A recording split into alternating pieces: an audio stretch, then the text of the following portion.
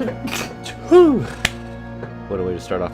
What's going on, everybody? This is Glitchy Agent back with another video. Today we're playing some more dayz Deer Isle content. So we're going to be playing that. We're going to be listening to the rest of our episode here of Heart in the Heartmoor of Critical Role Campaign 3, Episode 17. We've got about somewhere along the lines of about a little bit less than 3 hours left. So, didn't mean to do that.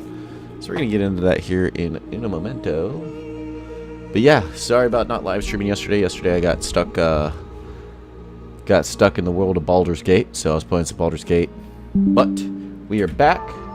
We'll go ahead and start this up. I understand that. What do you mean we can't get a cheesecake at my Forever 21?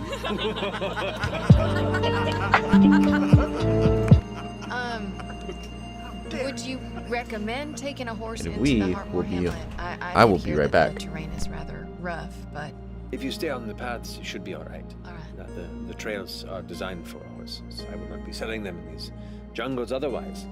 If you are looking to go off the paths, that sort of gets a little more difficult, and still goats may be more your interest. But those are also far more dangerous and likely to lose the goats along the way based on what you run into. Probably horses then. Yeah, I mean, they feed you longer. So we're looking for some sturdy horses. We've got. Hold on, let me do the math. 1, 2, 3, 4. 4 plus RMU and FCG, so probably 5 horses altogether. So I'm not here, but do you fold? Oh yeah. What happens to I your know I lady? don't know how Well, that's no. gonna. Oh, yeah, she Maybe we just- can take. Maybe no problem. Maybe it's we can the take horse's wheel cart. off. I think we can take the wheel off. That would be much simpler. That's true. Roll me There in could the be a wagon behind. We can try to figure it out. But your FCG is about the same weight as a normal body that's that same size, so I imagine it would just be medium. Yeah, 5 should be fine. Oh, backwards wheels. I don't know how that works. I want to be a wagon. Just hold on Do to you the have any carts or wagons as an accessory sale or anything like that? Yes, we do actually carry wagons as well, if you would like. Wagons, but no sill goats. But would it slow down the Sorry travel about the music, a lot? I mean, guys. a very small wagon. We would just need to like almost like a chariot sort of situation. We have various sizes. A smaller wagon should not impede movement travel. I mean, unless you're in a full gallop, it won't slow the horse down, but I can guarantee it'll be comfortable for whatever goods or individuals you wish to keep within the cart. But Excuse me, I They're have to pretty speak to sturdy. my associate for a second. Brand new Did you server just ask reset. for a Here we fucking go. chariot? A small wagon. But a chariot, like, Well, I said about the size of a chariot. I'm not asking for a fucking chariot. I mean, we can get a chariot. I mean, FCG could probably Can build you one. build a chariot? You're good with wood. I mean, if you want some fine craftsmanship, I can make you just Maybe we about shouldn't be anything. buying anything. Can you Okay. work fast? I haven't seen you do anything fast yet. I don't know how this turned on me, but if you had sill goats, we wouldn't be in this situation. I don't. What I. How much would that run us? 5 horses? Let's see. 5 horses. We're going to do some calculator work here for a second. Horseman. Plus the cart you were requesting. 340 gold. Okay. If we weren't purchasing them, but were potentially renting them for a few weeks to bring back. I will say that will cost you 150 gold with a 150 gold deposit, because bringing various mounts and beasts of burden through these jungles comes with dangers. Yeah. Some don't come back. But you can retrieve that 150 should they all make their way back safely. All right. I'm just gonna discuss with my friend, Associate. with my associate. Sure, yeah, that's better. It's a better title. It sounds more professional. Yeah. I don't have that much money on me. Well- But I know you have a lot of money on you. Yeah.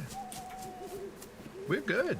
That was a great ask. 150 plus 150. No, that's not That's bad. amazing. Those horses are never Yeah, coming that's back. reasonable. I would know that's reasonable, right?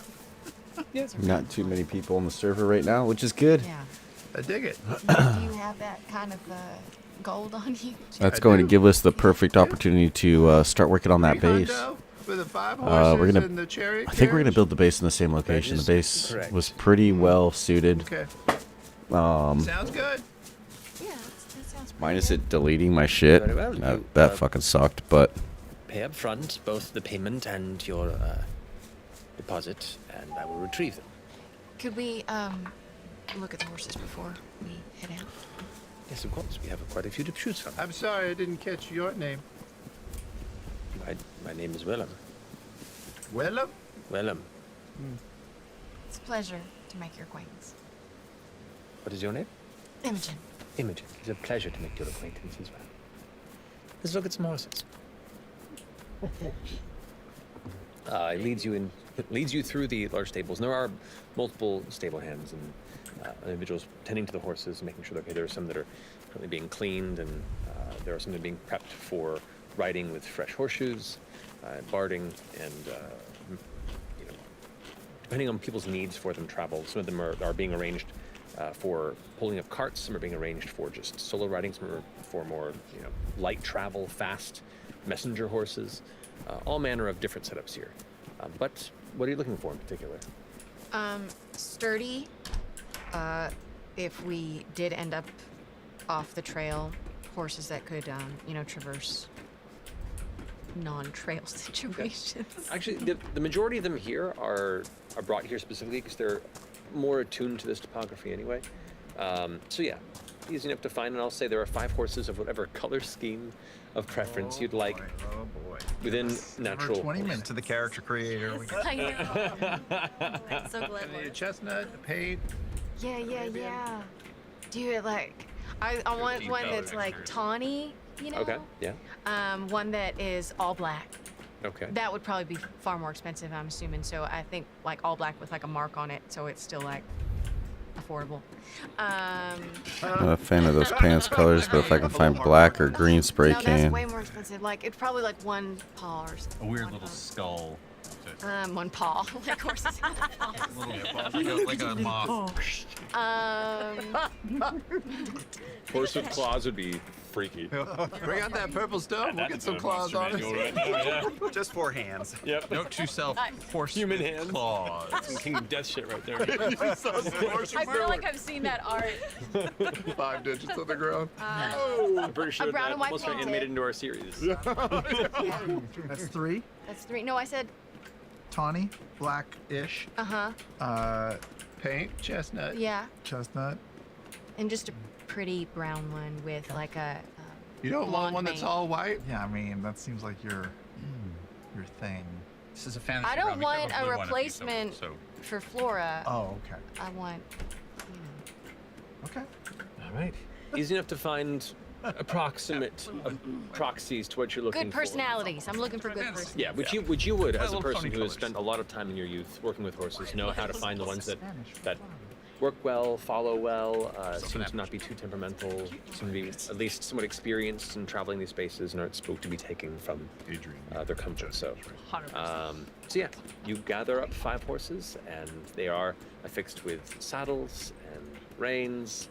You're given a cart, and one of them is situated to carry. It is small enough, so there isn't like heavy, equipment necessarily, but looks like you're pulled pretty evenly. Great. Are there any markings or brands or anything that identify these as property of the Rapid Path stables? You can make an investigation check or a Yeah, perception I check. want if to you'd check like. out this horse. How are they around Chetney? Are they skittish at all around? do they know? 20. Also make an animal handling check for me. Animal handle. Ooh, shit, I haven't made one of these in fucking 5 years. 16. 16. Not too bad with Chetney, especially with his probing looks and lifting around different parts of the horses. One of them begins to pull a leg up, and you're like waiting for it to kick him in the head, and then it just kind of gets comfortable again. So he's going okay. Yeah, you got to recognize the alpha. No, I'm actually really impressed, Jet. Thanks. The saddles are marked. And you notice that beneath the saddles there is also a marking on the rear beneath where it sets. They are not branded. These horses are not branded. It is just a magically applied symbol to it. Like a temporary It's tattoo. a temporary tattoo. Just like More or less, yeah. Yeah. All the right. horse, stick it on. We should probably. 300 for you. You will definitely see these horses again in better care than they were picked up. Not to say they weren't in good care. They're very clean, well tended. Yeah. Just saying they might, could use a little feed. Take some I appreciate your judgment, but more appreciate your patronage. You're welcome. Watch out for that one. We should go back up because I told everybody to meet at the bridge like a moron, and that way we can probably get supplies and stuff before we bring back down. We can. This is on the way out of town, right? Correct, yeah. All right, cool then. Yeah, they can hold the horses for you until you're ready to go. Great. We should be back very shortly. That is fine. I'll keep them at the ready at the front of the stables. Thank you so much. Chet, Huh? question for you. As Yep. we're going back up, you traveled a lot before you came here, right? Yes. Did you ever in all your travels see a storm that was red? A red storm? God, this is like one of those furniture comes to life questions. I just. No. I've seen storms that kind of turn green, but that's usually like part of a thunderstorm or like a wind vortex or a tornado or something like that. Red? No. Have you? Well, yeah. All right. Yeah. Have I not told? Yeah. Just in my We dreams. got a not few in more real life. barracks to check. But last night. We'll be chilling. Anyway, the storm. I noticed it smelled like iron, and I'd never noticed that before, and I just didn't know if maybe you knew what would cause something like that. I know you have a really strong sense of smell. Sure. I mean, that's the smell of blood. Yeah, that's what I was afraid of. You've never personally seen like a red storm, right? This is just a dream? Yeah, I've never seen it. And you've never met your mother? No. Are you sure this didn't happen to you when you were very, very young and you just are remembering it?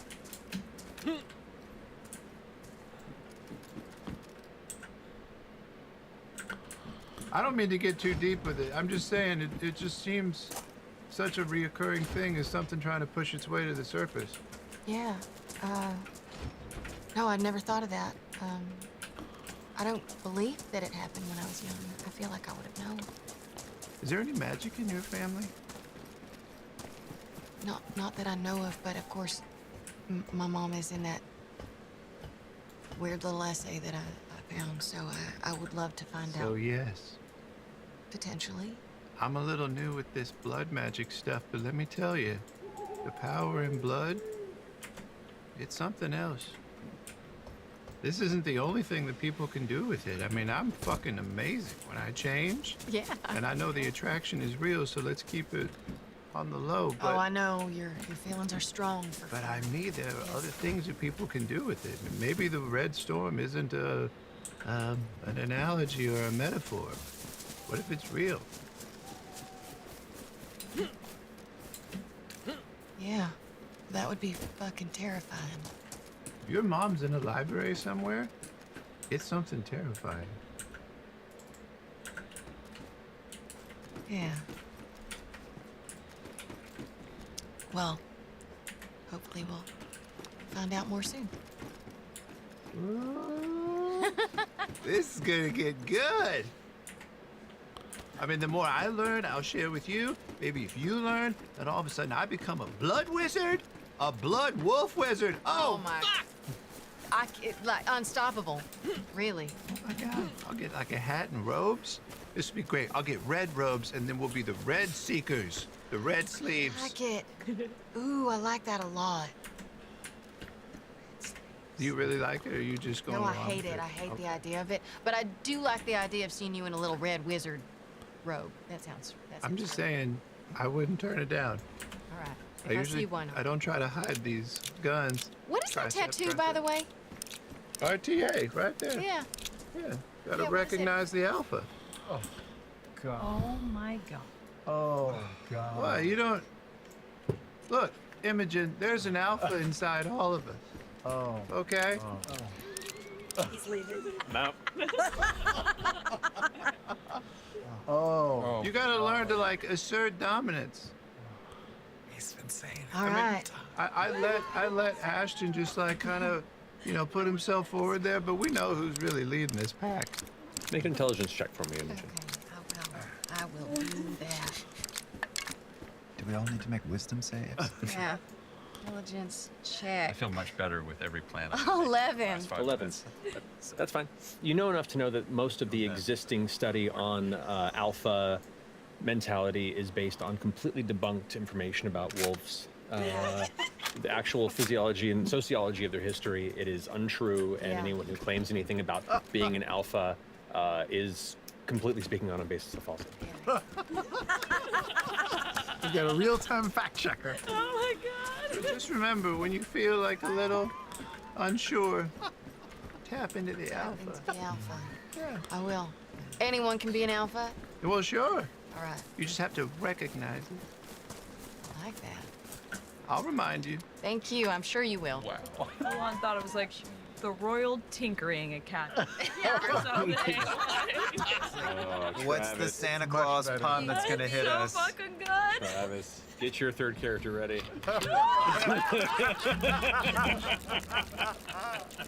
Got him in locked and loaded. This one's lasted much longer than I thought. Wow.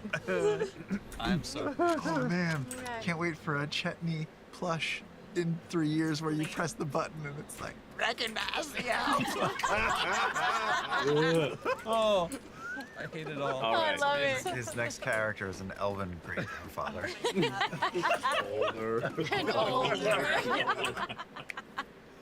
I really want to adventure. I just need someone to pull me over. Ah, Another 12-gauge He just has suppressor. levitate. That's it. Real question though. Yeah. Who stays with the horses while we go get everybody else? Are they meeting us? No, down here? they said they could stay there, and Oh, then we'll okay. just go get everyone, come back down and grab the horses. Okay, great. So, you all reconvene at the exterior of the Fate Walk within the Lantern Spire. We should go, yeah? We should go. I need to make sure we have enough like supplies for the road, right? Sure. Just quickly hit the market and grab a bunch of shit. Okay, what are you looking to grab? I mean, Enough food, supplies. Water skin. Yeah. that's fine. No, food for the trip for the whole group. I'll say for the trip there and back, there and back again, if you will. I'll put it about 10 gold each of you. Right? 10 gold each. 10 gold each. You want me to cover you? I got it Okay. for now. I can cover if you're sure. Okay. Cause I'm talking about while we're at the market, I'm gonna just pick up a drop of blood, a piece of flesh, pinch of bone dust. Grab the things you need, the normal stuff, you Yeah, know. the normal stuff. Do you need those for certain? Yeah, I have like a list of fucking spell shit that I need. Like, You need blood? yeah, it's one of them. A got you, jeweled. dog. You got blood? I'm full of it. Great. I need graveyard dirt. That's Oh, not. I've got you there. Oh, great. All right. I Do you just have- shake some out of my head. Scratch. It's about a gold Powder. for feed for all the horses for the trip as well. Okay. Do you have like a little easy bake oven that the stuff goes into? I have a backpack. Right. No, I know that. I mean, when you use them. That is a good question. Do you need Yeah. live furnace. blood, or do you need it blood from someone who has died? Just a it says a drop of blood. We could all Yeah, you can provide that. Give you blood whenever you need it. Okay. You seem a little eager to share your blood with me. It's your shopping list that's making everything weird. Everyone else is just trying to be nice. Alrighty. Just trying to be nice. Any other specific materials? I mean, general goods are available. Say, But Incense? incense you can do as well. A couple ropes. We need some ropes probably. Okay. Hempen or silk, you can take a choice based on how much you want to spend. Hempen. Hempen is more inexpensive, but it's heavier. Should look at like 150 feet of rope, 350-foot section. How heavy is it? I'll look it up here shortly. We can go ahead and do more of the purchasing here while we take our break. But for now, you gather the necessary supplies. We'll decide over break. You all reconvene, collect your horses. Looking out over the dense jungle canopy ahead, you hear the welcome musical cacophony of the various jungle birds, all collecting their music and sounds through the air. The moisture of the underbrush and the dull yellowish green glow of the sunlight that peeks through the vines and leaves. You move past the groups of individuals that live here amongst the steppes of Drusar, the base of the jungle, the base of the spires. Follow the trails beyond civilization and begin your trek into the unknown beyond. And that's where we're going to take a break. To the heart mall. We're out. We're on the road again. Here we go. We are out of the city, guys. We will we'll see where that takes us now. We'll be back here in a few minutes. So go take a break, go pee. If you're in the theater, go get snacks. I don't know. But yeah, we'll be back here shortly. We'll see you soon. Go get your caramel sharks.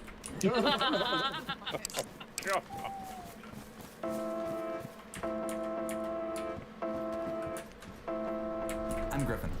I'm the creator of the Griffin Saddlebag. I write, design, and illustrate magic items for 5th edition, and I've been posting them online every weekday for 3 years. 2 years ago, you helped bring the first Saddlebag book to life, and now it's time for the second. This next book in the Griffin Saddlebag series includes over 500 illustrated magic items, 2 playable races, 12 subclasses, and 14 ready-to-play settings, all in an over 400-page compendium.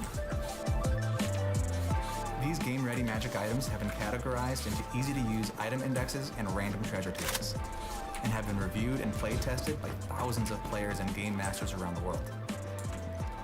So you can rest easy knowing that these items won't offset the delicate balance of your game. So if you've ever struggled trying to find that one magic item to reward or incentivize your players with, this may be the book for you.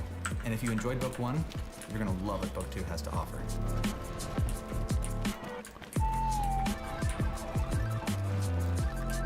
Beyond the wealth of new treasure and character options, game masters and players alike can look forward to a host of new cities, monsters, minigames, and unique conflicts that are detailed in the book's over a dozen new settings.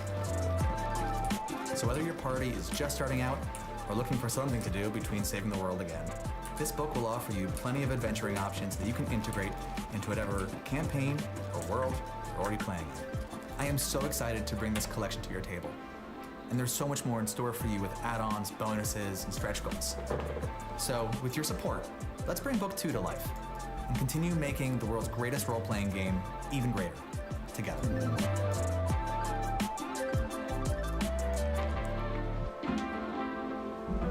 Let's see. Another sketchbook done. One for every year of Critical Role. Wait. It's Critical Role 7-year anniversary. Hey, Jester! Yes? Come on! Did you know that it's Critical Role's 7-year anniversary? We have to wish everyone happy anniversary. I know! Okay, so first of all, I want to send a message to the Traveler. Will you help me count? Yeah. Okay. Hi, Traveler. It's Jester, your favorite. I am just messaging you to let you know that today is a super important day, and we need to tell everyone about it, okay? Because it's gonna be... Jester, I think you went way over. Think nuggets. That's okay. I'll just use another spell slot. Yeah, okay. Okay, hi, Travelers. Sorry about that. It's me, Jester, still. I got cut off earlier. Anyway, I was telling you that today is a super important day, right? Because, we need to tell everyone about it. Jester, you went too far. Shit, balls. It's fine. Yeah, we'll use another spell slot. It's fine. Okay. Let's go. Yeah. Traveler. Why does this spell only have 25 words? That's the stupidest thing I've ever heard. Anyway, it's still me, Jester. Okay, so I probably don't need to keep Fuck! I only have one spell slot left. You can do it. I believe in you. I can do it. Yeah. Thank you. Yeah. You're so wonderful. Okay, get ready. Here we go. Ready. Traveler, it is Critical Role's 7-year anniversary, and we need to tell everyone and throw a really big party because it's a big deal. You did it! I did it! Oh my gosh, I did it! Okay, well, I don't have any more spell slots for sending, so maybe we tell everyone else in person? Yeah, let's go. Okay. Jester, so good to hear from you. Sorry, I've been so busy today. What was it that you needed? Jester? Hey critters, Laura Bailey here to guide you through what's new in the Critical Role shop. The cuteness. It's overpowering.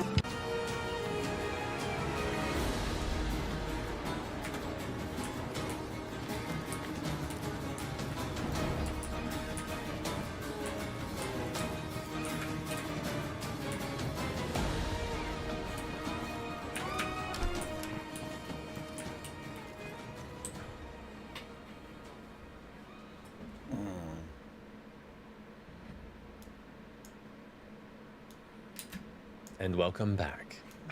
So, as you all set forth from the central city of Drusar, heading towards the hollowed trails, the surrounding jungles of the Odiran Wilds. Yes. New thing. Oh my god. Plants outside the windows. Yes. The decor of the set worked out perfectly for this, weirdly. But you have, depending on the speed of travel and what you encounter along the way, 3 to 4 days of travel on horseback along the honored trails. Listen.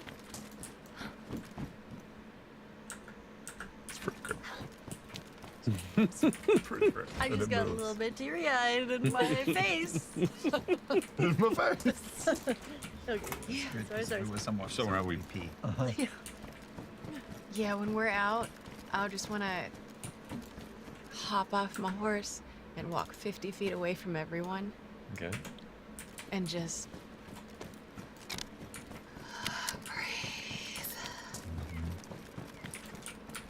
It is welcoming, especially this far from the smolder spire, where the occasional scent of the exhaust and soot catches you.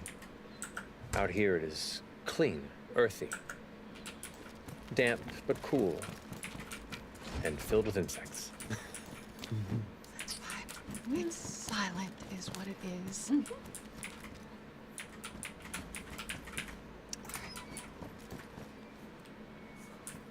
Start flicking my ears like a horse. Oh, I got instantly itchy just like thinking about it. Yay! That's called immersion. You're riding in the back of the chariot cart, correct? I mean, I would prefer to fasten myself as a pulled wagon behind a horse. You did buy extra rope. That can be done. What if you were a wheel on the chariot? Yeah? How? Wait, this chariot is a two-wheeled thing or a four-wheeled wagon? What did we get? It's a two-wheeled. It's a two-wheeled. Oh, is it two? Yeah. Two-wheel. Just go horse skiing. So if I you wanna hold go- onto the back, it could be a trike. The horses. Just want to You be got 5 pulled for a horses. bit. Yeah, pulled up my minis. Reverse plow. Yeah. Look at yeah, those like I'm horses. water skiing. Yeah. Yeah. I don't think I've ever ridden a horse before. You've never ridden a horse? No. Oh, it's simple.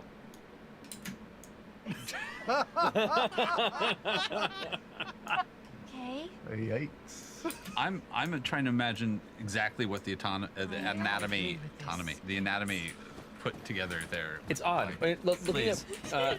dude, I want to say for the purposes of this that the horse that you chose because it has a somewhat similar fur tone to what you have. So there's kind of a hopeful connection. Hello, sir. We got a brown one with a blonde mane. Okay. That one could work real well. Okay, great. Do you think it can hold me? And we also got a chestnut. Which one's closer to your Yeah, favorite? who's on what? I don't mind. I'll ride whatever. I know. I've got to be on the most goth-looking horse. There is a black chosen horse with one marking on it to offset the straight black Oh, coloration. yeah, that's perfect. Is one of them a pony?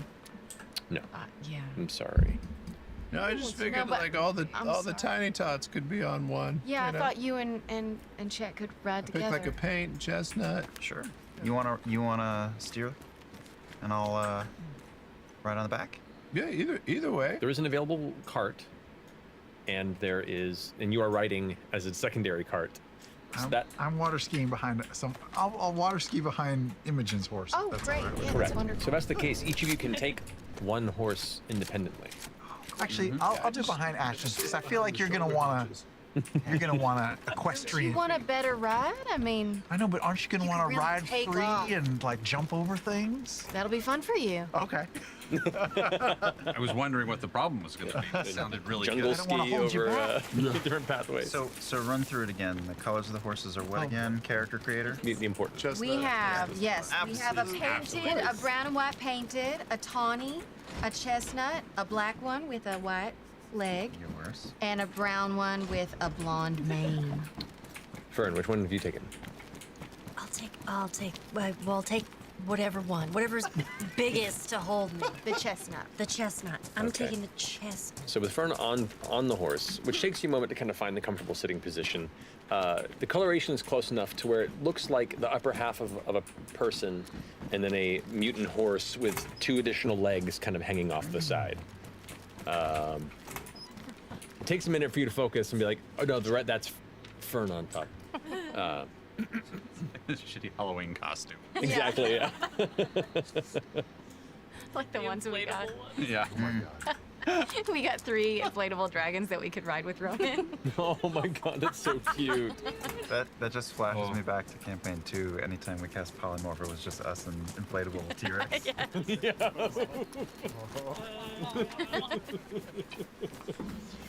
Well, for this 3 to 4 day journey, are you going to be traveling max speed, regular speed, stealthy speed, as stealthy as you can be on horseback? What is your preference here? I think good. Well, not the slowest No. because we're on a schedule here. We have to get there. Yeah, I think before this up. we go fast until the road gets a little questionable, and then we'll slow it down. Understood. All right. Estros did say to stick to the honored trails. Yeah. He was very specific. He like kind of kept going on about it. He was like, bad shit in the woods. Really stick to the trail. Yeah, I kind of lost interest, honestly. And I certainly don't want to run the horses too hard. You know what I mean? Even they can only like maintain maximum speed for an hour at most, Yeah. and they have to Back it off. back it off a bit. So, but yeah, and considering that sort of pace, we'll go ahead and roll for the first day's journey northward through the Ovadiran Wilds. I would like somebody to roll a d20 for me, please. Start over here. We'll make our way down. Big money, no what? That means natural 20. Woo! Oh my god. That means we fight a dragon. Means you roll a d6 for me, please. Yep. Oh shit! Let's roll the everything is wrong die. 1. Okay. Oh god, my stomach's Well, messed up. might as well just Is do it a dragon? Geladon finds us. Mauve? They make mauve dragons? What the fuck? So, Oh no. we'll say about 4 hours into your. Sam can't draw. He's drawing a Oh. shitty horse. I'm drawing Fern on a horse. That is not a horse or fern. What is happening? Show the viewers. Fine, pass notes. If you pass the notes, Sam pass the doesn't know how note. animals work. Right to my knees have to No. go backwards. If you make a note in class, you got to show everybody. Everybody watching has to see. Can we let everyone know that before the game, Sam was talking about Fern and didn't realize she wore clothes? He's been picturing her naked. I thought she was not naked, just Also, furry. because you just She's like didn't look at the art. We still have that top-down camera, like right about here. Put it on the CR. It's pretty awful. There you go. Pretty terrible. Wow. Sam has also asked if Fern's knees bend backward or forward. Yeah. I don't know how anatomy works. Also, this is not a script. It's just ad copy. Cut the feed! Cut the feed! The script's on the monitors, guys. In our contacts. Yeah, exactly. Last time we're gonna laugh is The rough 4 or so hours into your journey of this first day of travel along the northward winding honored trail. The path itself is kind of a combination of occasional rough packed gravel and well pressed dirt into a kind of tan and medium brown walkway that is relatively easy for your horses to maintain and traverse. There's no rails, and the path itself does occasionally widen or thin along the way, but you can see there is all manner of travel to and from. And it doesn't take long for you to pass by a miniature caravan of 3 carts, all being pulled by kind of travel to the side. You have to kind of widely step over as they pass. Continuing on. Aurum, fern, laudna, and fresh cut grass. As you're all continuing forward, you hear this rapid rustling to the right-hand side of the road. It's like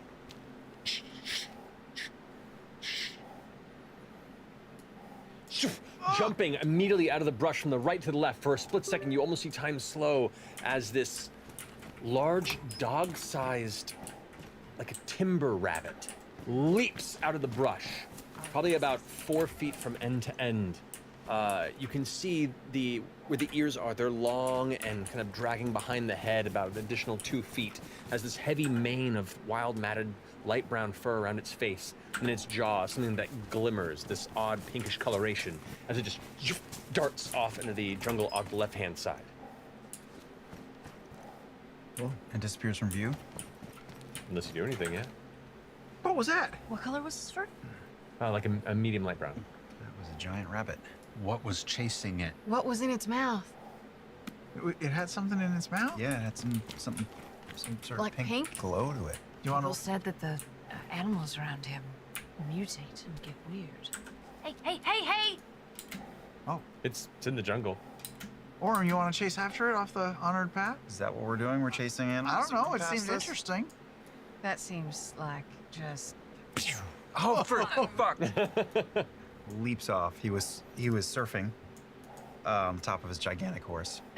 He's just surfing. No, yeah, we were doing. We gotta stand up behind the shoulder haunches. Oh, Team I Wolf, see. Team Wolf Yeah. surfing Oh, USA. when I saw the rabbit, I was like, Number 2. Okay, so I'm not gonna go far. I'm gonna run like 30 feet into the bush just to see if I can We're catch another classic. glimpse of this Everybody needs a creature style. I've never seen That's your before. biopic. Okay. You dart 30 feet into the jungle, kind of dodging through. Make a stealth check for me as you do so. You're so stealthy. On that. Oh, it's a 1. I get to re-roll it. Can I try to do a rabbit call? 15. Sure. Make a. Only if you do it for us. Sure. Okay. Go ahead and roll, and I'll say an animal handling check on this one. 11. What does it sound like? Ooh. Okay.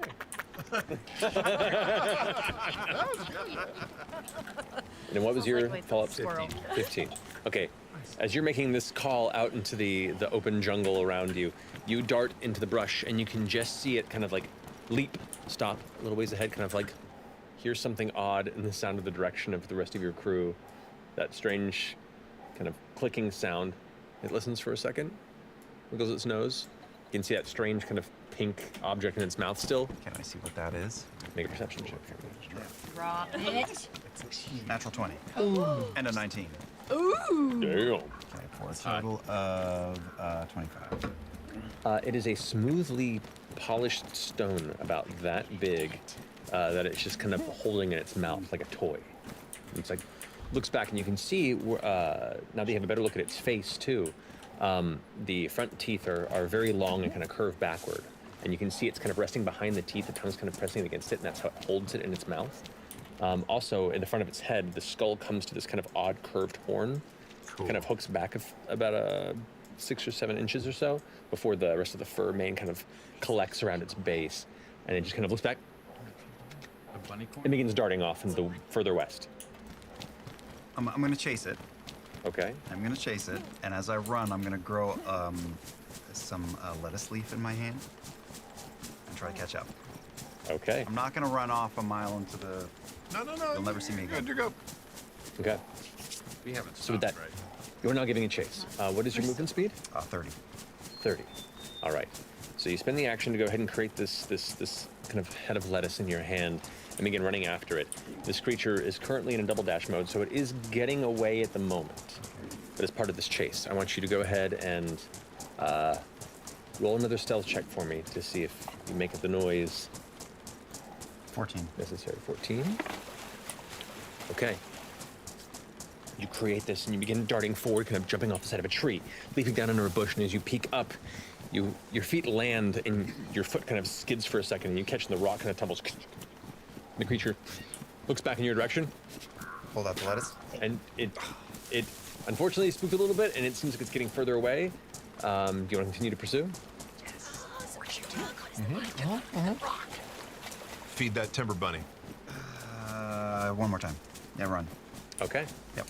So you can go in full run behind it now? Yeah. Full tilt. Okay. Okay. And I'll go like this. Vegas gambler. Yeah. Yeah.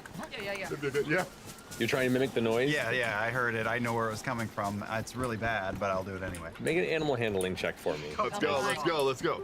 Ooh, terrible. 5.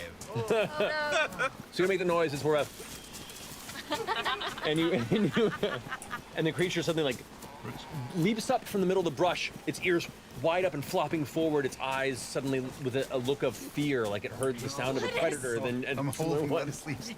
I know. The animal handling check is not good. And it just continues to dart. Now it's darting kind of a northwestern direction. So now it's not going directly away from the group. It's almost like starting to go a little more parallel from them, but it is still getting away. Like it's starting to get a little smaller in the distance. What do you want to do? I'm gonna run. Okay. Do you Here in your stealth? head. Are you trying to stealth this time, or are you just going? No, I'm just trying to catch up to it. Okay, you gather by how it moves that if you both run full tilt, it will outpace you. Oh, I don't want to hurt it.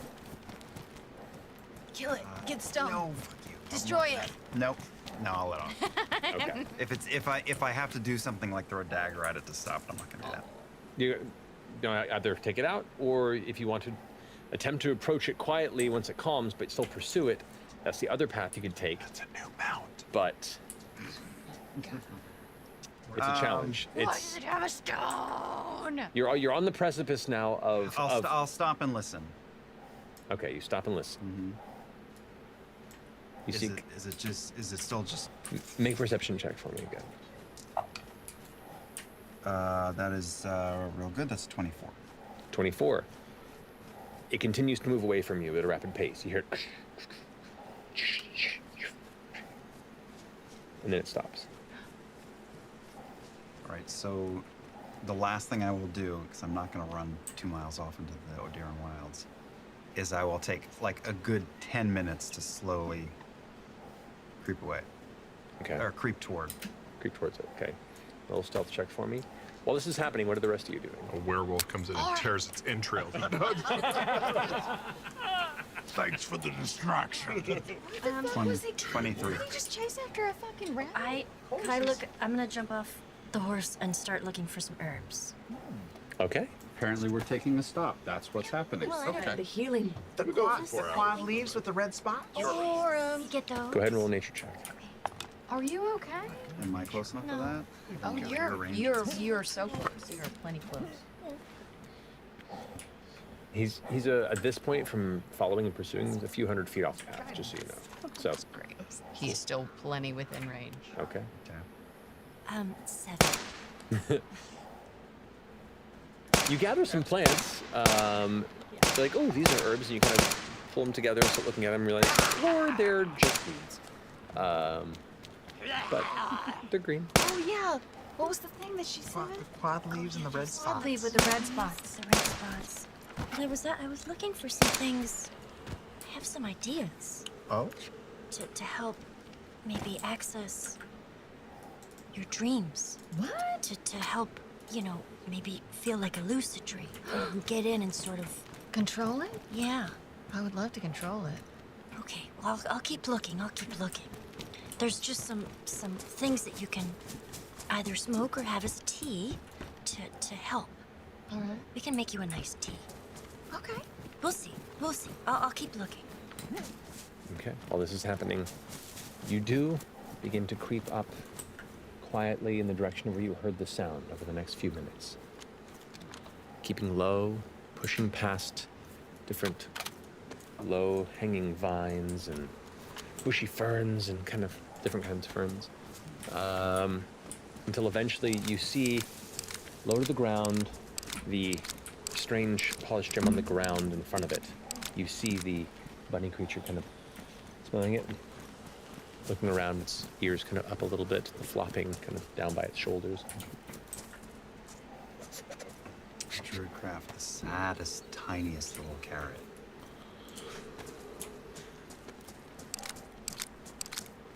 It doesn't see you yet. It goes, stoops down to pick up the gem in its mouth quietly. It looks like it's beginning to prepare itself to continue its path away. What do you do? I drop the carrot and sprint, and I'm gonna try to grab the stone. Okay. You were just darting for it. Yes. Now I drop stealth and just book it. Okay. I will say, go ahead and roll d20, add your initiative modifier. I get advantage on initiative rolls. Can I add that? Yeah, for this instance. 19. 19. I got a 16. So you do manage to go first. So you dart outward. It turns to see you, and for a second you see its feet kind of grinding into the dirt as it's trying to escape, but it can't quite catch enough friction yet. And as it's beginning to put its hands down to pick up a moment to burst out with all of its strength, you catch up right towards it, and you're trying to snatch it from its mouth. Snatch it. Yep. All right, go ahead and roll an athletics check to try and pry it from its mouth. Come on. Come on. Steal from the cute bunny. Why do I have advantage on that? That's the rope, which is gone. The rope. Okay. Oh, the rope would have been so useful here. 22. 22. Yeah. Nice. It rolled a 20 altogether. Oh, nice. You're a lucky motherfucker. So you reach out and you grab behind its mouth, and you can feel like kind of the hot breath and the moisture in its jaw. And as you grab it around the stone, it tears away. And for a second, you're afraid that it's just going to bite down and take your finger off. Like up close to this creature, it looks cute from a distance, and up close, it looks a little monstrous, or at least a little dangerous when skittish in this instance for its size. And it is technically bigger than you, by all accounts. Yeah. With that though, you manage to Everything is. yeah. Yep. You manage to twist it and pull it free from its mouth, and it kind of bites after your hand, but you pull away, at which point it kind of pauses for a second, looking at you, its head to the side, and then darts off a huge leap. And I go in the opposite direction. Perfect. And then I'm walking back through the trees and going, man, I was really just thinking. It's a poop. No. Why did I do that? Feel good. And what do I, like, now that I have a chance to examine it on my short walk back, what am I looking at here? You turn. It is smooth and polished on one side, and the other side itself. What's up? It's just It's just a rock. It's a rock. The other side is kind of rough, almost like it's broken, or broken off something. But it has like it just looks pretty. It's like a piece of colored glass. Cool. I will walk back and break out onto the path, and I will find Imogen on her horse, and I will go pew and land on the back of your horse, just standing, You can surfing, startle the shit out of these things. really light. All right. You like It's not stuff like you're this. not a thing. You're a great girl. Anyway, start. What is this? I don't know. You seem to have a thing for pink rocks. Oh. Oh, does it feel tingly? Like it could transform me at any moment in time? No, it's a different shade, texture, and consistency. The stone that you found in the layer that you have currently contained in that pouch at your side is more opaque and rough, and has like a weight and heft to it. This is very light and looks almost glassy. Like it has a translucence to it when you look at it at certain angles. The back of it's kind of rough and broken, like it was sheared off of something. It's light. Hold it up to the sun. Is it see-through? Yeah, and it has like a translucent nature to it, and the light kind of pokes through. And as you lift it, you can see kind of the bright pinkish light refraction on her face, kind of shading her skin. It's like Ashton's No, it's hair. beautiful. Maybe he's just, thought it was food or something. These horses don't have names, do they? I named mine. Oh, what's your name? What's her name or his name? His name. Yours His is the name stallion. is Sir Floppers. It's And I've only had him for an hour, and I would die for him. Sir Floppers. Sir Floppers. Good. I'm calling mine Rabbit. Oh, Nice, that's that's good. cool. That's okay. Anyone else have names? Pew. Lay back my horse. What are you gonna name your horse, Chutney? Lunch. Lunch? Yeah. Yeah. Is that It's foreign. Don't worry about it. It'll pay off in 17 episodes. Lunch? Guess this is escargot. Hello, it's really good. What about you? Heart. Oh, Heart? Oh. Heart, Rabbit, Escargot, Mr. Floppers, and Looch. Sir Lunch. Sir Floppers. Sir Did you Floppers, already, sorry. It's okay. Get it right. Use a I thing was gonna call him today. Mr. Floppers. I did, but I could still take a look at it and just see. I don't know. Maybe. I'm just gonna hand this to you, Lunch. surfing behind me. Oh, wow. I didn't know any of Hungry for this. some lunch. What do you call that thing? Wow. One way. Oh. It's the only. It's gonna get out. Or the other. That's as far as he's gonna get. Knowing our track record. Yeah. Yeah. I don't like to get attached to things that are clearly going to die. Like all All you. right. Can I just look at this thing and see if I know what it is? There's nobody Make here. an Arcana check if you'd like. No. It says I have an advantage on Arcana checks made to reveal information about a creature or object you can see. So that's Yeah. So if it advantage. were magical. Okay. 4. 4. Oh. Nope. You have no idea. Yeah. Can I take a look at that thing? Oh yeah. Oh yeah, you got sort of rocks in you. Yeah, is it the same? Does it make a noise? Yeah, what do you hear? What was yours name? Ocean. Rabbit. Can you hear the ocean? Tastes like rabbit saliva. Would I know? I would know what that tastes like. Tastes like rabbit saliva. Oof. Oh, Why do you keep licking it? We only have. I We don't only know. Can I taste it? Yes.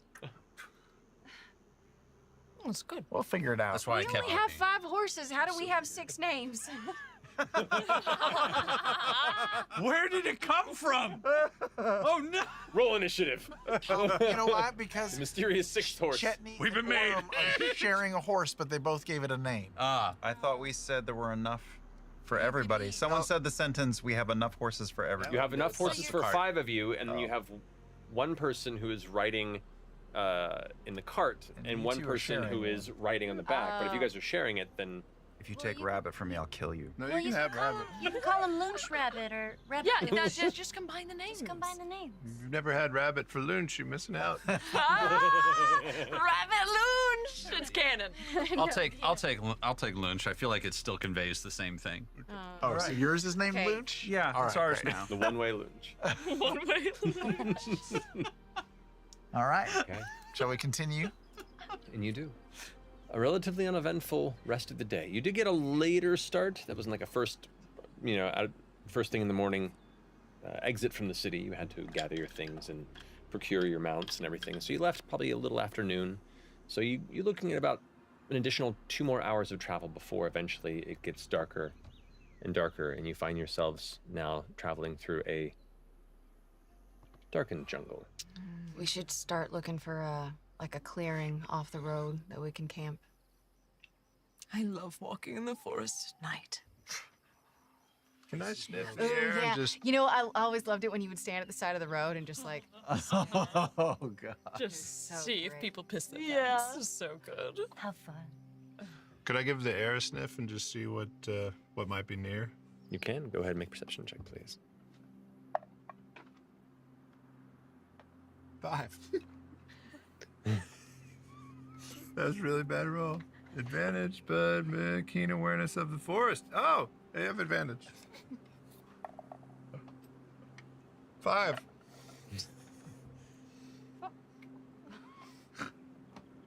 That it's hard to pick up much beyond kind of the natural earthy scent that the jungle itself carries around you. You do catch the moisture getting thicker. And as the temperature begins to shift to a colder night here in the jungle, you begin to notice a low mist beginning to roll in. Now, you've seen this mist from a distance. Some of you have come across this before when you traveled to Drusar using the honored trails, depending on where you came from, which would have been you two. Right, you two there, you and you.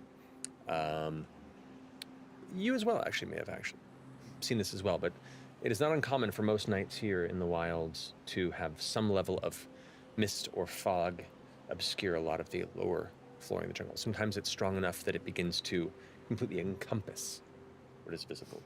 Tonight, it looks like it's not that strong, at the moment at least. Do we remember anything odd or supernatural to the mist?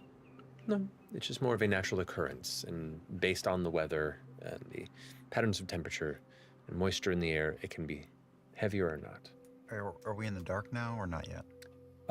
I'll say you are about 20 minutes after sunset, which means the orange and reddish glows are giving away to the purples and blues. You have maybe about 10 minutes before it gets pretty dark out here, beyond just the light you carry on yourself. Sun sets faster in the forest. I am not the person to find where we're going to camp. That is not in my skill set. Does anybody know what looks good out here? Because this all looks like shit to me. I mean, we were on the road for a while, so we can find a good spot. Yeah. I'm pretty sure my survival. I'm pretty sure. Yeah, mine's decent. Check, Fern. Okay. I mean, I could absolutely find us a great spot. Okay. Whoever's helming this, if you can go ahead and I'll make. give Imogen advantage. Oh. Well, either two of you rolling separately, or one person is rolling with advantage. Your choice. I don't think I should do it. Give Imogen advantage. Okay. All right, make a survival check with advantage, please. 20. Yeah. Doesn't take you too terribly long to find about 40 or so feet off the right-hand path. You see a divot in the ground. There is a small portion of the jungle floor that recedes about 5 or so feet. That would allow you to set up an encampment that would not be visible immediately from the road. So if anybody were to be traveling at night, the nearby tree line and the jungle floor would likely obscure anything the fog did not. Right. Good find. Excellent. Let's tie the horses up. Yeah, lead them down. Okay. You all head over there and begin to build a fire and set up for a night's camp. Gather your bedrolls and prepare for rest. Is anyone keeping watch? Oh, yeah, we should definitely. Do that very much. I'll go first. Yeah. Yeah. And what's the moon look like? Make a perception check. And can we see the moon? Does this mist affect seeing the sky at all? The mist tonight is not so strong. Okay. So you can look up and you can see, there's a little bit of obfuscation, but you can still see the night sky, though the stars are a little hard to make out. Yep. Can I? 20. 30, 20. From where you can see through the canopy, Katha is up, though it looks like it's partially waning, kind of leaning into a thick crescent, if you will. Ruidus is a little ways across the sky from Katha. It looks like still making its way towards its zenith, probably in a few weeks or a month. Waning its way. But that's about it. The little box that had the diamond in it, Yes. would that fit the purple stone? Queen shit. Yeah, you can go ahead and fit that together. I'm gonna do that. Well Okay. done. Recall. You got it. All right, so we'll say three shifts for watch. First shift is you. I'll take the second. Okay. I'll join for a second. So first shift, go ahead and roll perception. I'll stay up with you, Chet. Thank you. I don't want to sleep just yet. You want to roll with me on perception? Sure. Or is that a bad idea? No, I'll give you advantage. Okay.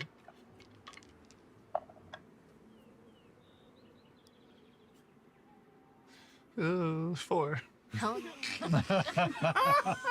Natural 1 and a 3. wow.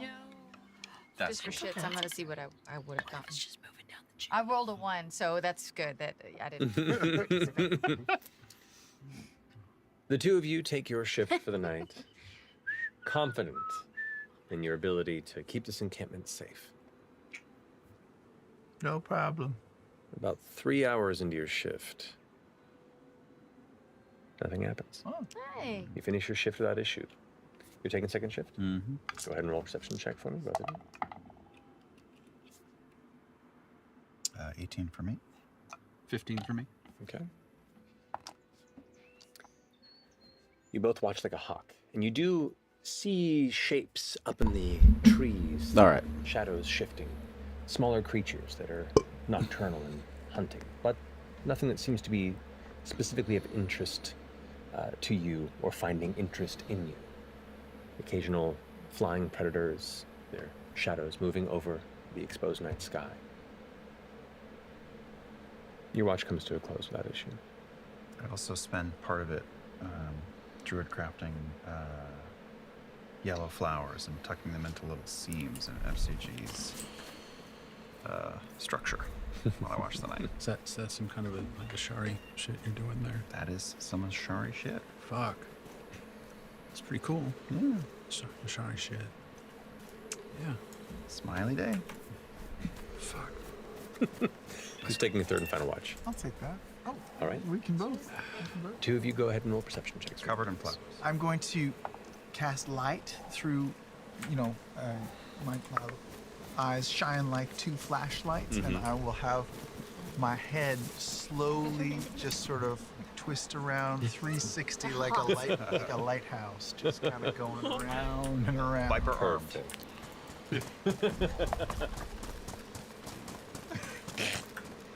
12. Sorry, the flower 23. away. Okay. Are you getting bit? No, it's someone put these flowers there. Or maybe they grew on me. Is the jungle reclaiming me? What if it is? Maybe you are alive. Maybe you're a tree.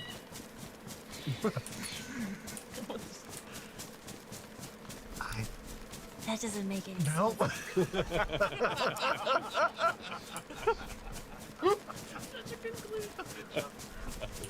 Do we see anything? No. You feel pretty confident that this particular place that you found can be pretty tucked and safe for the night. We're very safe here. Tuck and safe. We are. What time do you reckon it is? If it's 3 a.m., does that mean you get frisky? Maybe. I think it's past 3 a.m. Oh, okay. I think we have the morning. Almost the morning shift. Are you okay, by the way? Just missing your parents like you do? Yeah. I mean, it's been a very long time since I've seen them, and I think I've lived more of my life without them. There's no way that's a mega base. But I sure would like to know if they're okay. Aren't you worried that if they send you another postcard, you won't be No, home it's to an get it? Or apartment is complex. someone at home to forward I was it about to say, you? there ain't no goddamn way that's a mega base when the server just reset. If they send it, then she'll keep them there for me when I come home. So, I'm sure I will have so much mail by the time I get home. For sure. So, because we've been gone for a while. Yeah, I hope you find them. me too. What were their names? Or Oh, Ollie, and, which is funny, and, shit, I forgot what it was. oh, that's fine. It's late. It's late. What was your mother? Remember this offhand, it's been so long since I've seen him. You can check your notes and get back to me.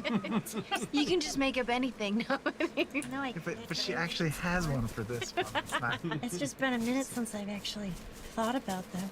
Was it Whitestone Andy? A really well thought out name? It's Kaiser Soze. Oh, God. Man, Yeah, I mean, it's fine. We'll say that you answered. Oh, God, how could I forget? My mama's name is Birdie, and my daddy's name is Oleander. Oleander? Birdie and Oleander? Mm-hmm. Aw. It does. My grandmother's name is Maury, short for Morrigan.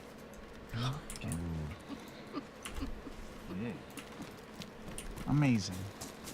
Well, good night. Good night. Eventually, the cold morning, misty air shifts to a warmer sunrise. The insects begin to accrue. The noise shifts once more. And you all come to consciousness for your second day of travel. You gather up your horses. We wake up and I have a death grip on Lotta's hand. Any dreams? Nope. Next time. Next time. All right. Okay. Stepping back onto your horses, leaping onto their backs and preparing them for the journey. Do you have time to really take a look at this weird piece of Oh, glass? yeah. Let's, let's really take a look at this thing. I sure will. I look at it and cast Identify. You do. Identify. Identify. I identify. The text is flying through my memory banks like the Terminator. Yes. It is a Feywild shard. Like the gnarl thing? Ironically, similar origins, but very different material. Nothing but shards. All the way down. Yeah, this one's peppermint. Feywild shard. Correct. Like a piece of essential Fey rock? You glance at it, and now that you can kind of guess its attention, you kind of look at it, and it has this kind of odd shifting of coloration on the inside, almost like the pinkish coloration shifts to orange, like the golden hour of a sunset. It is very small, and you can attach it to a small object if you'd like. But you have to attune to it. It's an attunable item. It can be used as a spellcasting focus, but it needs to be attuned by a sorcerer.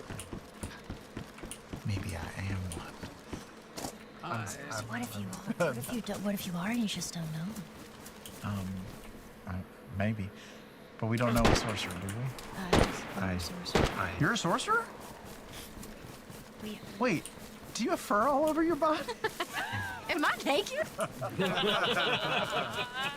You're a sorcerer? Oh, I thought you were something homebrewed. I mean, Lotta's a sorcerer. Ah, what? We have two sorcerers. We've been playing for a little bit. Who are you? I kind of chased it down for you. You did. Happy 7-year anniversary. You wear it well. Thank you. It does look Jeez, good. what happens if you connect to it? I don't know. Where should I put it? I want to wear it. You should touch it to the other one. Touch shards. Yeah. I never agree, but I do kind of want to see what would happen. What if Maybe it nothing ruins would. it? That other rock, changes things. We could eat it. That's true. I'm just gonna... I mean, Do you need a spellcasting focus? I don't have one. Oh, well then, yeah, for sure. Ooh, I want to, put it in my hair. Oh, you can make it like Yeah, a little clip. clip. Ooh, a little clip. You can do that if you'd like. Wear it Yeah, like a piece of I'll do jewelry. Yeah. Okay. Do you attune to it? Can you whittle barrettes? The morning rest. All right. So essentially, you can add the Feywild shard to your character sheet. It's in D&D Beyond. Once a day, when you use metamagic, you can choose to also roll on the wild magic table. What? You can choose. chaos. Chaos. That's a Choose chaos. Yeah. You can decide to just. This is the time. Cast the just roll on the table and see what happens. Oh. It's like graduating from the deck of many things to the deck of everything. It's really great. It can ruin It can ruin your life. It's not as bad as older editions. No. It's mostly just silly. It's just mostly, I know it's mostly, every now and then though, it's perfect. Sheet. Everyone gets a sheet. And also, if the result on the table, of the wild magic table, is a spell, and it requires concentration, it does not require concentration in this casting, and instead just lasts for the duration of the spell. So, on the occasional chance that the metamagic does cause a spell, or the wild magic causes a spell, then that spell doesn't need concentration. It just kind of stays for the duration. So it's a weird little unreliable, fun effect that you can decide to engage in. Wibbly wobbly fey. Fancy. Goodness. I'm That so looks excited. beautiful. Cute. Thank you, Oren. Really working. Well, I don't know how to use anything like that, so. Shit. What would have happened to that bunny? And he just ate it. Oh, just Usually just filled with Shout out some Fey magic. It's the bunny roll on the table. See what happens. Shat some shards. Fairy fire out of that. Was it? Do you think it was a Fey wild bunny? Maybe it came over with it. What's with all the face stuff around here? I know. Maybe there's What the fuck is up with that? like a doorway or something. Well, oh my god, we got distracted. I was trying to ask you about that the other night, and then I think I just fell asleep. But when you came through, was it like a portal, or did you teleport, or Yes, it was a gate. is the gate just always there? Yes. People can just pass through it freely. I think so. I'm not. I've never seen anybody go in and out of it before.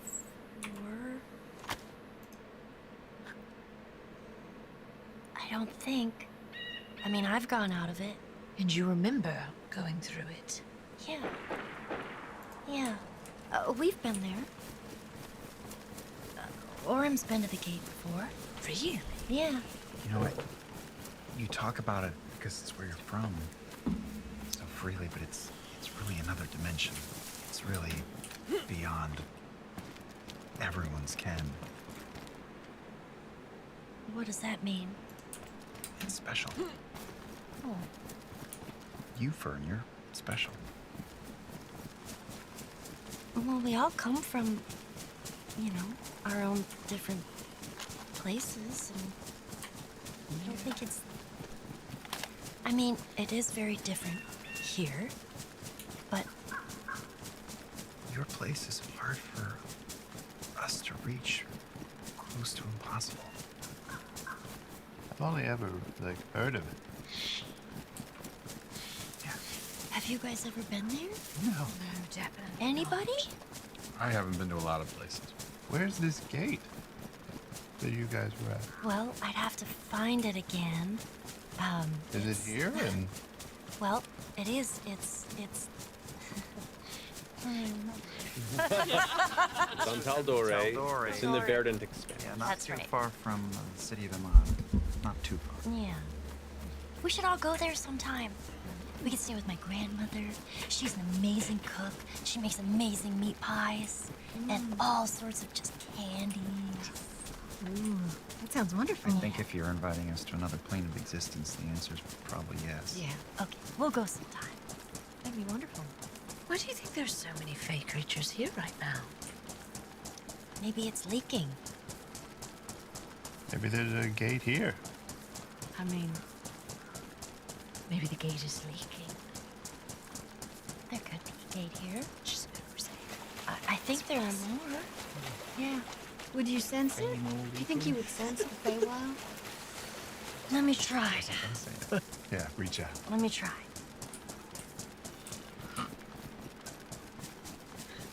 What do I do?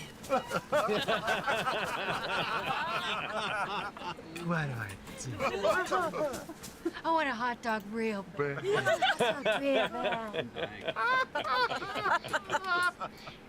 Holy shit, she's totally Go ahead and roll a d20 and add your wisdom modifier to it. Come on. Come on. Get ready, because I'm going to find it right now. With a pebble dice. That was bigger. Where it's gone. That Oh, that's a natural one. Oh. Nailed it. I'm trying so hard. So here's what's interesting. You are attuned to the source of your magic and essence. So you don't, there's no pinpoint or direction. But there's just kind of a general faint energy to this jungle. That's about all you can pick up on. Nothing directional, and it's very faint. It's kind of just suffused the air and the ground.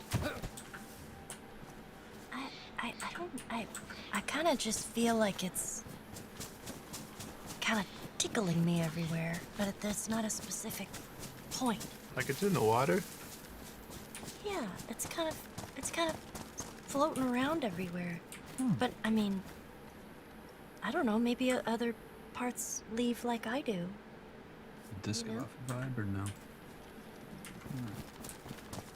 Wow. Strange. We gotta press on. Yeah. Absolutely. Saddle up. Come on, rabbit. Pushing forward, I would like somebody to roll a d20 for us, I think we're going around, aren't we? Yep.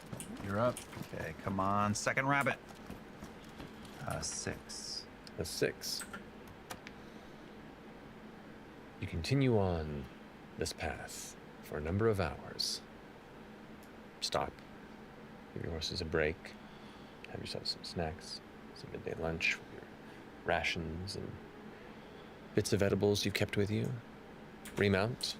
Continue on until the better part of your 8+ hours of travel on horseback comes to a close. Safely, unbothered, winding past the sound of distant rivers and the occasional rush of wind that blows through the jungle, and you hear the canopies rustle like this soft, heavy, continuous, sourceless growl. It swells, then vanishes. Eventually the horses, you can sense them getting tired, their gait beginning to slow, and you know it's probably getting close to time to set camp. Another couple of days left. Yeah. Start keeping an eye out for an area that would be good. Okay. All right. Roll a Strava check, please. I'll 3 advantage. All right. See what you found last time. I can look forward again. 20. Very good. All right. You find this is a little bit more of a journey to take, but roughly 100 or so feet off the kind of northwestern edge. The path itself is kind of curving a little bit to a northwestern direction, and so you kind of head further up that northwestern area. And there is a drop-off, a small cliff that goes down about 10 or so feet. But there is a gradual decline around the side, and you can see that it'll get you in a way where you're mostly not visible from the road and low enough where it's the best place to build a camp that you can find in your current topography. All right. So you go ahead and gather your horses, settle up down there, situate your fire, prepare your evening's meal, and take your chosen watches for the night. Okay, I'll take first watch. Yeah. All right. If you don't mind, go ahead and make a check for me. Perception check. I'll take. Mm-hmm. Oh, yeah. 19. 6. Okay. You fall asleep a little early, but only because there's a specific thrum of a particular insect at night. I'll say I have a slightly different distraction if you're down for it. Sure, go for it. I'm gonna try and pickpocket. I'm gonna try and grab some shit. I'm not watching. I'm going for something. Okay. Okay. 0 distraction pickpocket. Anything in particular? What you got? I mean, I What's have visible? quite the collection. If you're just trying to grab what's there, I'm going random. okay. Go ahead and roll a sleight of hand Wild check. magic. You go ahead and roll a perception check. As you are currently glancing off in the distance towards the distant lines. Lots of breathing. 10. 8. Oh. So you're looking off, keeping a close eye on the distance, just as the blast of light begins to fade, and you feel a tug at your hip. Glancing over, and you can see Ashton's arm there, like reaching into one of your pouches. Excuse me. I was just checking. It's still there. That's good. It's all still there. No, that's very You good. can always just ask. What do you want? I want to not ask. Fair enough. Game on later. Okay. Well done. Are you... Oh, that might be a rude question. Oh, please. Are you all rock hard? That's What never a time rude is it? Is question. it 3? That's second shift.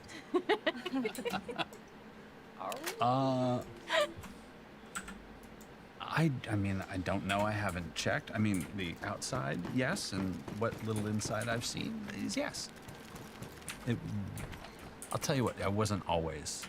This wasn't how I started. What do you mean? Well, I mean, I was soft once. Do you bleed? Kinda, yeah. I think you've seen it actually. I know, but 'Cause you've seen me get the living shit kicked out of me, I believe. Well, you were there. I think, yeah, I and was there. I was kind of just not paying attention. That's not true. I was No, making sure you were I'm gonna be just okay. having this moment where I'm realizing that perhaps one of the reasons why I allow myself to get shit kicked out of me is in the hope that people are actually fucking watching. So, that weirdly hurt. Holy shit. I was just trying to take money out of people's pockets while they were busy. Apology accepted. Thank you. Wow, yeah, that's some inside shit. You weren't always this way? No. Started to kind of shift when I was younger. How young? 10, 11, 12-ish, I guess. You shifted. Slowly, yeah. Interesting. Yeah. Don't really know why. Got some theories. But, yeah. Can I touch it? Yeah. No? That's weird. I'm not charging you anymore. Yeah, sure. I was just debating asking for some touch. Yeah, go ahead. It's just very pretty. Thank you. I might try to steal it one day. I would be very entertained. I'm just kidding. I won't. I'll let it stay in Oh, your head. no. This isn't over. Okay. This isn't over by half. Game on. Game on. What we're supposed to be doing? The rest of your watch goes on uninterrupted without issue. You finish your shift. Who takes next shift? I'll take the next one. I'll join her. All right, both of you. A perception check, please.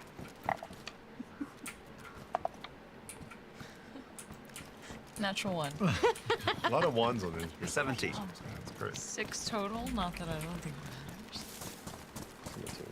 The first thing you notice, about an hour into your shift, is the heavier clouds have taken the sky, and a bit of moisture begins to hit your nose as it begins to rain through the jungle. The temperature drops even cooler.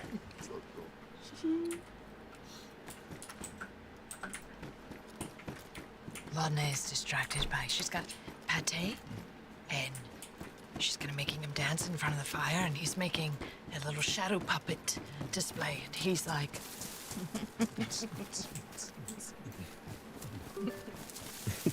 she's just very distracted, entertaining herself, and maybe Orum, I don't think he cares though, it's mainly for her. No, he's got one eye on the surroundings and one eye on Pate. Pate's hard to ignore. Ladna. I'm gonna keep looking around. Yeah. Yes. What was it like in Whitestone? Because I don't know a ton, but what I do know sounds hard. It's pretty rough. I was a bit naive, too. The real Whitestone. Was living a simple life. Just kind of assumed that that's how all cities were. A little terrified. But everyone just tries to suck it up and go along, right? Any good memories, or was it? Oh, sure. I had a lovely childhood. Lived on the outskirts, on farmland. You know, my days were spent running in the forests and digging up worms. Running around bare feet. This is long before them, right? They came in sometime in my youth. Yes, things slowly started to change. It wasn't an overnight shift. Political coups were so out of my family's purview. You're also ignorant, I guess. Try not to concern yourselves with the problems of people who make a lot more money than you. It's a long time ago. This might be too forward, but do you remember much about the end? Like the end, the end? There are some blank spots, yes. But I remember quite a lot, for better or for worse, I guess. My parents thought that getting an invitation to the palace, to the castle, to meet the Lord and Lady Briarwood was a great boon. We promised a wonderful feast and an amazing party, and we were told we were going to be serving a greater purpose for Whitestone.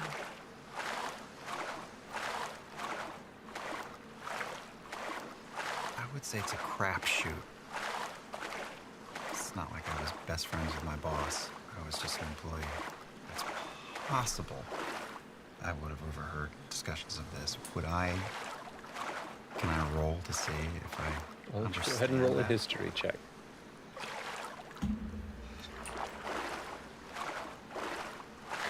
Biggest roll of the night.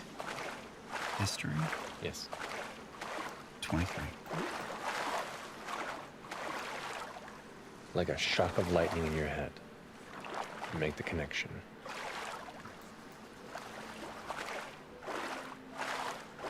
You heard the terrible tale of what happened.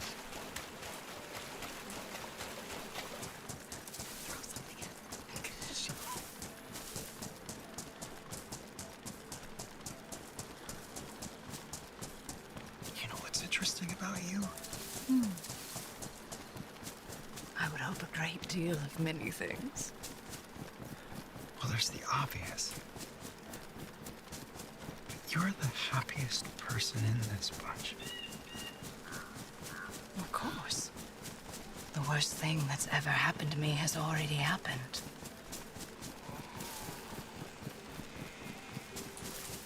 What the fuck is it?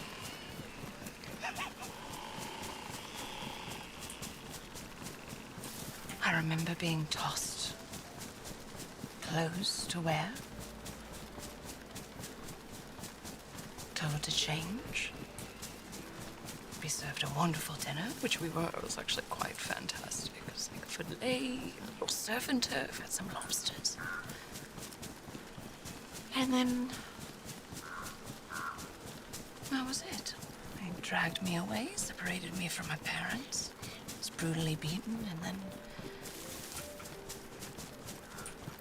it's a little fuzzy after that, but next thing I remember was waking up being hung from a tree. It was the sun tree, actually. It was quite a spectacle. Yeah, I gathered.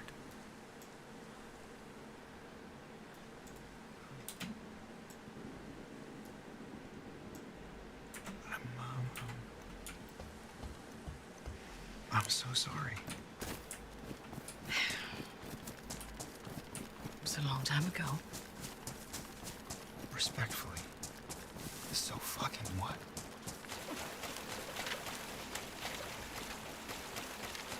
I've had plenty of great things happen to me since then. It honestly doesn't even feel like it was me. Different life, you know, as they say.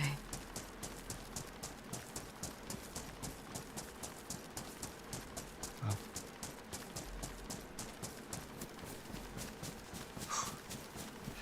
Sorry. It's really cold out, but I'm feeling kind of hot. Are you all right? Yeah, oh yeah, I am. Yeah. Don't you pay no mind to me or my past.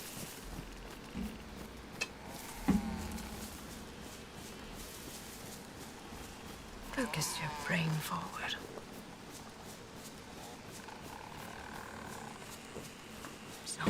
sad about what can't be changed. Damn, that's some deep shit. To be true.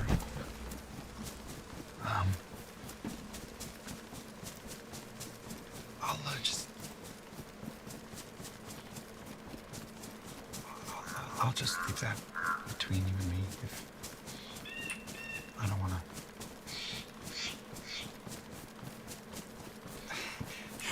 That's a lot. You see this? You see my ears? I take little gold cuffs, or pointed-eared gold cuffs off. Where these to hide it, because people get all gagged out about it. But they cut my ears to make them pointy. To further match whatever warning signal that I was. Wow. You seem okay, but and Orm will stand up and hug her crouching semi-living form.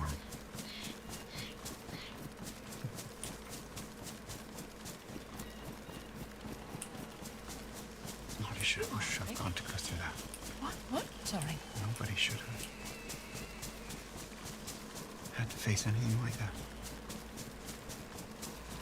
I am sorry. And I'm impressed with you.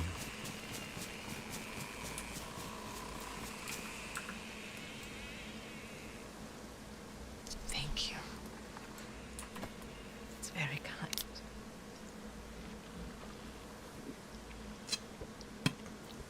It's strange. I don't think anyone's apologized for that. It's not really your place, but it means a lot.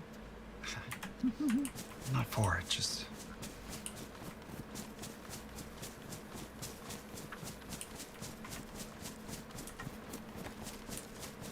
Words don't really handle that.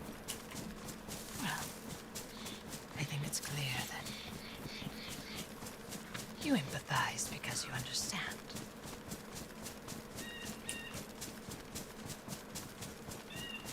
I'm sure you've had many a bad day. But we'll talk more about that next watch. I kicked Chetney in the butt, wake him up. Yeah. Your turn. What time is it?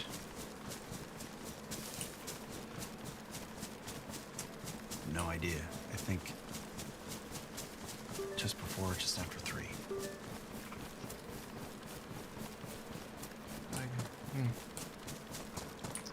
Sweet dreams. Yeah, about that. Orm's gonna go lie down and pretend to sleep and take a point of exhaustion because there's no fucking way he would fall asleep after that conversation. Okay, go ahead and mark that point of exhaustion. Jenny, you taking the next watch yourself, or are you partnering up? I'll get up. Okay. Yeah. Night owls. Woo! Team horse. I feel like the third watch is the hardest because we've got like pre-sleep concrete Yeah, feel. no, you already got the appetizer. Yeah. All right. If both of you guys roll perception checks for me, please. Okay. 17. 17. Nice. Keeping your eyes out for the night, the cold rain is causing you to shiver, and though the canopy does help offset a lot of the rain falling from the sky, it still hits the majority of your camp, and you try and begin to move closer to the edge of the tree or that cliffside for the best cover you can get. It's not comfortable sleep, but it's enough. Your shift goes by without major issue. Eventually the sun rises onto your next day of travel. The rain continuing. The sun not visible, just a lighter gray sky above as you progress. I would like somebody to roll a d20. Oh, I'm up. 16? 16, roll a d6 for me. What color is the dragon? 4. 4. Okay.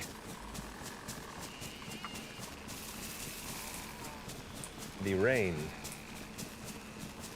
gets heavier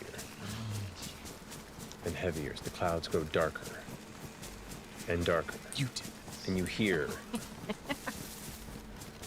the distant roll of thunder. You have light rain and heavy rain.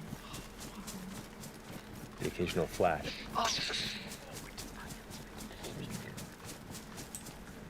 Rolling through. It's miserable. You all take whatever cloaks and hoods you have and tuck up tighter. Continue pushing onto the trail. How are the horses doing? The horses are going. Uncomfortably so. They're never gonna make it. No, it'll be fine. They'll be fine. I'm starting to skid out. Maybe I should ride in the cart for a while. I'd be smart. It's a little muddy, rusty. You have to put some Gunk up your That gears. one, yep. But as you press forward, about 3 hours into this journey, the heavy fog getting thicker and thicker.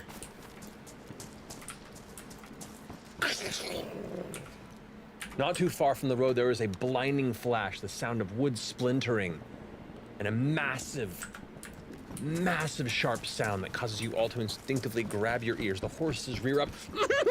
You end up crashing back down, some of you almost falling off. You catch yourselves. You can see this plume of dark smoke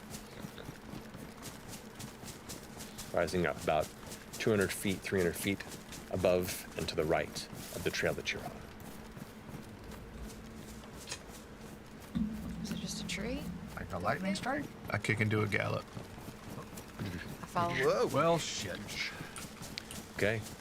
Water splashing around you. The normally like packed, dry dirt of the trail has now become a thick mud, and occasionally you feel like the slip of the hooves, but you continue pushing forward.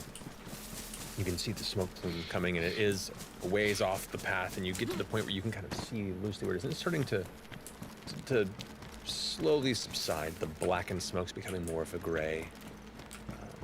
Yeah. Are you riding towards it? Trying to. I've never seen a tree struck by lightning before.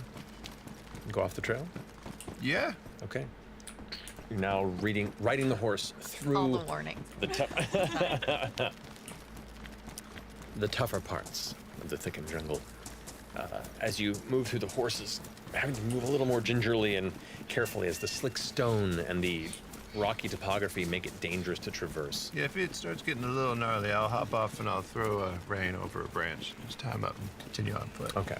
Probably safer as things progress forward. So, are you all going with Chetney? Well, I was riding behind him, so Yeah. I'll go along. I just want to see. I just want to see it. Okay. So as you all kind of slowly trudge through this heavy, stormy rain behind Chetney, make a perception check for me.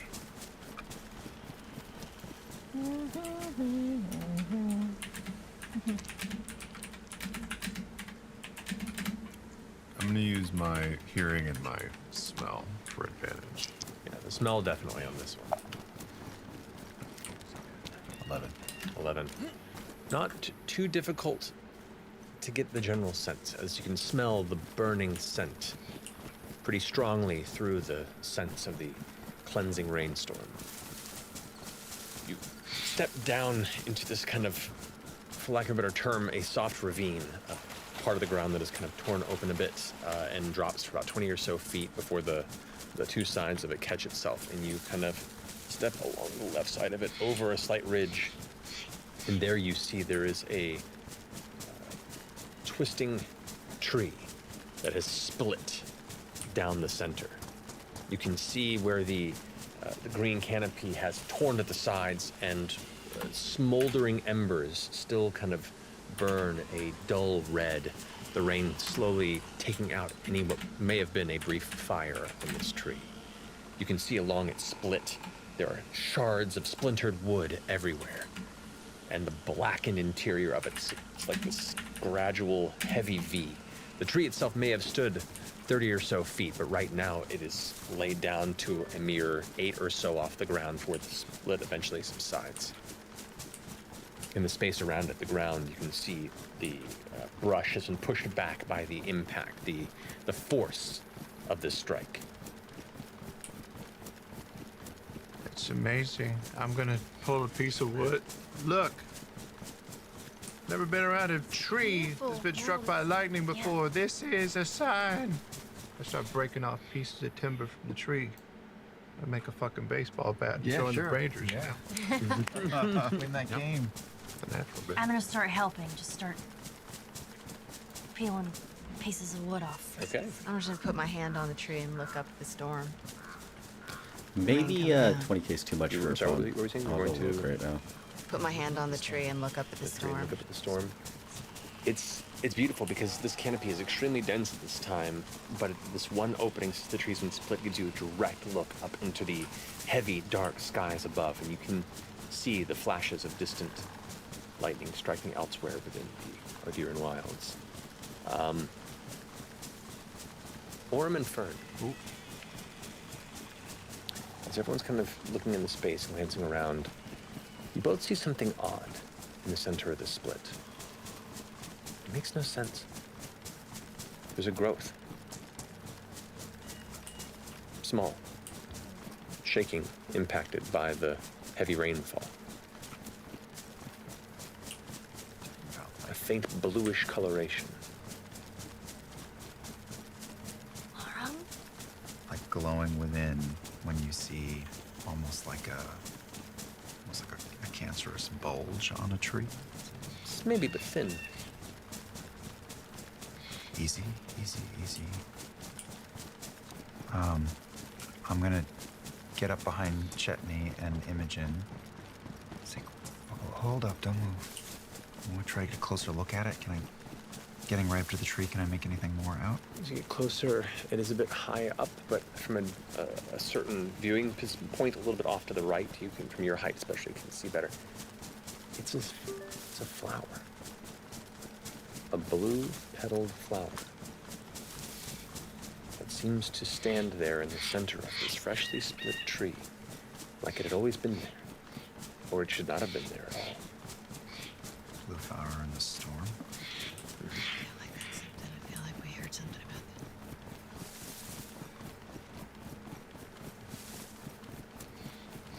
that. It's ringing bells. Feels like incredible. I mean, yeah, we should definitely take that. I mean, I think that's reminding anyone else of anything? You said a blue flower? blue flower. I think of our friend who we said goodbye to a few days ago, and I'm gonna gingerly reach out and cut it free. Okay. You go to reach for it, and as you do, your hand gets within a couple of inches of it, and the blue coloration of the petals seems to get slightly brighter. And right as you notice this energy arcs off of it towards your hand, I need you to make a dexterity saving throw for me, please. It's a gift from the storm lord. 18. 18, okay. You only take 5 points of lightning damage. You just kind of pull back a bit and reach in and then cut it free. As you do, you let's hold see it in your here. hand and it's buzzing with energy. Like it even in your grasp, you imagine like prolonged holding of this would probably cause your hand to go numb. But as you kind of look at it in your grasp, it looks like it is beautiful and oddly ethereal in a strange way. That blue glow is unnatural. And it still seems to hold some sort of innate energy within. FCG. Yeah, got something for me? Always. Sure. I do think that was a gift from the storm lord. All right. I won't touch it, but I will. And identify. Okay. That is a chromatic rose, specifically a blue chromatic rose. Every chromatic rose has its chromatic soul. While holding the rose from its stem, you gain resistance to lightning damage. If you would take more than 10 lightning damage after resistance from a single source, it destroys the rose. Oh. But you take no damage in that instance. Yeah. Also, or alternatively, you can take an action to blow the petals from it. And a 20-foot cone of lightning can blast forward. That's cool. That does destroy the rose. That is a 1. Okay. Limited use item. I'm going to twist the stem a bit around my belt so that it's right Cool. there. Very cool. It's a cool forest. Cool. Well, they say stay to the path, but everything cool is off the path. Absolutely. You know? You guys have got some really lucky rolls. You got some good wood there? The best. I could feel it vibrating with energy. What'd you find? Secret flower. Oh. Okay.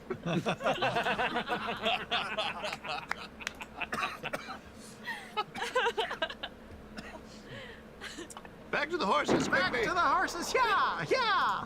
If they're still alive. I find that I didn't in- get off mine. Will I find that in here? You will. You didn't get off your high horse. Chromatic rose. No. I'll ride that hot horse through every campaign. You're required to sing that when you do blow. Yeah. The horse is still there. The horses are still getting back onto your mounts, continue onward. The rough storm, it does slow your journey a bit. And so that 3 to 4 day journey becomes a 4 to 5 day journey. Depending on how the next days go, you may have an additional day but the rest of this day does eventually come to a close. The storm begins to subside, and you find the light of day fade. So it's time to set camp for another adventure.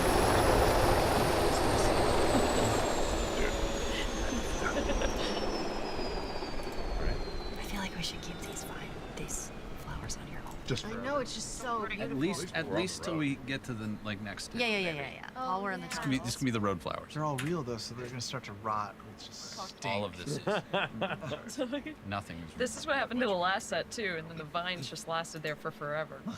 They were cool. They were cool. All right. Do we need to survival check to Somebody has. I'll do Arden it. has to. Thought it was Ash. Okay, Ash. You already rolled. That's for travel. Oh, He's we've already done. We're checking for. They are checking for. Are you checking I'm for? checking for a campsite. Oh. 14. Do you want advantage? Too late. Okay. Sure, yeah. A little harder to find, especially in the midst of the storm the previous day. A lot of the hidden spaces are now extremely muddy, which makes not only finding wood that's dry enough to start a fire challenging, aside from any kindling you may have brought with you or decided to purchase, but it still keeps a cold night air and honestly kind of a spread of bog-like locales that would have been normally away from the road's point of view. But you found some little work, I think. Try and keep warm Hey, around the my walls of Greek fire. friend, what's up? Who's taking the first watch? I will. Good, since good. How are you? I didn't last time. Yeah, I'm Are you good. nice? I'm good, man. Okay. How are you doing? How's the base going? Doing perception-y? Perception check, please. It's going very good, man. Oh no. Natural 20. Really, what Nice. happened with the RTC? Did you get killed watch. in the end, or? Thankfully uneventful. Finish No, up no, that. we killed them like a Take lot, next. and then we went and raided them. feeling? Once talk we about dreams? opened the door, like I mean, they came so nothing many more than already. that they killed us, but opened their base. What does that mean? Why? Dude, We're in the fucking city. did you Oh, you fucking don't like the forget city? me? I was I raiding with hate you. the city. So many voices constantly. Balkan. Oh It's like shit! It's I remember you're half of you yourself now. because you're just trying to keep up You are these with the walls last to one, keep all right? the voices out. Yeah. Yeah, that This is great. would be terrible. We came back Can you still hear when we our died. voices, We our head killed like voices? 4 or 5 of them, I keep that out for the most and I don't want to we invade. died. other Then we thoughts. came back and we died again. Unless and you want me to. Anytime? It's unfortunate. Anytime you want. Fortunate. I Just a don't know. The second. last time I did it, it felt like. Yeah, but No, we have Fortunate such that they similar logged- abilities. It might be interesting to just sort of like. What if we did it at the same time? Like 5 minutes before restart. You want to do That it? is weird, Oh my but gosh, it'll be whatever. like. Okay. Let's do It it. was I'm gonna good go game. deep. Good Me try. too. All the way. Hard. we are building the same. Deep and hard. Deep and hard. Ah, not This is really. like- no. It's near. All right. Where are you building? Well, how many attachments you got? How many what? Oh, Never same mind. place, What are really. you talking about? Oh, we have a new All right, new I'm gonna cast Detect new the Hunt. clan I'm on the gonna server. detect CQI. cast and take thoughts also. Okay. Wait, let's see what I can And do. we What will happens at a find higher them level? and we will I don't think destroy it them. knows. Don't worry. Nothing. Yeah, no. All right, I'll just do it at the regular level. Yeah. We know where So they you are. hold the microphone really close to the speaker. what- and it's like a yeah. loud feedback that breaks your brain. Okay. All right. Is this like Dark Crystal where they start mind melting? Oh, yeah. I remember our childhood. You're both casting Simultaneous detect They're thoughts. thoughts. Yeah. And we're gonna go deeper. Yeah. And I'm not gonna resist. Me neither. Is this gonna create Get it all. A feedback loop. Yeah. I want West roll from- free from- Friday. No, I'm legitimately. From Camp Eagle. One of you roll a Oh, d20. okay. You got it. Peninsula there. It's Just like a weird 11. I don't know what that is. Okay. Okay, 11. Flashbile.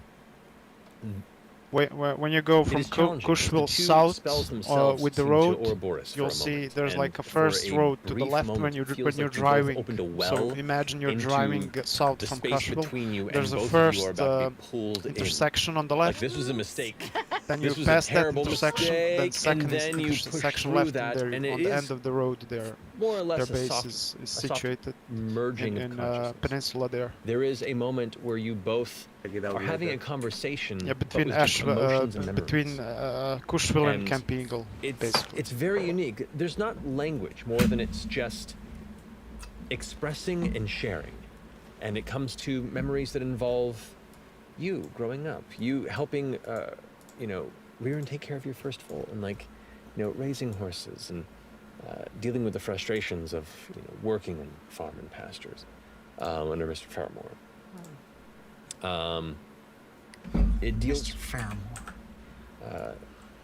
Memories of the reoccurring dream. You now get to see it. You get to actually experience some of these memories and visions. This deep, red, ominous, flashing storm. The heavy dust and winds. The sense of hunger and growing doom. Scary thought. It's lots of meaning and subtext.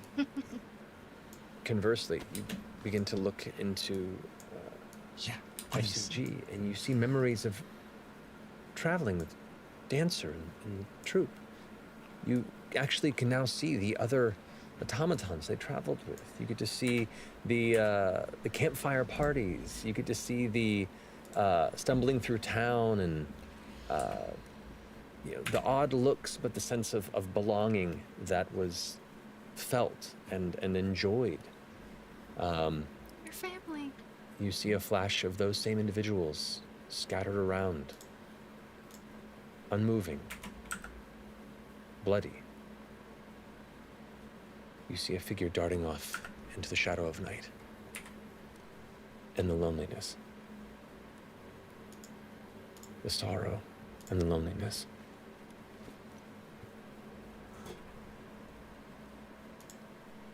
Roll a d20 for me. 11? Pretty good. Mutual 11. 11s. That means something. Okay. It does. That's about as deep as it gets for this. You get the sense on both of your parts that there's probably more there, but this is still new.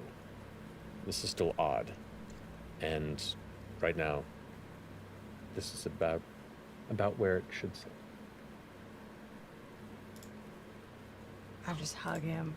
Yeah, I'll hug you back. Yeah. I kind of feel like we're the same person now.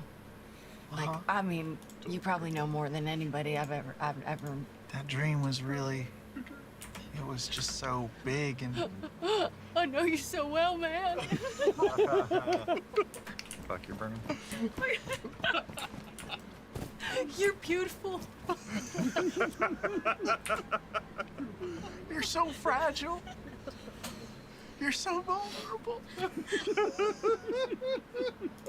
I just want to hold you.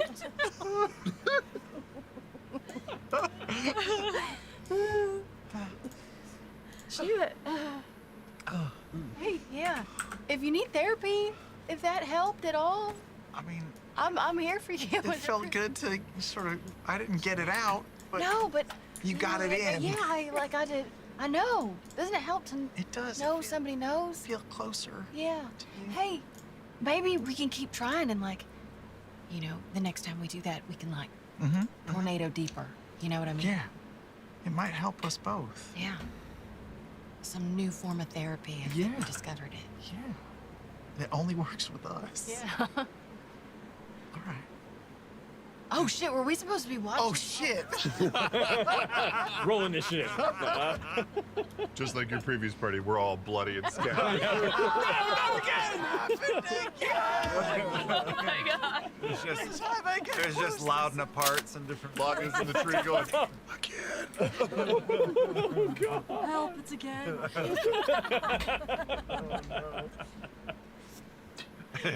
This is fine. Yep. Your watch goes uneventful. Beyond just the remnants of the cold, wet jungle night. Who takes the third and final watch for the night? I will watch. We do. All right. Two of you go ahead and roll perception checks if you don't mind. Natural 20. Nice. 17 for me. 17. Very solid. At one point during your watch, you do hear this, like, distant growl. Kind of a... And you hear others. And it sounds like a fight.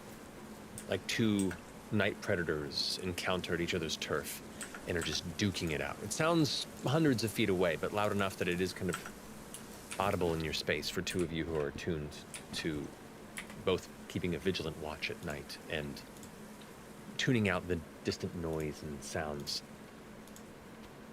You both kind of keep your weapons at the ready, just kind of listen. It sounds like the scuffle careens off further away. The territorial dispute continuing safely away from where you were resting.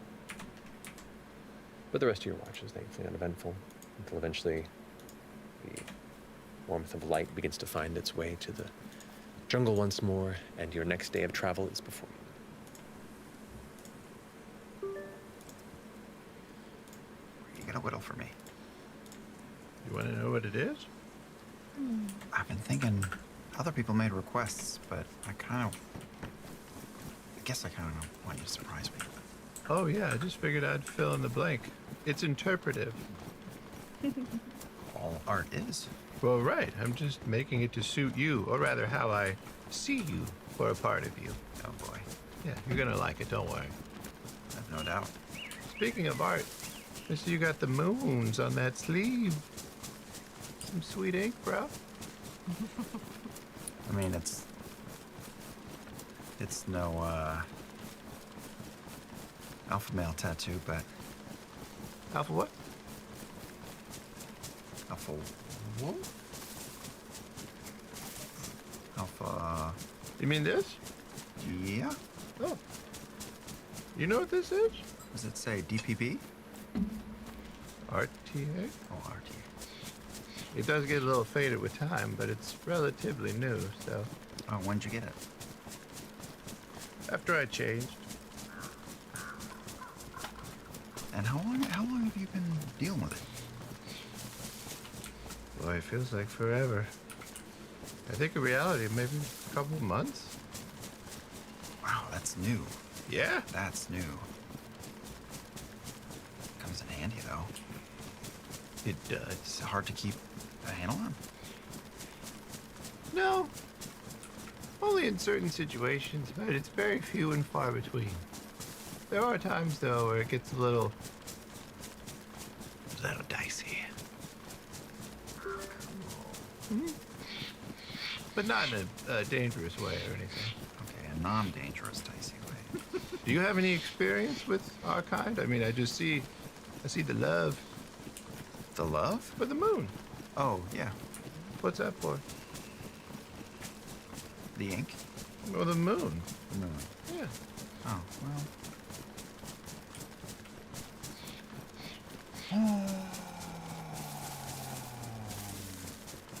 Love.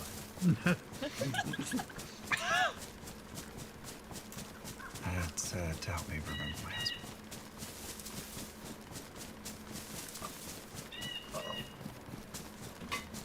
Oh. And is he not? Oh, I'm sorry.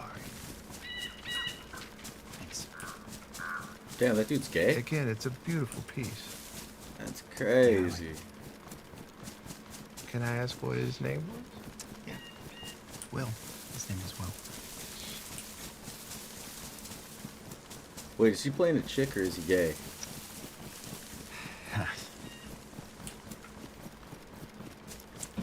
Still missing.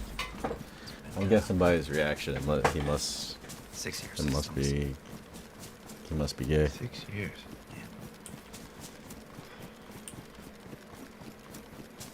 Feels like a lifetime ago.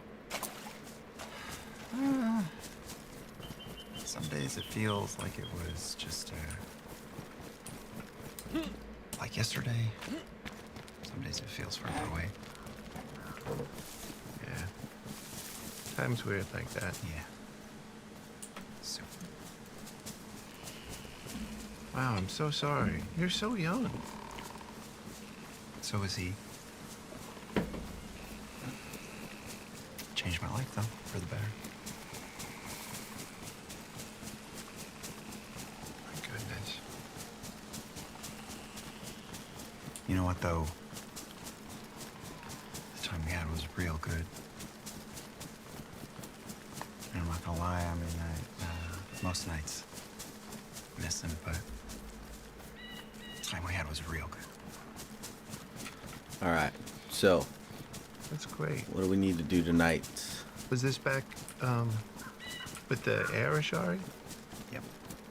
Kind of sucks because I should have started this yesterday, but I didn't. The attack. Had I started last night, I've been able to do more loot runs and sell and get cash to keep my walls up. This is personal for you. This is all connected to that. Oh, yes. Oh. Fuck.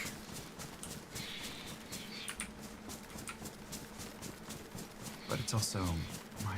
Pretty sure I just saw somebody run over that way. It was his. All of ours. And, you know, we chose our life with eyes wide open.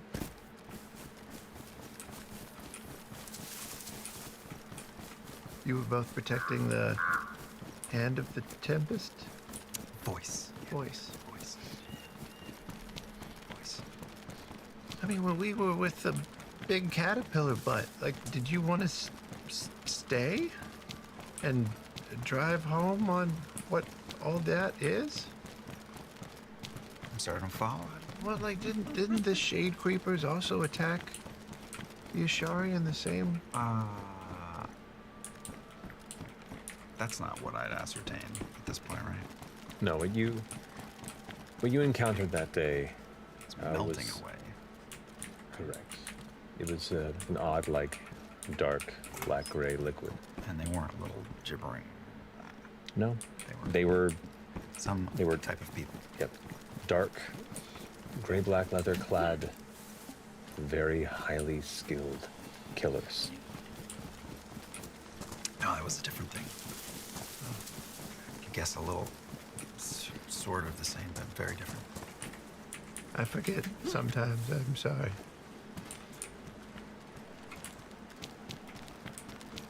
You're a good guy, or sure Will was very happy.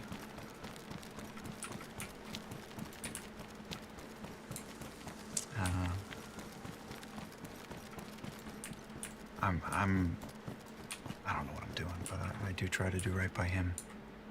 And, by all the Ashari. Everyone. You're a rare one, I gotta say. I actually believe you. Don't see that very often. I'm not super good at lying.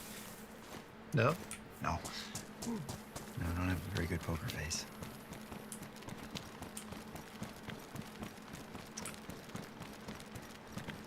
I haven't talked about him in a long time. Once anyway. She knows. Oh. Fern. And Dorian? Got it. Anyway, thanks for talking to me about it. I want to hear more about the moon sometime and what it meant. I'm figuring out my relationship with it, so. Hell yeah. Well, that's not complicated. I don't mind sharing it. He was half elven and big moon, little moon. Oh God, I love it.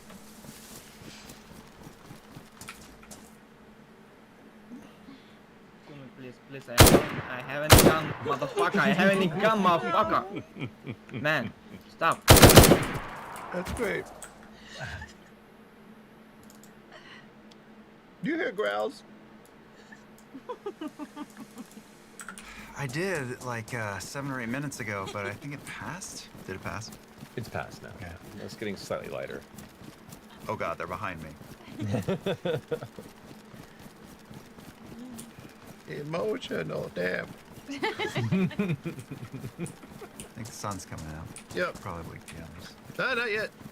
I gotta get some work in. Feel inspired.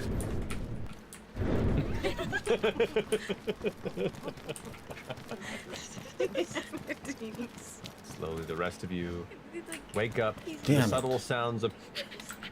I'm just doing it above Ashton's head, so all the little chip. And they wake up Somebody to came and plotted their fucking tea. shit over Yeah, here I've on made me. tea. Alright. That's fine. Fantastic. I'm gonna Tea take gathered. a quick minute here to strength look at returned. something. Pick up your horses once more and traverse further northward towards the Hartmoor Hamlet. Let's go ahead and have somebody roll a d20 for the next day of your journey. Oh, good.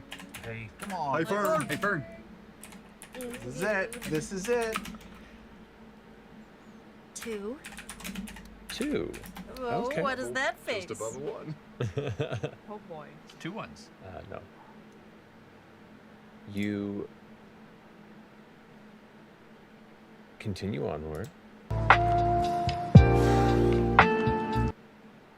The remainder of the day without issue. Hey, look at that. Got another place I can go to. You do notice the topography of It's the close jungle, by. beginning to change slightly. The extremely tall, twisted, gnarled, long-branched, thick, heavy-rooted jungle trees are beginning to grow a little more sparse. They're starting to drop lower from some of them being 60, 70, 80 feet tall, are starting to drop closer to 40, 50, some 30, 20 feet. And the thick jungle floors that you see filled with all manner of bush and fern are beginning to give way to occasional bits of marshy spots, connotating that you're starting to get a little bit closer to the Hartmoor.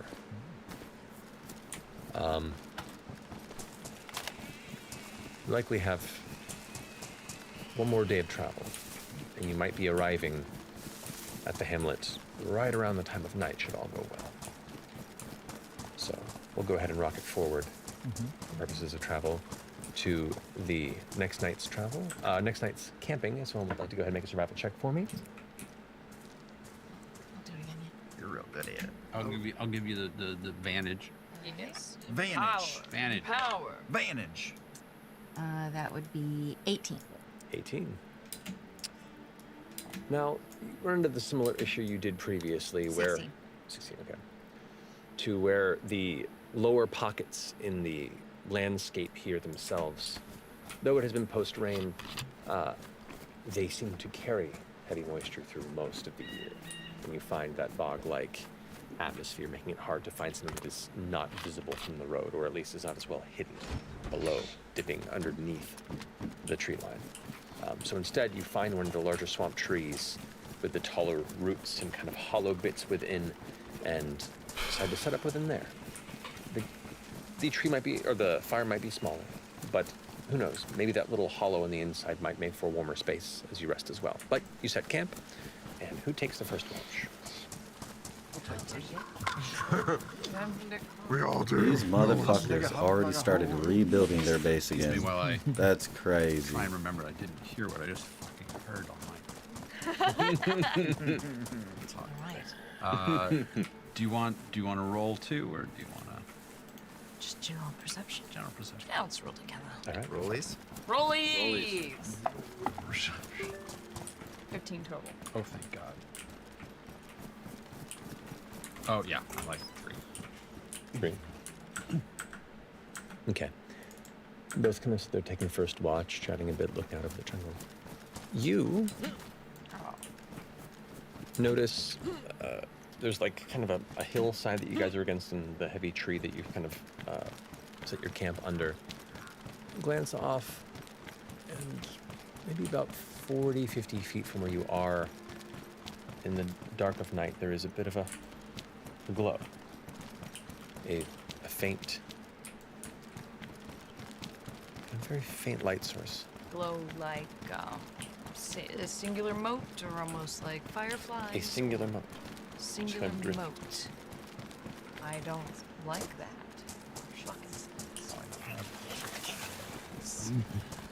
I've never told anybody this before, but I just want to. Hey, what the fuck are you looking at?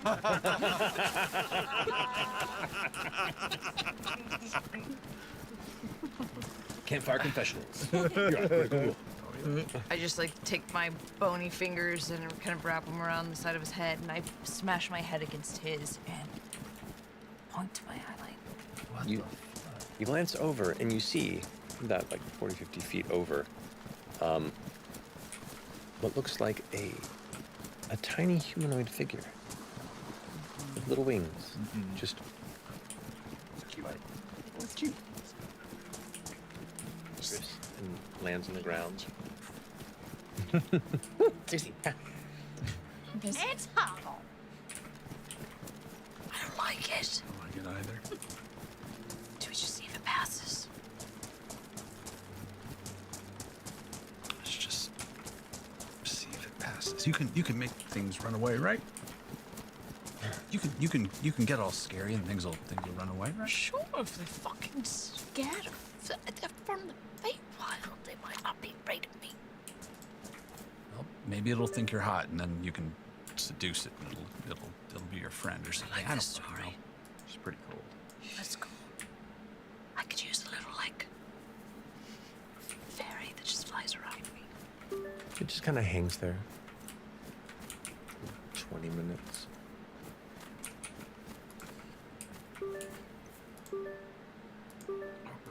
Slowly it begins to rain once more. I'm sure. I'm fighting the urge to do something stupid. What is doing something stupid mean? Kind of want to say hello. I know that's a terrible idea. What if it has big pointy teeth and is like, ah, let's eat us? I mean, how big would those pointy teeth actually be? You don't know. I don't. I was hoping you would. So you just want to be like, toodaloo. Should we move up on it a little? I'm just gonna wave a little bit. Does it do anything? Does it see us? Does it know? It seems to be just kind of resting a little ways out from a trunk of a tree, kind of keeping under the canopy from the heavier rain. Doesn't seem to notice you moving your hand at all. It's not like, it's hard to tell this distance if it's like looking towards you or looking off to the side. You just barely make out its general shape and that kind of soft glow that surrounds it. It's maybe about that tall. Maybe they're resting.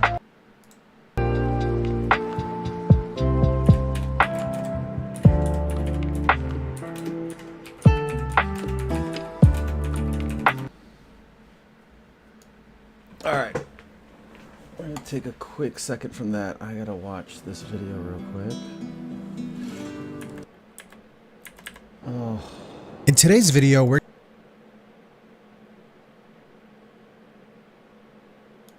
Secret underground bases. That's what I need to know. What's up, everybody? JJ here. I have an adventure to share with you. In DayZ, there's a map called Deer Isle. Not everybody knows about it, but there's a secret on the map. It's quite a journey, as you can see. Step 1, don't die. Okay.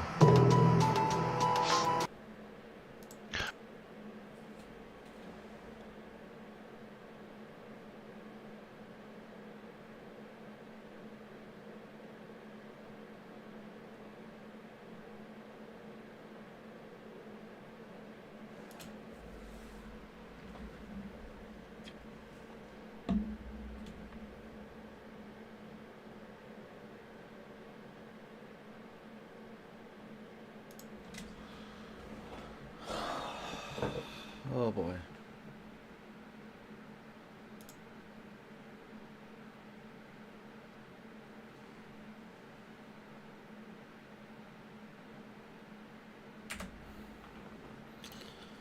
Okay. Kind of looks like I might be a little fucked on this one. I don't want to. Should I throw a rock at it? No.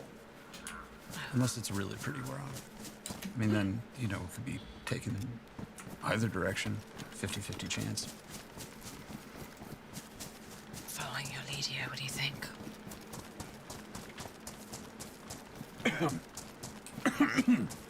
Absolutely You sucks. I cough can't loudly build in and you here. watch it. And then kind of Fucking skitter around miserable. the back of the tree that it was at, out of sight. I'm pissed somebody else got my base before I You didn't did. see it travel anywhere else. You know where it is, but it is definitely like hiding from the source of the sound. It's skittish.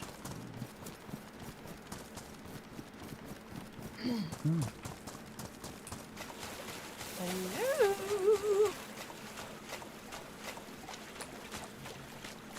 That's a terrible idea. Silence. Hey. Hi. Such a great conversation. The glow kind of drifts slightly out from behind the tree. And just kind of hides back behind it. I've never. This is pretty cool. I don't know. It's very fun. Do you want to eat our face off? Don't offer. There's no response. Oh. Well, I was just kidding. I was cutting to the chase. Okay, well, it sounds like you're putting it on the menu. Like, you know, I thought you were gonna like, hey, we've got some, you know, food here. Like, there's fire. But no, you were offering. And like, how would it even eat my face off? This is not an eatable face. We have some horses. I mean, they weren't gonna make it anyway. Would you like a puppet show? Why am I sounding weird? Just trying to sound like Chapman, just out of pure hope. I try and position Pate where his shadow kind of casts towards that direction. And he does a little like dun dun dun dun. Mm-hmm. Okay. Kind of drifts around the side. Kind of shifts about 10 feet away from the tree and kind of approaches slightly. Just kind of slight leap. That's about 30 or so feet away.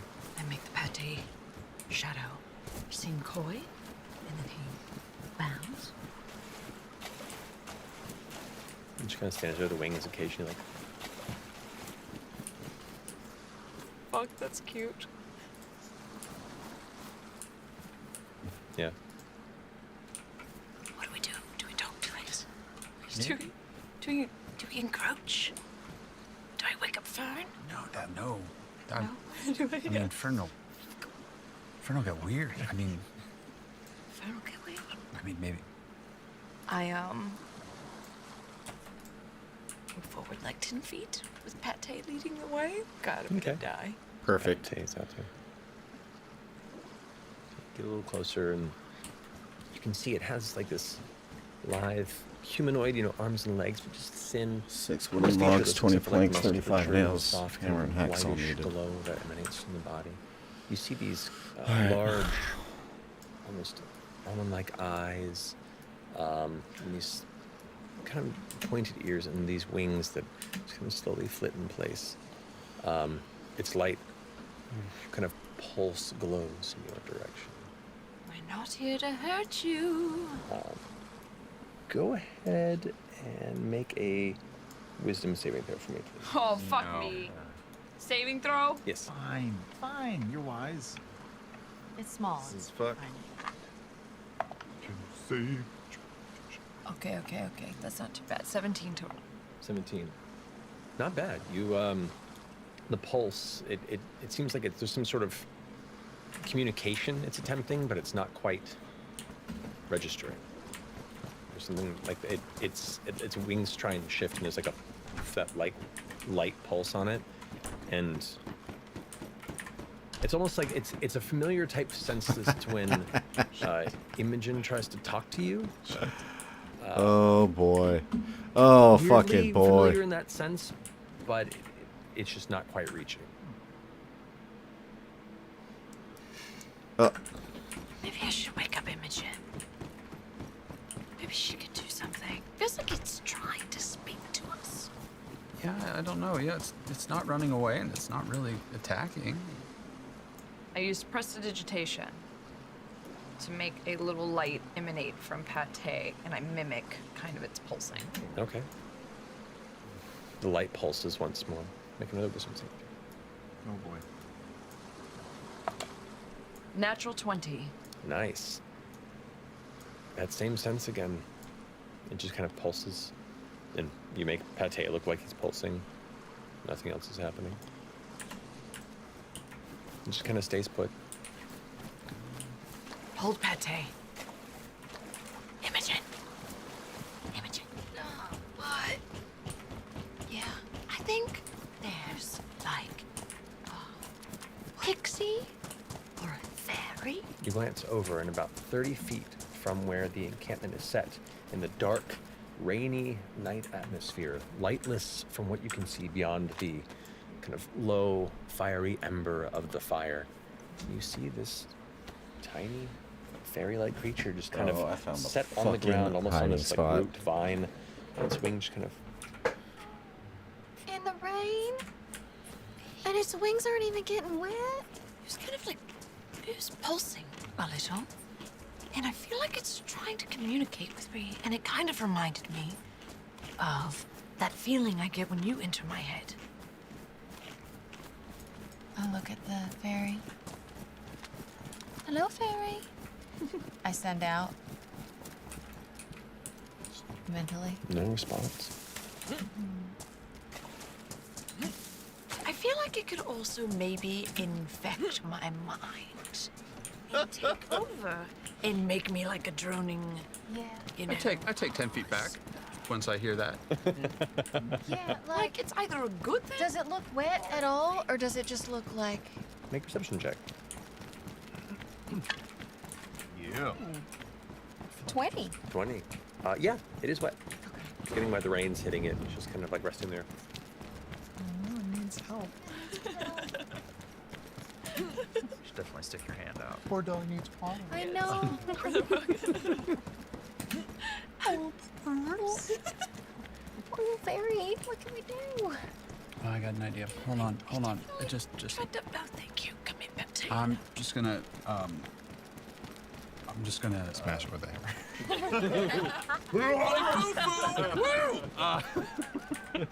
Glitter just... Eat the good fairy. Yeah, I'm just gonna just unzip a chunk of the I've got like chunks that my little jumper can come off into, and I'm just gonna try and make a little makeshift, tiny like lean tent off one of the trees that we were sitting on. Little lean-to. You mean right by your encampment? Yeah, well, I'm setting it up like we were kind of sitting at the edge of it, so I'm just kind of setting it off a little off to the side of our, at a reasonable distance. Making a fairy house. Like I'm making a little fairy house, and then I'm backing off. So cute. It's a little fairy tent. You made it a fairy. You made it a fairy tent?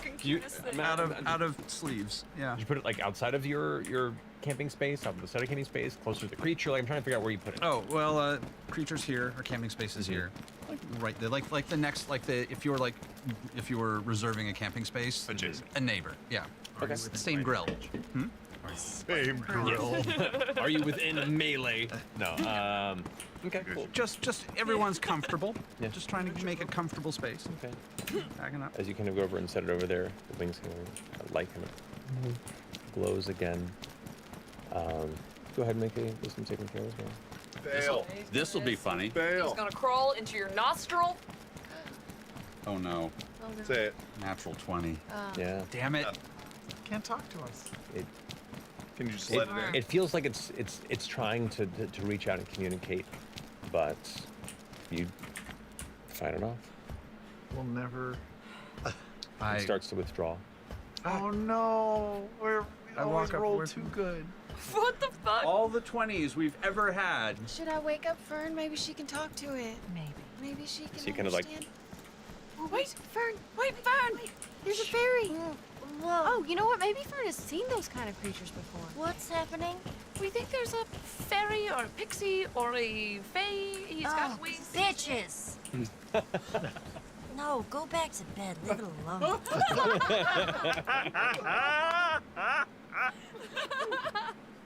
Huh. I just go back to sleep. Okay. Hell yeah. Fuck. Hell yeah.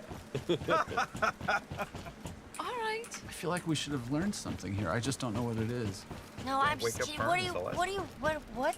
You guys actually saw a little something earlier? He was glowing. I felt like he was like pulsing and he was trying to communicate with me, but I feel like it could have been bad, but maybe it was good. I don't know. I actually have no idea. You can faintly see the glow of it now, like 50, 60 feet away, just kind of withdrawing. There's a small cry emanating from it. Go get it. Those are like rats. Just. Taking my fucking sleeves back. The pizza rats of the Feywild. Sometimes. Hold on. Let me do my fairy cry. Oh. Awoo! Awoo! It stops. So these little hops just kind of. Oh, that's so cute. And it stops at about that, that 30-foot edge outside of the campsite. Just there.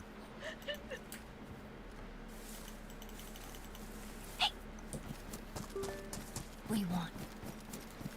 You trying to take our stuff?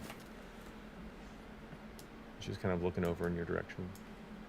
Does it only? Are you speaking to? I'm just gonna go walk over. Okay.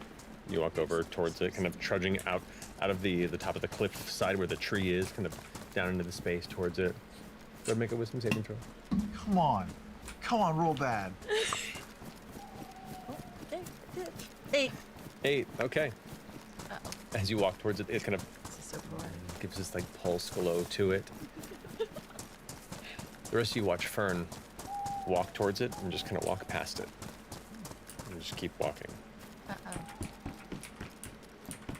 Where's she going? She's just walking away from camp. Whoa, now. Fern? I'm Fern! gonna run in that direction. Can I reach out? Trying to get the.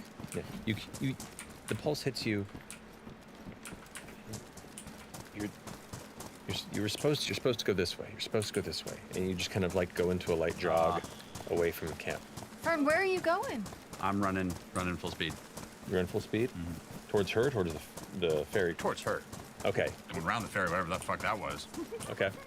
You go kind of like just running past it? I'm fast, so I'm gonna just beeline. I'm like, oh fuck that thing and run. Yeah, just okay. You run around. Yeah. Guys, I think we call it a loss. Okay. You catch up to Fern, and Fern's just kind of like Yo, for a second. Whoa. Woo. And you stop at about, you know, from where you were, go about 30 or so feet, and then you just stop, and you see her standing dazed. Hey. You hear this like strange tugging slither sound. Uh-oh.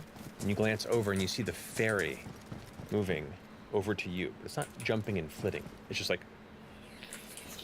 you glance down and you see that where the feet are, there is a tendril, some sort of a long snake-like vine, and it pulses. I need you to make a wisdom saving throw. Anglerfish situation. What are those fish with the Angler's little the angler. angler? Yeah. 18. Oh. 18. Once again, you feel it, and you put it aside, and you see it still continue to withdraw. And as you kind of see where it pulls back slightly, the wing's still kind of doing this, but now that you're close up to it, you can see the features on it are kind of soft and vague, and it looks like an approximation of what a fairy-type human would look like. And as you watch it withdraw a bit, and you see Fern just kind of standing there, the rest of the jungle floor in the vicinity around you, you see drawing inward about 15 to 20 feet of vines and roots shifting as one of the nearby trees was not a tree at all, but a large 15-foot tall craned-like plant creature with a heavy sharpened beak and a whole mane of darkened red blood-like colored leaves as these tentacle-type vines begin to unravel around in its mouth. Oh god. Opens up, the single vine-like lure glaring in front. We're gonna pick up there next week. Probably should have left it alone. You guys almost did. I was like, We almost. You almost did. I was like, it was withdrawing. It didn't catch anything from the sound, and it was just pulling away. Yeah, we want to hit that button. Yeah. It was a button. I was gonna press it. Hey, We had a flashing button. Haven't pushed a button. I rely on the button pusher. I like that with a closer look, it had all the fine detail of a gummy bear. Yeah, pretty much. I would wander into a forest for a flying gummy bear. Yeah. Not a gummy bear. Yeah. Do it again. It's way out there, but it's not a gummy bear. We'll pick up. Oh. We'll pick up at the top of whatever this is next time, in the middle of the rainy night, deep in the jungle on the outskirts of the Heartmoor of the Odiran Wilds. Thank you all so much for joining us. Happy anniversary. 7th anniversary. This is wild, it's magical, it's weird, and I'm so excited that we all get to continue to take this weird journey together. Oh God, these motherfuckers. Have a wonderful night to all of you watching at home, all of you watching in theaters. It's still wild. We love you very much, and is it Thursday yet?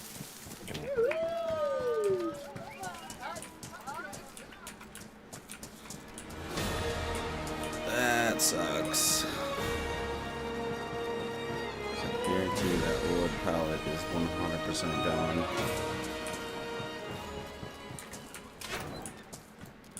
Well, come on, man. Everybody wants to build a base these days, huh? Does he have a lock on it?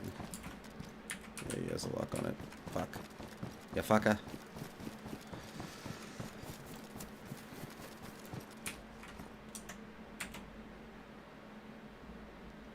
Alright, ladies and gentlemen, I'm going to need about 5 minutes or so I'm going to exit out right here.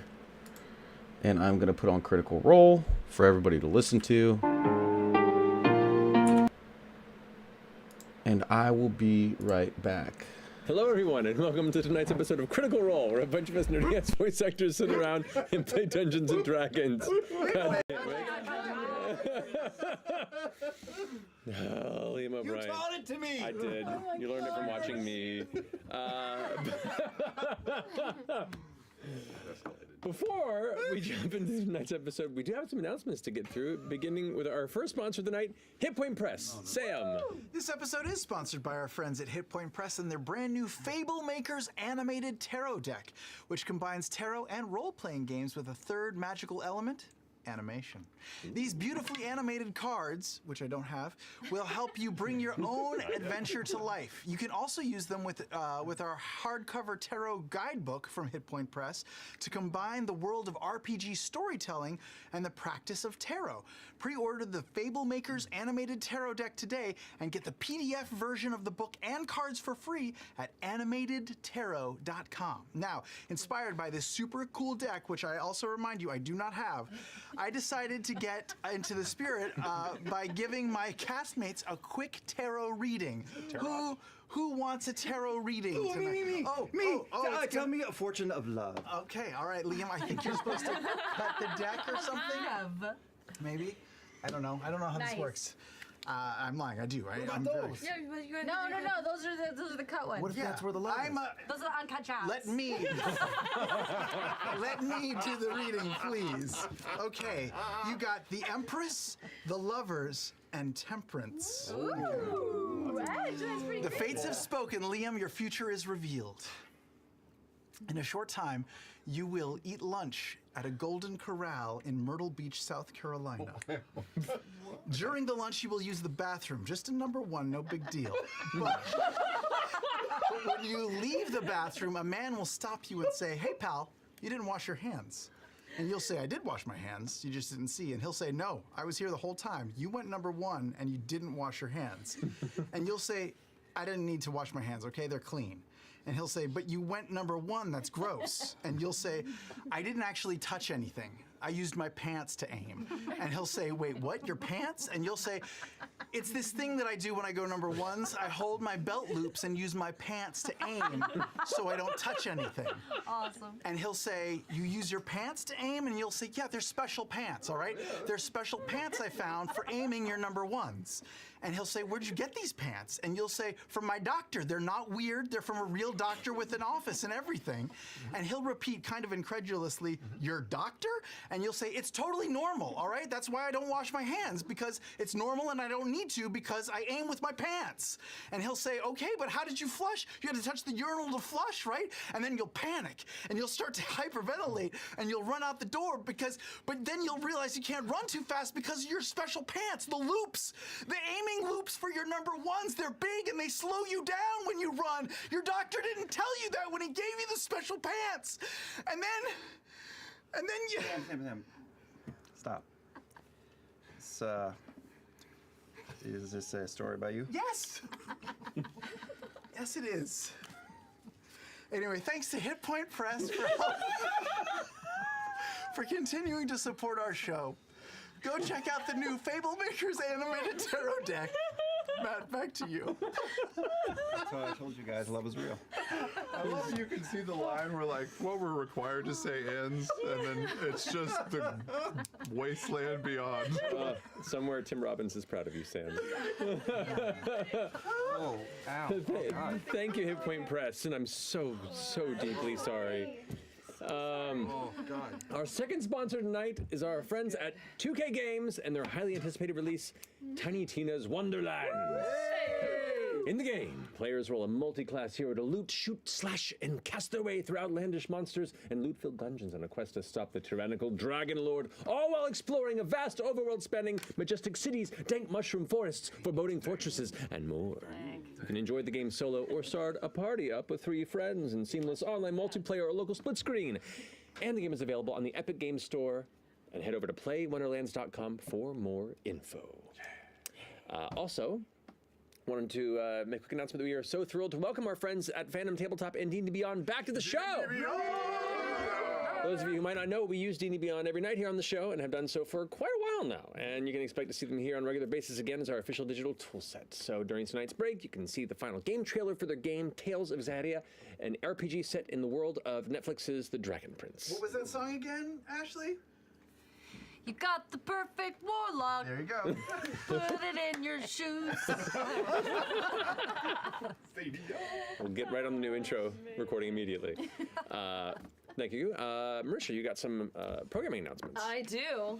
Speaking of Tiny Tina's Wonderlands, we have a Tiny Tina's Wonderlands one-shot. What? Hello. Sponsored by 2K, of course. And it airs this Monday, March 28th at 7 p.m. Pacific on Twitch and YouTube. And it has an amazing cast of your Bunker Master, Ashley Birch, Tiny Tina herself, and players Laura Bailey, Ashley Johnson, Travis Willing, Robbie Damon, and Iffy Waterway. And then Exandria Unlimited Kaimal is coming up, the 2-part special with our amazing cast. Abria Iyengar as your game master. Yes. Robbie Damon Let's go. returning as Dorian Storm. Matthew Mercer as Dariax. What's up? Yeah. Amy Carrero as Opal. Anjali Bhamani as Fira Rai. Yes. And a new player is joining the table. Erica Lindbeck, Oh. y'all. Yay. Yeah. So tune in to meet her. She's lovely. And then. Oh my God, there's more. Oh my gosh. Breath, big breath. This is a big one. This is a big one. This is a big one. It's gonna be Our done. new talk show, Four-Sided Dive.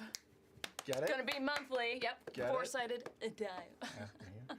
Will air monthly on It's a good- Tuesday. No, the first one. Yep. Sorry, first one is premiering on Tuesday, April 5th at 7 p.m. Pacific on Twitch and YouTube.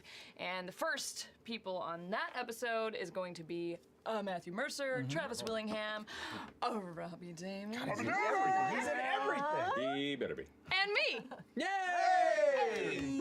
If you have any evergreen questions, submit them at critroll.com/tower in order to maybe get your question on the Tower of Inquiry. Ooh, that seems like a new feature of the show. It is. Yeah. Little Shenga Tower that we pull from. Can't wait to not watch the show. You'll be on it someday. Submit your headshot resume. That's now trombones up. Yeah, it's a lot of programming. It's a lot of shit coming up, you guys. Got shit, man. Got so much shit. Got shit coming out of us. Hey! Laura. Laura, you're up. Oh, we have some shit. Yes. Check it out. It's a tote bag. Yay! Market. Isn't it so cute? We originally made these for live shows, and then guess what, guys? We didn't have live shows. Yeah. So we have them, and I said, like, wait, can we sell them? So now we're gonna sell them. Yay! They're cool. They're so cute. That's. Market. Do you spice? Oh, is that what it says? That's No. awesome. Spice. You can Spice. also use it as a babe at Krabby Krab. Krabby Krab? Yeah. Krabby Krab. That's amazing. That's a real place. Is Krabby Krab a real place? Yeah, In it's like, here? it's like those places where you get like the plastic bag Yeah. with like sausage and crab And you can use that as a bid, Travis. crawfish and stuff. At there. Well, just highlighting the cultural in it. It's okay. We'll bring you one day. Get your fingers nice and greasy. Power of imagination yummy. and crab, Travis. It's gonna be a weird. I believe that concludes our announcements. Oh, I should say they're available in the U.S. and UK Critical Role shops. Go check it out. Yes. Now that concludes our announcements. Good timing. And so let's go ahead and jump into tonight's episode of Critical Role.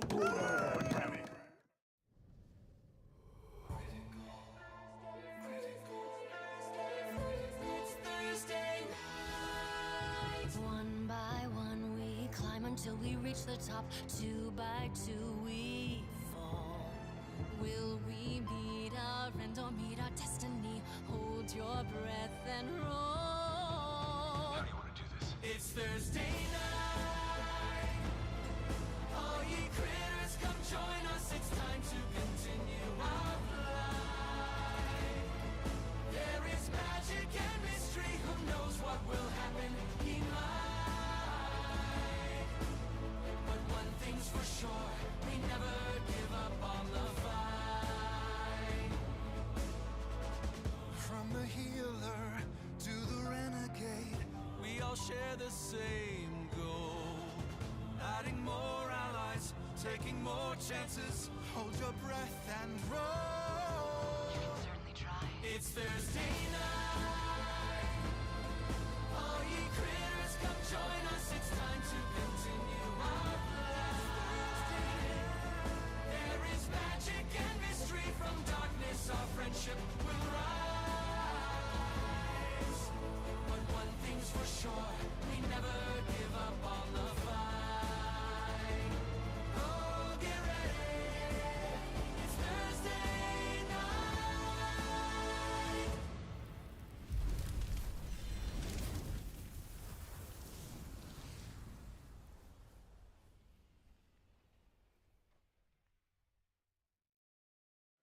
And welcome back.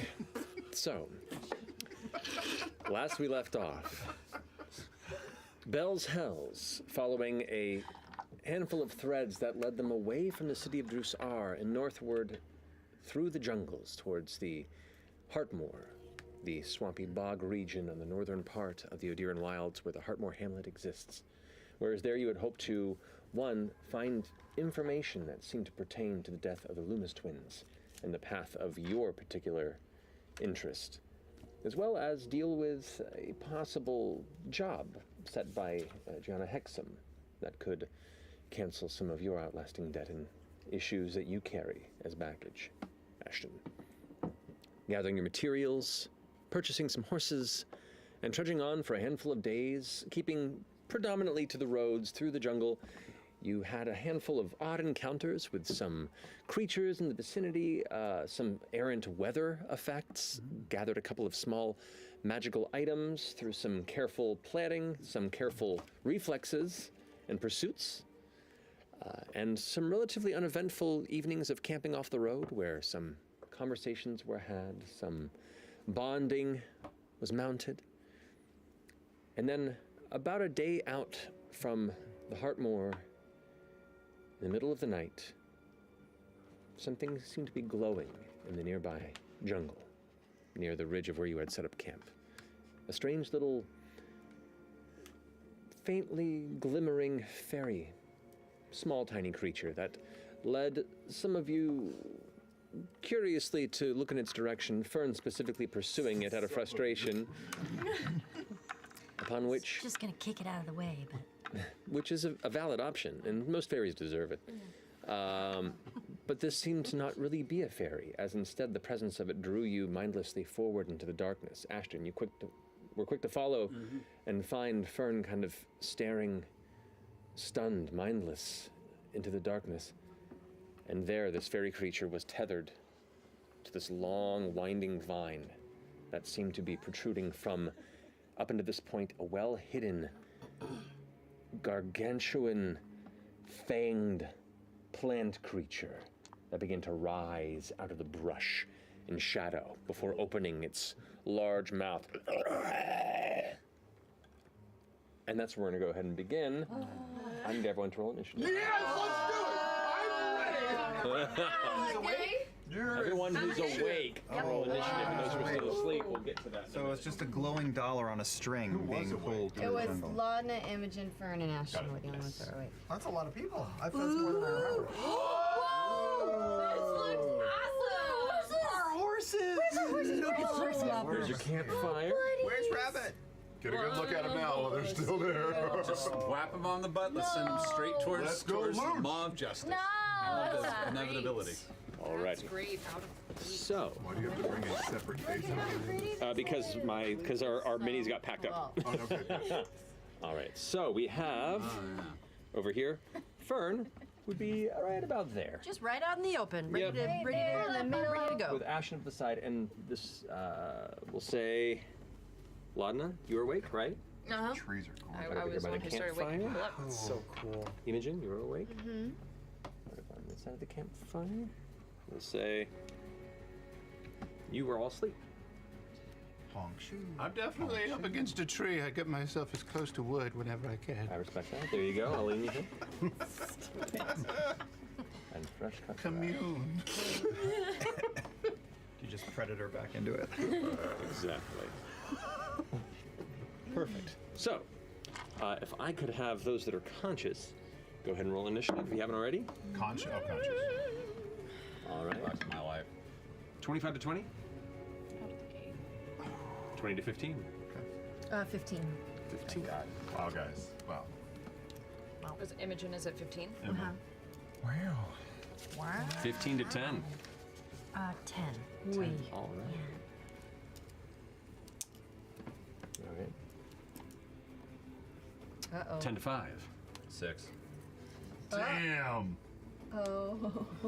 Good thing it's only a big fanged thing with a fairy tale. That sounded weird.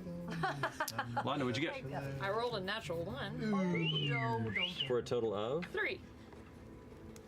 Alrighty. So, top of this round. Top of the round. Top of the round to you. All right. Imogen, That's me. it's you. You watch as two of your friends Ah. go off into the distance, the light from the campfire just barely keeping them lit as Ashton goes to inspect Fern, who stands there, and you hear this very faint. You don't even see anything in the dark. All you hear is, what are you doing? Shit. You see this faintly glowing kind of fairy creature just kind of chilling right there. In Orem's head, he gets a shouted, "Wake up!" Does that work? Sure. As I, oh God, I don't know if I want to run down. I run a few steps forward. It's just your life. Don't worry about it. Down the hill here, or? Yeah, I just kind of want to stay elevated, but not fully down. So like here, or over Yeah, here? that's great. Okay, cool. Little piece of chewing gum. And I'm gonna send, oh God. What do I have? I'm gonna send dancing lights down into the fray so I can see what the fuck is going on. Okay, cool. Thank you. Seeing as how I used a dancing light to represent the fairy, I'll just use this cluster of dancing lights to just kind of create the space around there. As soon as your lights kind of flicker off into the space, giving this kind of faint purplish energy, you see what looks to be a small tree, except it begins to move as soon as the light touches it, and you instead see this massive creature that is a twisting mass of vines and roots that tighten and pull across each other. This kind of tattered underbrush that acts almost like a lion's mane around its heavily toothed, open beak-like mouth, eyeless, with small vines that seem to wrap around and whip.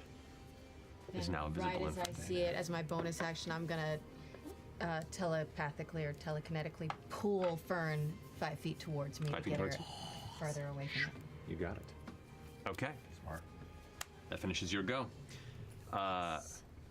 So you are now coming to consciousness. I will say, go ahead and roll an initiative check for me. Okay. I'm not going to use my advantage because I'm just waking up. You just wake up. I'll give you I disadvantage did on roll that one. advantage anyway, That's but I'm just going to roll one. Yep. I don't even know what I rolled. That's a real low. That is 9 for me. 9 higher for than You're just after Fern. Yep. All right. You were 6, Ashton? Yeah. All right. So that brings us to, that finishes your go, Imogen. The rest of you are still asleep. Okay. It is now the creature's turn. Yep. So first, the bulb is kind of drifting there. It's going to go ahead and shift out this way. As it moves past your shoulder, you kind of glance as it moves past, and then it seems to pulse with a bright glow, almost like a lantern light that suddenly flickers bright then off. I need both Ashton and Fern once again to make wisdom saving throws for me. Okay.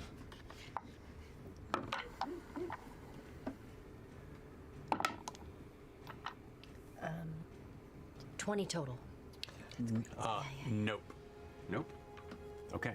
So you manage to resist the effect and kind of begin to shrug off that strange influence that had caused your brain to essentially shut down into this low, kind of noisy, warm light. You felt like you were almost like bathing in a lit bath and just kind of enjoying that expanse, and suddenly you pull out of it and you're in the middle of a dark jungle once again, and you just see this creature shifting in front of you, like part of the jungle has come to life, and you realize where you are.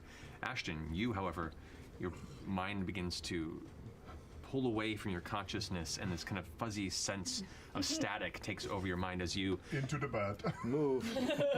Oh Step up towards the creature there. No, what are you doing? Not on my turn? No, you are incapacitated. Okay. It's fully incapacitated. Yeah. Great. Half your walking speed, which would have been 20 for you. No You're problem. incapacitated until the end of its next turn. I'm just not noticing the creature because he was perfectly blocked by this tree. And camouflage. God, yeah, very well camouflaged. Part of his thing. And we'll also following that up with a Hungry Jaws attack. Oh, You were incapacitated. That's going to be 24 to hit. That hits, surprisingly. You are incapacitated, so it is an automatic crit on you. Open up and there it goes. Oh shit. That's Automatic crits if you're incapacitated. Don't worry, your That cleric's is- asleep. 32 points of piercing damage to you. Wow. Wow. They're hefty. And you all watch They're as powerful. Ashton, like weapon out to the side, suddenly this pulse hits. Ashton kind of drops the hammer and kind of drags it on the ground behind them. As they step forward towards the creature like turns what you imagine its head to be to the side and then swallows him. Ashton's gone? Help. It's again? It's again. It's fucking again. Again. Oh shit, guys. Uh-oh. And it's going to slowly, oh dear, No. shift its way this way. It's All right. very large. Next. That finishes its turn. Now it brings us to Fern with Orm on deck. Oh boy. Okay, that was that changes things. Didn't, though. It didn't. It did not. Okay. That's not gonna work. Oh, goodness gracious. Okay. I am going to... Shit. You can do that. I'm going to... Does the fern shit in the woods? Well. All right. I am going to kind of rub my palms together and cast poison spray. Want to cast poison spray? Yes. Okay. And it is a Constitution saving throw. Uh-huh. Good. It might. Okay, as a 14. 16. All right, so it does not succeed. So It's D12. Suspension of disbelief. Okay, 18 18. Okay. Points of poison damage? poison damage. So as you like expel this cloud of poison gas towards it, it seems to react and suffer some sort of discomfort at it, but this creature's biology doesn't seem quite as influenced by toxins. Damn. Okay, so It is a plant.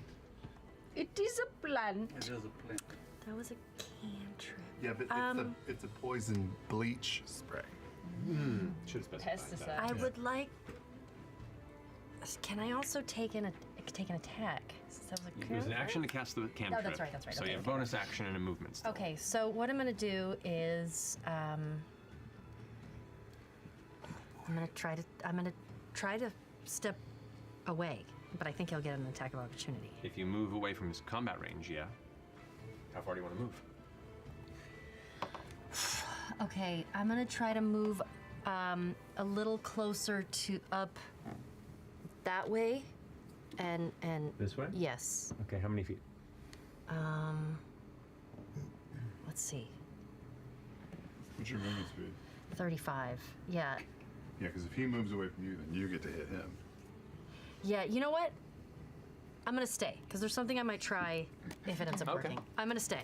Are you going to use your bonus action for anything? I'll just I'm gonna scream at everyone. Wake up! Wake up! I was wrong! Everybody wake up! All right, I'll say with that, the remaining members to go ahead and roll initiative. Okay. Come on, Bone Dice. Roll low, motherfuckers. Oh no. Is it? 10. 7. I knew I should have brought the sage.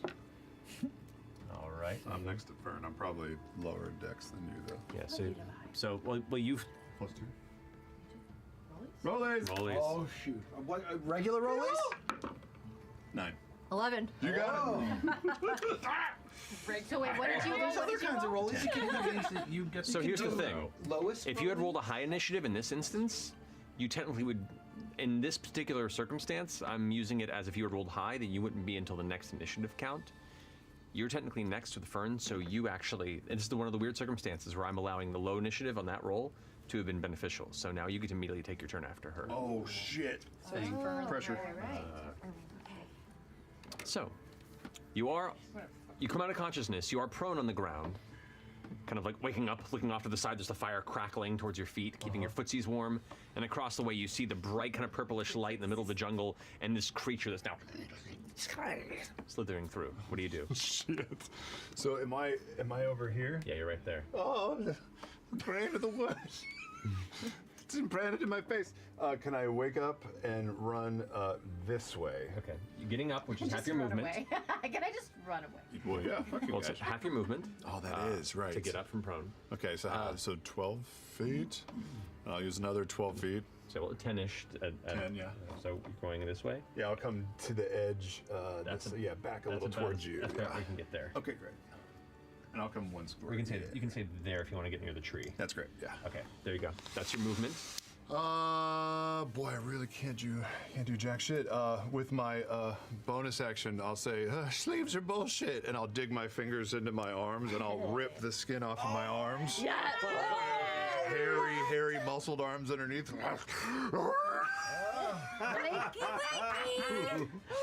Body horror shit is my game, bitch. Every time. I got to go for days. That's sick. You still have extra movement if you're not taking an action, though. Just putting that in there. Oh, that's true. You could dash if you want to. Yeah, let's get some movement here. So I'll keep coming in the direction I was moving. I want to stay wide. 10, 15, leaping down. Yeah. 20 to there. You can go 25. Yeah, perfect. That's exactly what I was thinking. You got it. Spread All right. it out a So you little like bit. jumped off the edge and you're kind of like circling around this way. Right. You got it. That finishes your go. Thanks. Orem, you're up with FCG on deck. Okay, so Orem comes to, grabs shield and sword off the ground next to him, pops up groggily, and sees Fern with this thing lumbering over her, and I can't tell where Ashton is on.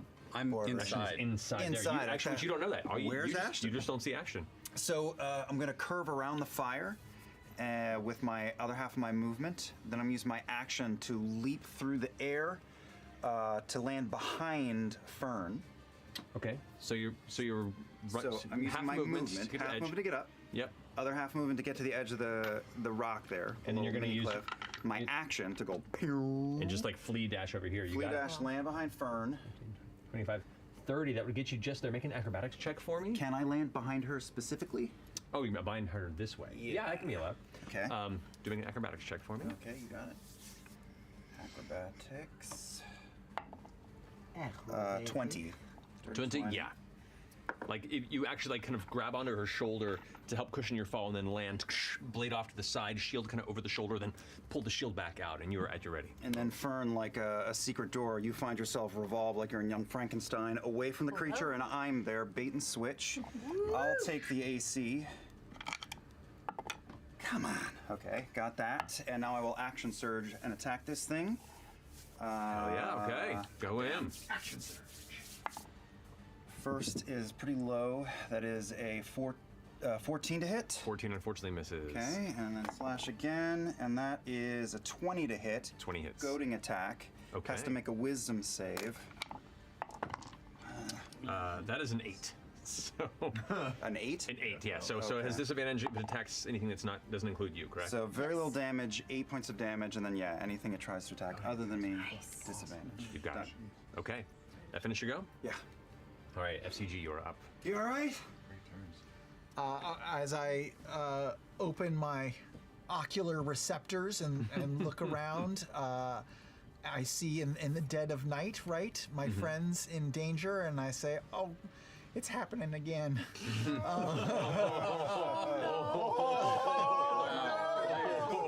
course. And I don't really know what's going on, so I'll just move forward. Okay. To sort of to the edge of that little platform there. Okay. And not knowing what's going on, I will. Is everybody okay? I'll do sympathetic binding as my action, and I will bind myself to Imogen. I don't see Ashton. You don't see Ashton. Nope. I don't have to see them to bind to them, but if I didn't see them, I wouldn't know where they were. So I'll do Fern instead. Okay, so Imogen and Fern. Yes. You got it. So keep tabs on that, and that's your. And then bonus action. How is my relationship with Imogen? I would call her an ally or trusted companion. I'd say she's. did mind meld. Yeah, but with the role-playing bonds that you guys have built and over time as of late, you have upgraded into a trusted companion. Okay. You've LARPed together. Yes. Then I will, as my bonus action, I will give you a bonded blessing, where you now get guidance, a D6 that you can add to anything. A D6? Yeah, because she and I talked, motherfuckers. So anyone else who wants to. That's what therapy does. It gets you results. Is this what you're shouting to us as you roll through the jungle? In turn? That's great. It's like an inspiration dice, basically. Yeah. Damn. Awesome. Does that finish your turn? That's it. All right, finishing your go. That brings us to Ashton. Fuck. So Ashton. You went from this odd kind of staticky sensation to a horrible sharp pain across your torso on both sides, and then darkness and constraint, and you are currently restrained. Also, you feel this horrible acidic burning sensation as you are digested from the inside. Sure. That's a lot of dice. That is. Are you bad? Oh yeah. You That is 19 points of acid damage. Wowzers. It's your turn. What can I do? You can do anything you want to. You just restrain, which means your speed 0, and any attacks you make are at disadvantage. Okay, I'm going to rage like a motherfucker, because what else am I going to fucking do? Maybe you'll like. No. Maybe you'll like. Yeah, it couldn't be. It certainly could. That'll do. That's really nice. Okay, so. Can you phase through his body? I know, that's what I mean. Don't you have one that like phases into a Not, it location? doesn't quite work that way, sadly. So, not that anyone can see, but there's a fucking light show going on inside this thing. Maybe there's just a weird little, like a bad discotheque happening in there. Yep. Oh, it's a party monster. It's about to shit another fairy. Fuck. That's how fairies are made. I am going to, like, my only chance of fucking surviving this is getting the fuck out of this thing, I assume. Okay. So I'm going to just grab the hammer and I'm just going to start stabbing with the bottom, the bottom of the hammer, just seeing if I can cut myself out of this. So you're trying to force your way out of it. Yes. Okay. I'm going to do damage to it to try and get out. Okay. So go ahead and. Is there a difference between trying to get out and? There's two different ways you could try and get out. You could either try and do enough damage to eventually possibly be coughed up, or you could attempt to make a contested strength check to break free. Depends on whichever you're feeling more comfortable with. That's a big bag. I've been rolling like shit. That is a tough call. You might give you like disadvantage or something because you can't move. No, you can't move. Yeah, I have I would actually. That's right. I have disadvantage anyway. So I guess a contested strength check. Because my strength's okay. Okay. Well, you are raging, which does give you advantage on your strength check. You could go reckless, right? Or you can go reckless attacks and make it baseline attack. Baseline So it's up to your call. Yeah, I'm gonna do the strength check. You got it. That's pretty good. Trying to read that because it's hard to read. Okay. Middle of the night. Jeez. Just strength check, not save. Correct. 18. 18. 18 is exactly the DC that he rolled. Fuck God. So you do manage to yeah. 18 is you have to hit the DC that he rolled the contested. You begin to take the hammer and jam it into the side, and you find the first couple times you're trying to like take the handle of it and pierce, it's like hitting hard petrified like stone or old heavy wood, and then you find one patch that splinters and pushes through, and you see that you've actually punctured the side of it. And you kind of use that momentum to push through, and all of you see this emerging light show of Ashton essentially be birthed at the side of this weird tree creature. Oh, nice. Wait, you're out? I am out. I am Hey, that's fucked. You're prone. I am but you're out. fucked right now. I am not looking good. You still have your movement, but you are prone. I'm going to use my movement to get up and circle towards fresh cut grass, I suppose, going. Okay. I'm not going to leave. I know it's got 20, about that's 10 just- feet, yeah. That's about as far as you can get right there. How close am I to the ferry thing? You're right next to it. I don't want to be right next to that shit. Never mind. I'm so sorry. I can't see it from here. I'm going to circle the other direction. Towards Fern? Fern's on the other yeah, side. towards Fern. Okay, there you go. Help! Just like 5 more feet away from more all feet? that shit, yeah. Okay. I'm really fucked up. Please help. Fuck. Ow. Fuck. Ow. Ow. I'm really fucked up. All right, that finishes your go, Ashton. Laudna, you're up with Imogen on deck. Seeing fresh cut grass, just wake up and look a little confused. I go, FCG, it just ate and then shat out Ashton. Oh, shit. Its metabolism is off the fucking charts. I can never sleep again. And then I, 6 seconds. God, I take a little bit of like the like swampy muck from the bottom. Yeah. Kind of starts to like bubble and surface, and it's just that like that like nasty mud at the bottom of a pond, and it just slathers all over top of them and kind of gives like a oil slick sheen to them, and I cast Hex. Okay. Yeah. Alrighty. In that, when it was doing that strength check, that strength roll just now, would that be like an ability check? That would be. Then I will give him disadvantage on strength checks with my Hex. Good looking out. Yes. Alrighty. And then I'm going to take that muck, and you see ice shards come out of it, frozen pond muck, and I'm gonna do Ray of Frost. Dude. Shards of muck. Okay, Ray of Frost. Yeah, Nice. have you ever seen frozen mud? Yeah, of course. I don't like it. Oh, okay, that's better. Okay. 21. 21 hits. Great. And that's 2d8. Shit. 2d8 plus 1d6. Yeah, you're right, it's a hex. So much damage. Holy shit. Yeah, dude. Holy Jeez shit. Louise. 2, 4, 6. 2, 4, 5 damage. 2, 4, 5 damage. Alrighty. But his speed is minus 10 feet now because Got of the it. Ray of Frost. That's he's great. He's a little frosty. Okay, Yeah. that finishes your go. All right, are you saying your turn, Laudna, or? Yes. Okay. Imogen, you're up. Okay.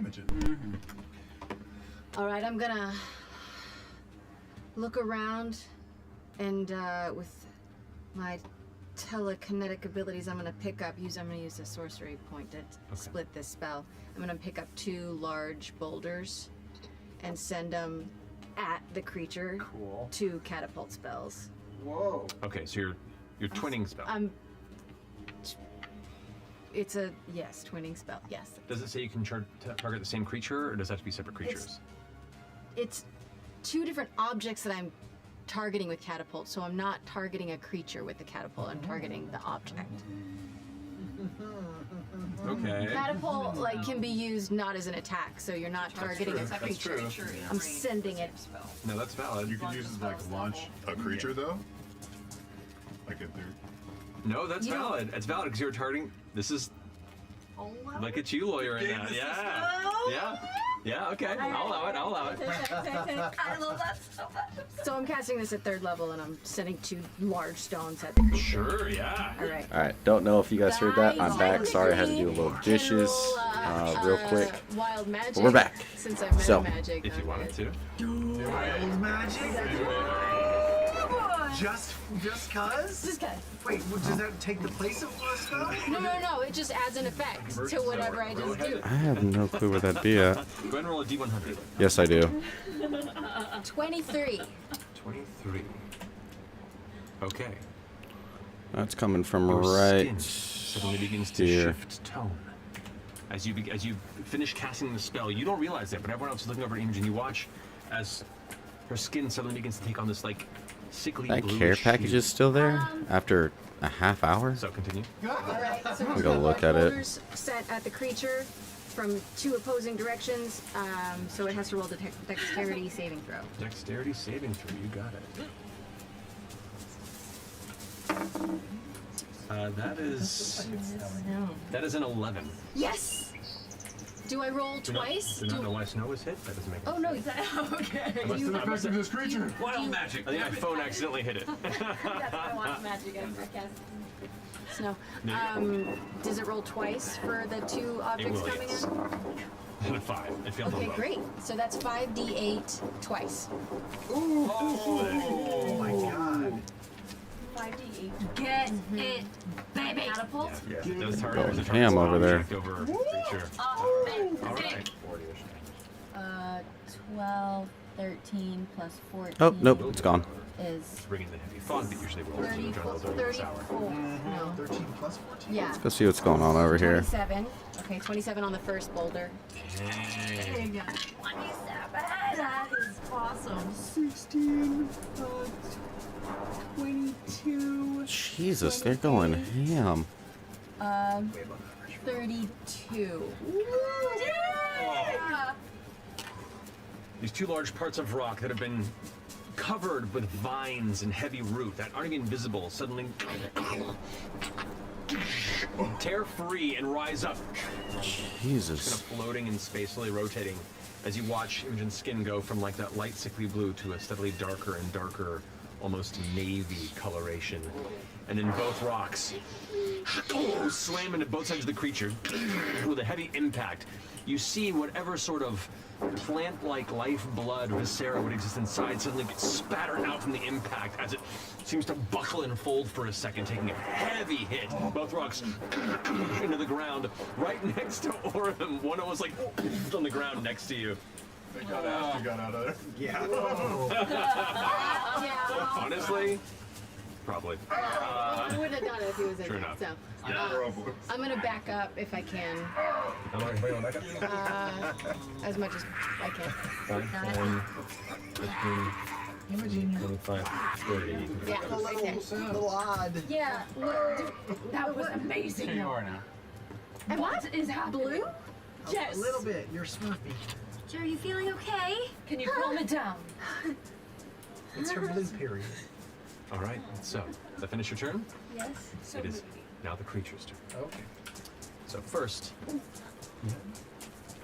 I'm gonna use my bonus action to shove Ashton further away from it okay. before I How far move. was the range on that? Well, can I do it? Say I did it before I move. Damn. Just have you use my bonus action to shove Ashton. Right, what's the range on it? Total shove is 30 feet. 30 feet. He was 35 feet away from you. Okay, good. Which means if you want to do that, you can move towards and then away. That would mean you're a little bit closer, but your call. Yeah, I'll do that. Okay. I want to get him further from the creature. Thanks. They don't get an attack of opportunity on it if he's out of the range. No. All right, so you shove him back and then climb back up onto the top and get on right next to the fire. Where now you and Laudner are both kind of flanking the sides of the fire. Now it's the creature's turn. It's vine. Slithers up to the top here. And the fairy's kind of up to the top. Gives off this light pulse. That will get all of you up top. I need Laudna, Imogen, and Fresh Cut Grass to all make wisdom saving throws.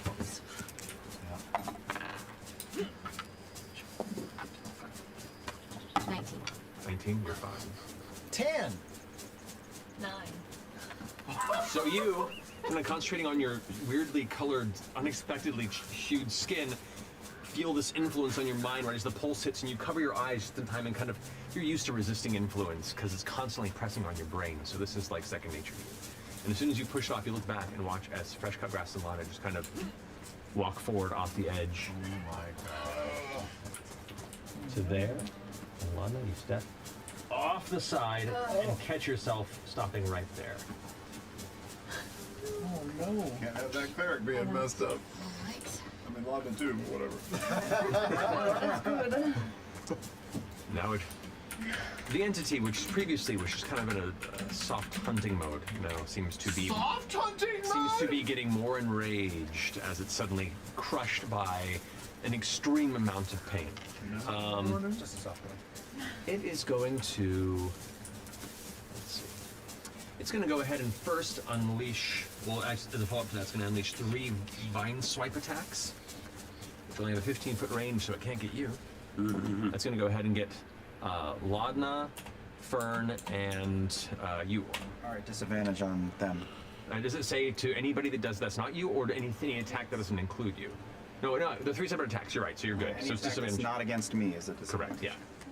So this will be against Fern. Still a disadvantage. That is a 17. Just hits. Okay, gotcha. So you take 14 points of bludgeoning damage. Okay. And it yanks you closer to it. The vine pulls you in against Aura. That is going to be it's a natural 2. Pretty sure that misses you with a 10. Oh, yeah. Yeah. So the vine comes whipping towards you, and you just kind of bash it away with the shield. The one coming towards you, Lod, at disadvantage. That'll be 15. Shield. You're currently incapacitated, so you cannot take an action, unfortunately. Yes. So you take, because you are incapacitated, it is considered an auto crit. This is fucking trouble. You take 20 points of bludgeoning damage, and you are pulled adjacent to it as the vine smacks you. You now are back in control of yourself, and the pain hits you, but all of a sudden you're like pulled close, and now you're right up against this creature. Creature looks okay, kind of fucked up. I mean, it looks like it's been hurt. Okay. But it's all right. Yeah. All right. That's gonna finish its go.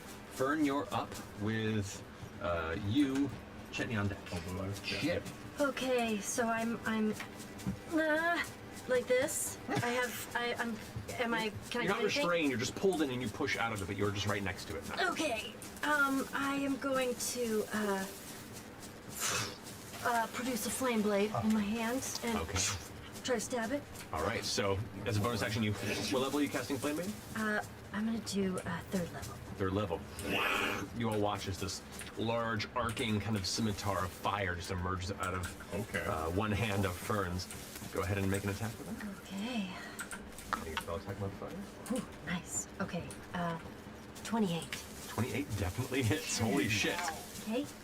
More flame blade. Get it. Shit. Wow. Get my teeth. It's usually 3. Sorry.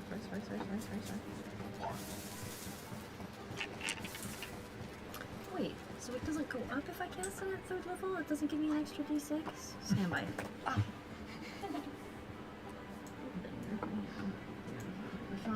Looking up spells, because that's what we do. Because it's very hard to remember all the weird shit. Oh, so I guess it's the same. At 3rd, it doesn't add an extra d6. Oh, you're right. At 4th level, it goes up. Level. So you just take a Okay, 2nd sorry, level. Second, okay. That's okay. So it's just 3d6. Okay. 13 points of damage. 13 points of damage. All right. As your blade carves into its side, this hardy creature that previously, when you had released this poison spray on it, it seemed to shrug off a majority of what you had hoped would be an impactful attack upon the creature. Your blade carves through it like hot butter. And as it cuts through entirely, like there's no resistance, you see where the burn mark was. It is extremely unhappy, and you hear this kind of subtle shriek deep inside as it seems to not like fire. Okay. Okay. Dope. I should try to get out of this. Can I try to movement, try to get out of it? How far do you want to go? Well, I'm gonna try to. Well, I just want to try to get out of his arms. And he doesn't like have you held necessarily. okay. You pushed away. It just hits you and pulls you in and then lets you go. Oh, okay. Then So I'm you can gonna. move if you want, But he'll get an attack of opportunity. depending on how far you move. So I was gonna try to go over by Ashton. Up to you. Let's do it. Okay. You going over here, Yeah. like there? Yeah. Okay. So as you dart past, one of its vines whips out towards you. That is going to be a 16 to hit. Doesn't hit. Doesn't hit. Nice. You just duck underneath. No impact. Okay. Great. All right. That's my turn. Okay. Finishing your turn. Now that it's angry. Now that it's angry? What do you mean now that it's angry? It's going to use 2 of its legendary actions. Wait. What? This is a legend. I don't feel good about that. Okay. Legendary actions don't mean it's a legendary creature. Legendary actions just means powerful creatures have some sort of an attack economy against 7 players that can make it dangerous as a solo entity. Just be mine. Hold on just a minute. Let's go into Hungry Jaws on you, though. I'm gonna die. Yeah, well, Hungry Jaws. Because, Technically an attack? well, it is. Still the same round. That's true, because Yeah, he's not until back I here. go, right? So yeah, it is disadvantage. Slippery high. That would be You're not. a You can use your action, right? 19. It's out of my shield range. That would only give me an 18. I have to roll like 1 less. 19 with disadvantage. But fuck this motherfucker! Hellish rebuke! Let's go with the hellish rebuke! If you're gonna eat me, I wanna fucking rip your jaws off as I'm going in! Yes! Okay. Yeah, is it a dexterity saving throw for it? Yep. It is a 14 on its side. Fail. All right, so it takes full damage from your hellish rebuke. Oh my god. You. Oh, plus it had to be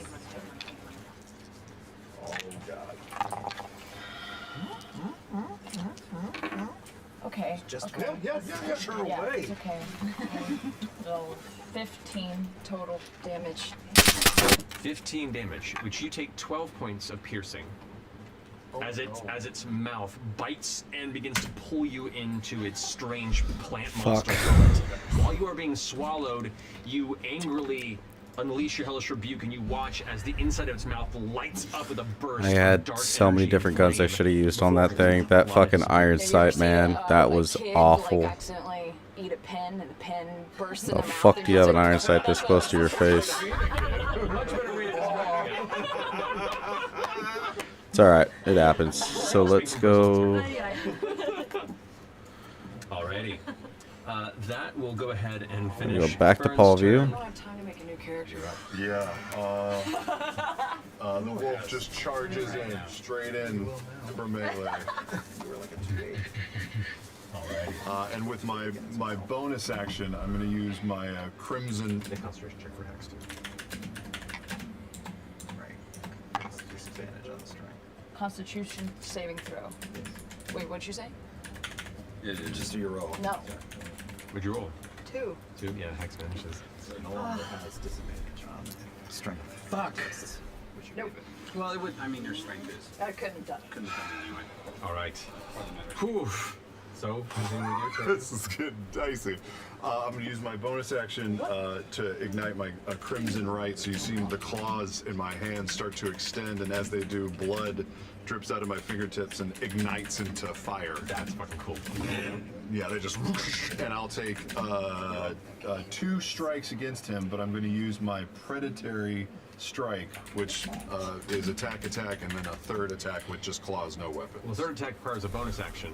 Oh, is it? Which Okay. you use to use your right. Fair enough. So I'll do next that. round you can do the that. next time round. Okay. 2 strikes against it. That's 23 to hit. That hits. And the second one is a 22 to hit. 22 hits, yeah.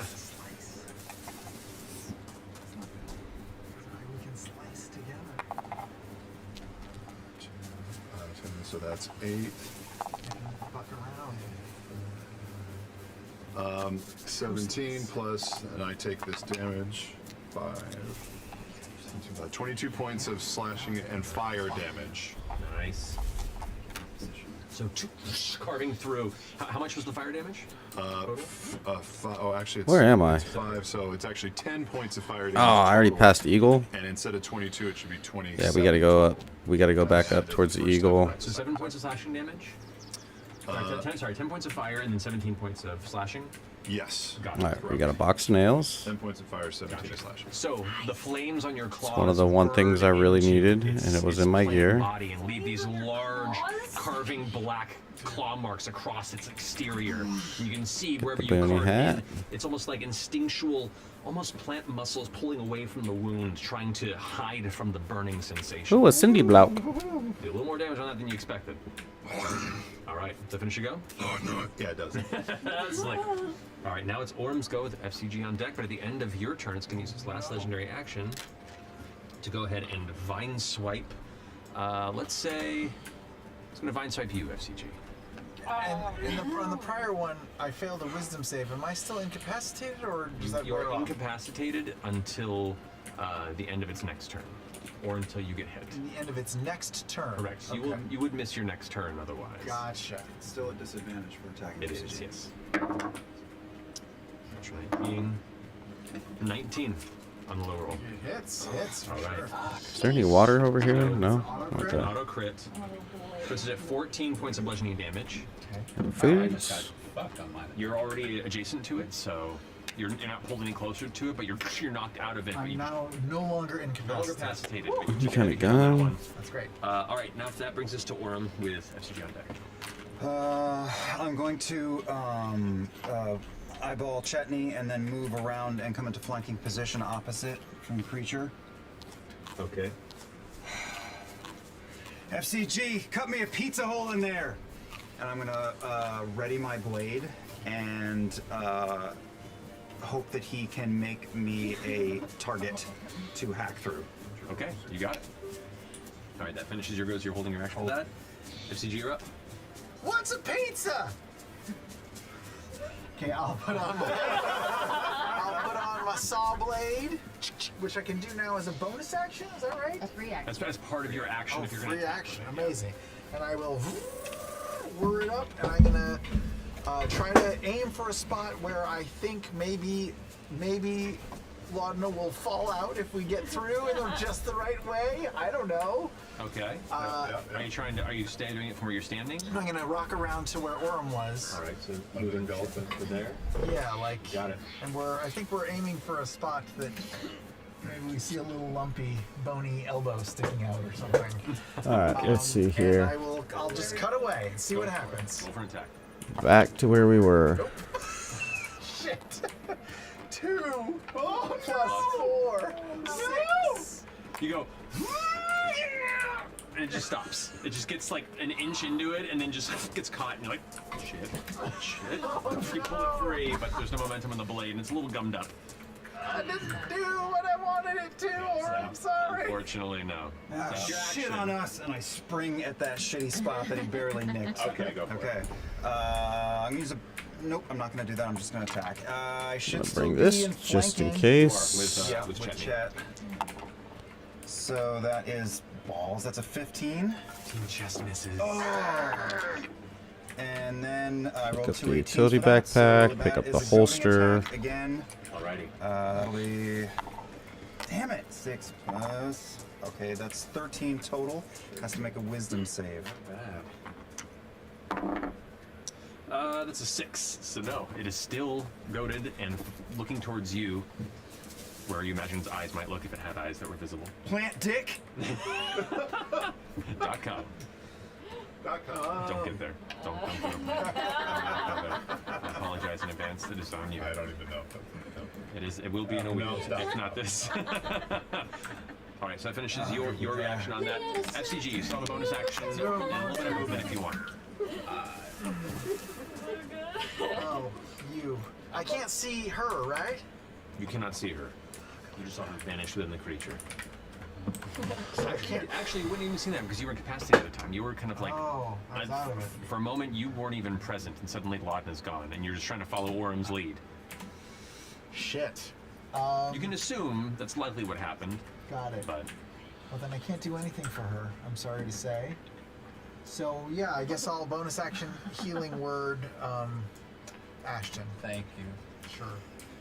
Just getting to double digits would be really I'll nice. do second level healing word.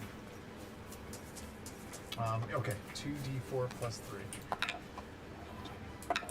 Oh, terrible. 6 points. The whole total? Wow. Yeah. The whole thing? That's all the. That's okay. I'm in double digits. Good to know. No. Not by much, but I'm there. Load Fair up. enough. Load up. That's your turn? Okay, that brings us to you, Ashton. Fuck! I'm running up. I'm gonna smash the fucker. Is there anywhere I can go where I'm flanking? From Without too much of a... Yeah. FCG, you can flank there. How much movement was that just there? That would have been 20. Perfect. Actually, 5, 10, 15 feet. Even better. All right, since I'm flanking, first attack is... Fuck, yes, that's what I wanted. That's a natural 20. And I was going to do it anyway, but now I'm even happier. I'm putting a Chaos Burst into that. Hit that slot machine. Come on, number 3. Come on, number 3. That'll do. So let's do... that right? So damage on that is... Awful. No! Wow. 4 thunder damage up to 8. Yes. And after dice are doubled, 14 points of just standard damage. You got it. Okay. Smashing. That's together. Crack with the first attack on the side. There's an impact where you see hardened exterior bark-like armor splinter upon the impact of the hammer. That's your first strike. Here we go again. Here we go. Here we go. That's all I hear whenever I hear Dagas. Here we go. How is this possible that I'm rolling solo? 16. 16 Jester. Jesus. It's rolled so high. That's true. There's balance in the force here. Another fucking Chaos Burst in there, because I really want this to be over. Psychic damage, cool. Here we go. So that's 3 points of psychic damage, plus 14 points of bludgeoning damage to try and get it to throw the motherfucker up. Okay. Has no intention of vomiting this woman up, does it? Let's see. It was over 30. You did over 30 with your strikes too. So actually, that'd be 2 Constitution saving throws. I forgot to do that earlier. 27.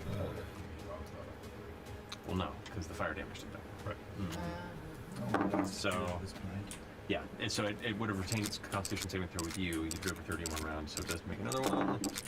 That is a natural 20. So yeah, it's unfortunately it's still holding on. Chloroform.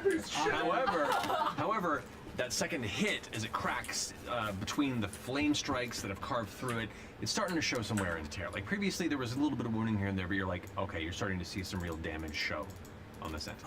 I'm going to back off 20 feet into that tree. Near this tree? Yeah. Here? Yep. Okay. As you back away from there. It's already used. It's already used its reaction. On Fern it did. Yeah. Correct. Yeah. So. Paying attention. Yep. You're good. Nice job. All right. Finishing actions go. Lud, you're up at the top of your turn. Oh no, it's boy. Fuck. I tried. So many dice. I hate it. Doesn't really matter. Yeah. That is 24 points of acid. Oh, you're okay. That's the end of that. It's It not just an literally insta-death. made my eye twitch. All right, okay. I'm down. Okay. Yeah. Have auto kill. It got could have close. auto kill It her. got close. It got close. Oops.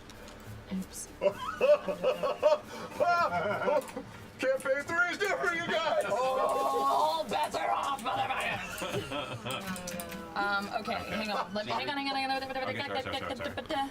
When damage isn't really critical hit reduces It clearly isn't though. That's the damage taken. There's no way.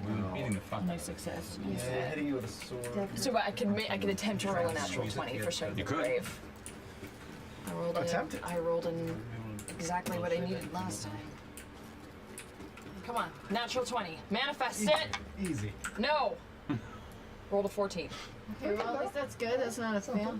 It's not. It was my ability to stay alive. Yeah. But unfortunately. So you are 0. That is. So it brings you to the end of your turn. At the top of the turn, you take a death saving throw. So you don't have to worry about it this turn necessarily. I hate it. I hate it. I hate all of it. And she's in the acid. And we don't get her So out. at the top of her turn, she just rolled damage, but the death save would be Well, before actually, this is interesting because like death saves happens at the start of the turn, but the damage you take from this also at the start of the target's turn. I'll say roll a d6 for me. why? Come on, big dog. Roll a d6. Let's go. On a 1 to 3, the damage hits before the death save, which means you will take 1 this turn. You have to roll. Otherwise, it'll be till next turn. So go ahead and roll. You want a 4 through 6. Come on. 4. I'm gonna through 6. Roll a death save. No, I hate it. The next turn, there's an auto crit, so it's just 3 fails. No, it's not melees are auto crits. This is just acid damage. It's just. It's just acid damage. Just slowly being digested. It's fine. Come on. No, but Cling to life. it will be 2 saves on the next roll. Cling to life. Let's go. What is that?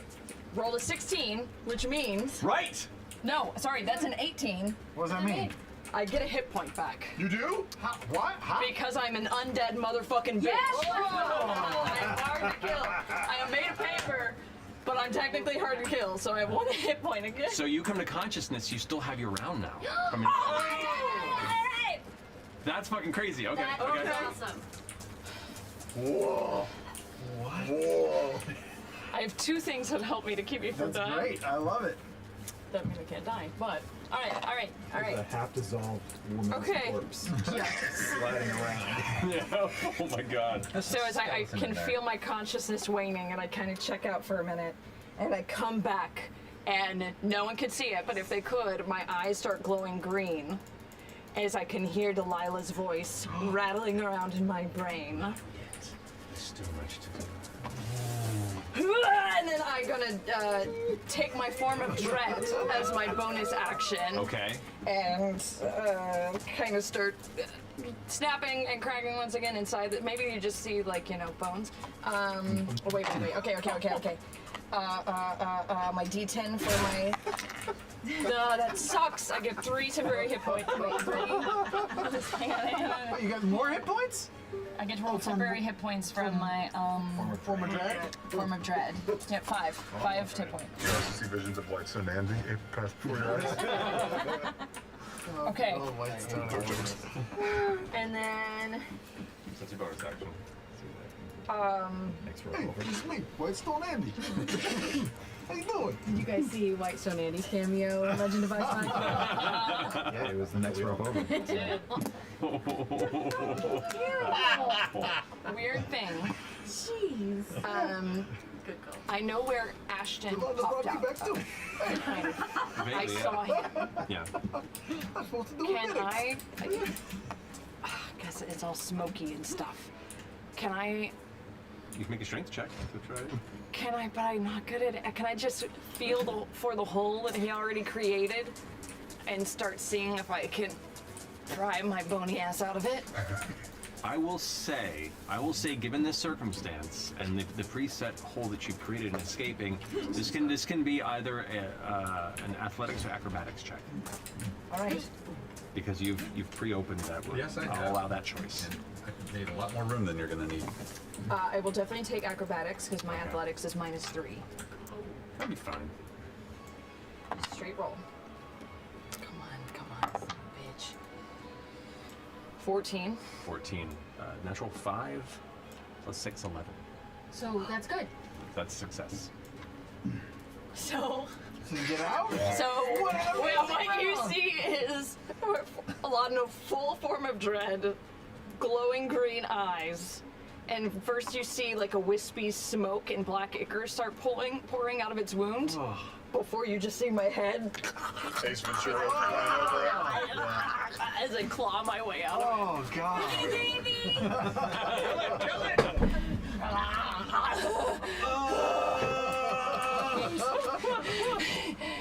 I hide again. That's my turn. No. Can I move? You can move. You're prone because you come out of it prone, so you can get up and move half your movement if you want. Oh, can I stay prone? But I like You can flip. crawl away. I flip over, and I do that weird spider climb. Yes.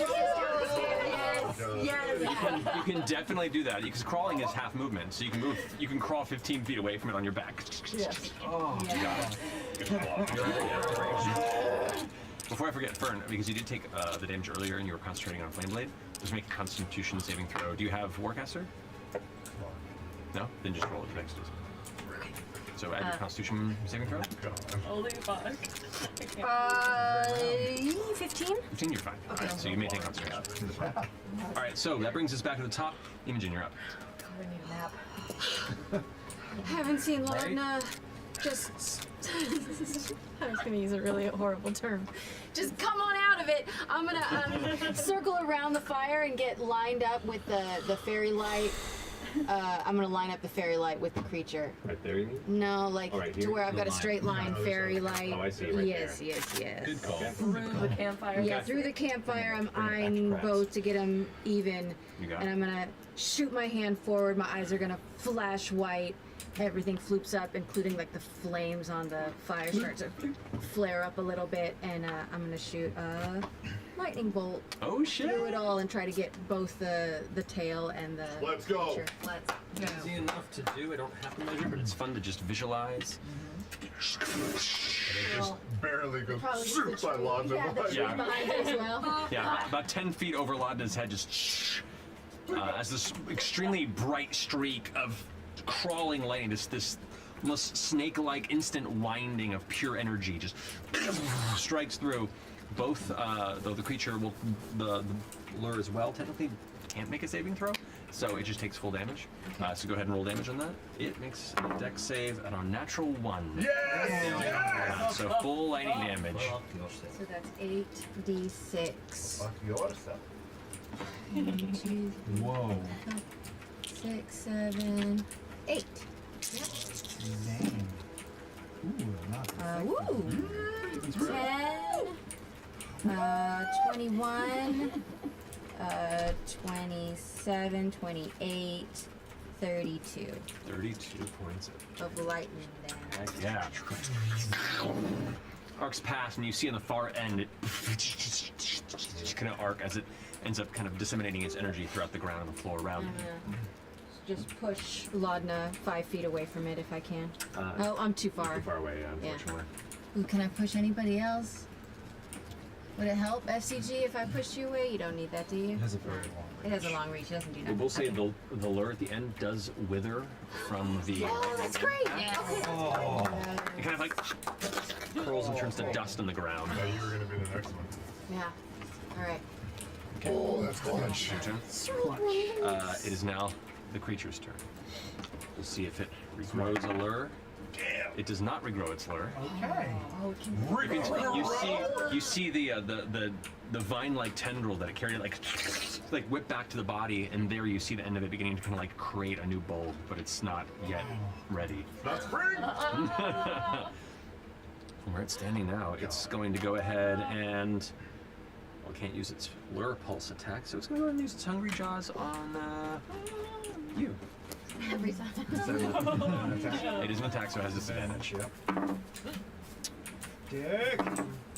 15 and a 16 natural. So that's going to be a 23 I'm sure that hits. to hit you. That's fine. That's fine. So that is 15 points of bludgeoning damage to you, Reshka Grass, and you. Oh, am I swallowed? Oh, come on, bitch. That's all right. We got I can only have one swallowed at a time, but you guys keep knocking them out, so it's like, oh, we need something else. I'm just trying to get some food. Right? It's hungry. Just really hungry. Do the hungry jaws have a huge reach too, or is it a 5 feet reach on the hungry 5 feet reach on the jaw. Well, so I could have shoved FCG further away. It would have helped. It would have, yeah. Oh, yeah, I guess it would. You could have moved 5 feet and done it. That's true. But that's all it can take in its turn, because it's not doing its divine attacks, instead of deciding to swallow one of you. Okay. It will You know what? Yeah, it's going to shift here a little bit, which means you both get tax opportunity on it. Who do? We do? Both of you do. Fire claws, baby. 20 for me. That hits. 17. 17 hits. Okay. 12. 12 for me. 10 plus fire damage. 4. So 10 points of slashing damage and 4 points of fire, or 8 if it's double. You got it. It is doubled. Great. Decent reaction strikes on it as it kind of like slithers its way across the ground now, trying to find a centralized position amongst the cluster of you over there. Uh-oh, why? All right, that finishes its go. That brings us to Fern. You're up with you, Chetney, on deck. Everybody run. Okay. He just centered himself. All right. He doesn't like fire. I am going to cast Scorching Ray at 3rd level. Yes. Okay. And Somebody has to be shoot in out there. 3 Scorching Rays. I know. Alrighty, so roll 3 attacks, adding your spell attack modifier. Oh, it just happens. It happens, but you have to still roll to the hit. So you roll it with your spell attack modifier to see if you hit the creature 3 times. That's okay. Natural 24. Okay, so one of them's doubled. Keep that in mind. Yep. Oh no, that might. Oh wow. Or a 1. One of them's a 1. Okay. That makes up for the. Cocked it by moving that thing, but it's fine. And the other one doesn't hit. So 1 natural 20.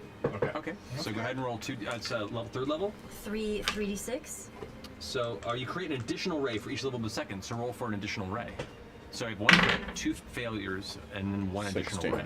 Oh, okay. No, it's a 10. 10's aw. Alright, so 1 crit. Let's go 3d6. 2d6 then. Sorry. Should have gone with mine. Did you drop a grain of sand?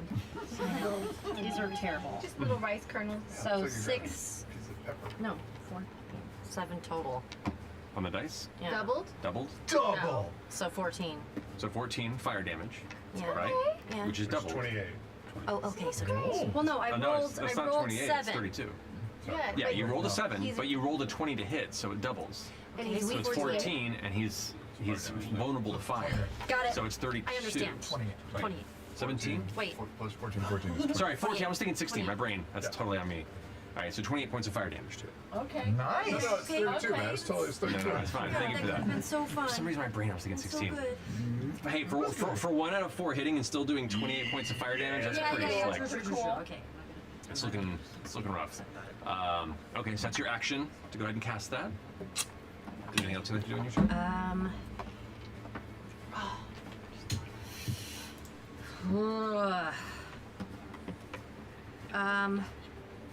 Can I?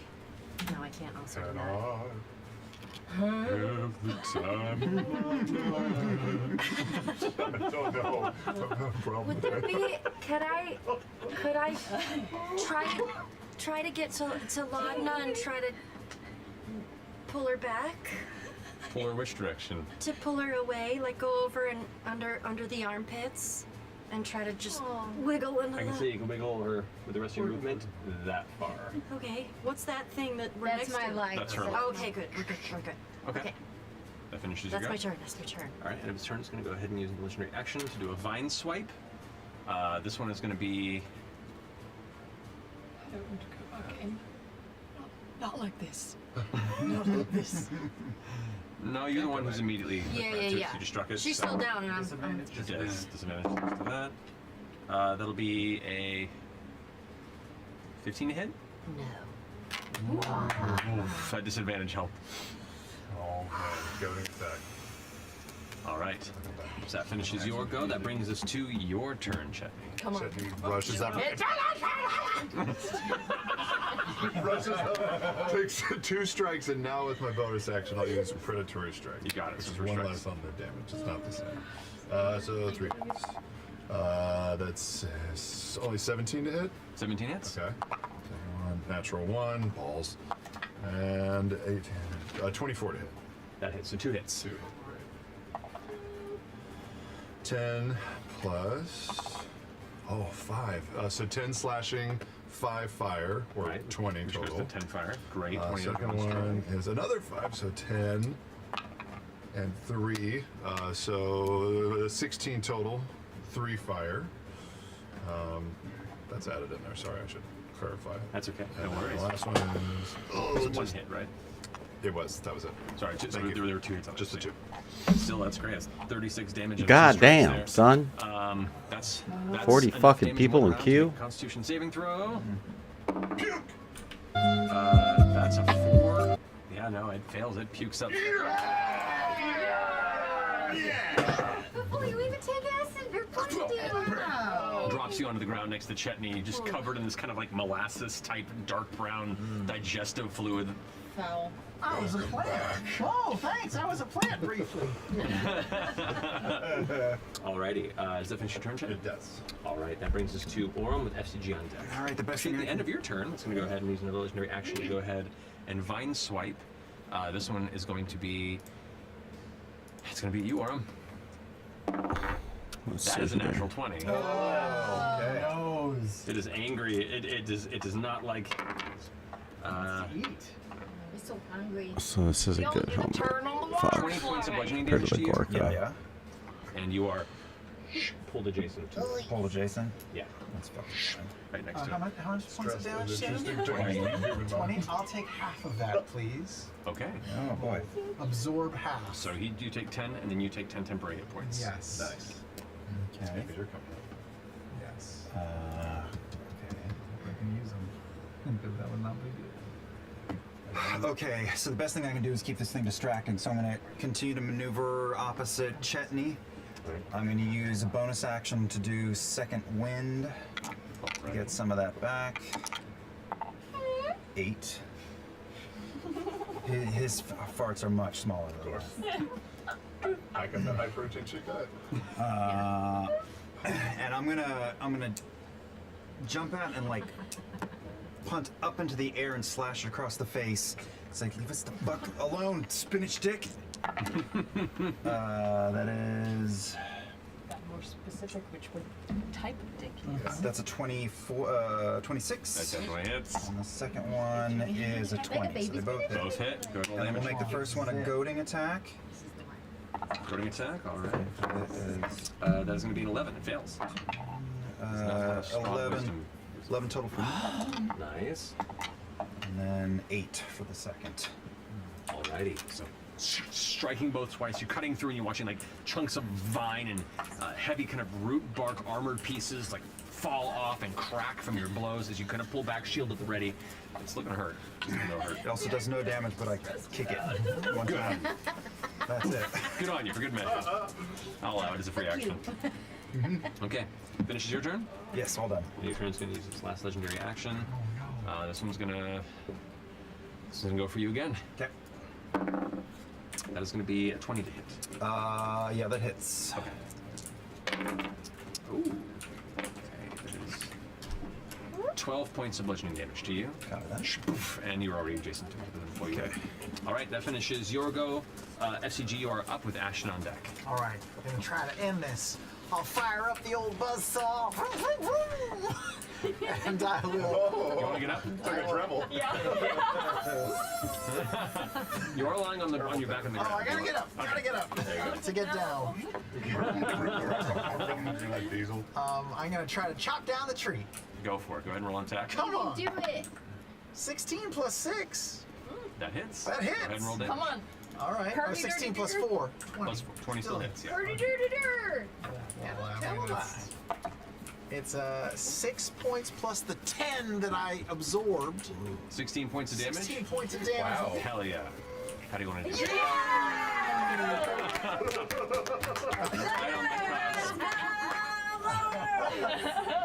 I just, it's funny because I was just watching like lumber sports with my kids, showing them how ridiculous it is. But yeah, I'll put it in overdrive so a little smoke starts coming out. And I'll say, oh, life is precious, but not a weed, and I'll just chop it Oh, down. fuck, that's right behind me. And try to just chop down the tree, yeah. So as you push into it, you carve through, you can see where the I'm not sections trying to fuck where around with that. previous friends of yours, they kind of carved through or pushed through, have greatly reduced its central integrity, never mind being crushed rapidly by two giant boulders and then being blasted with a bolt of electricity.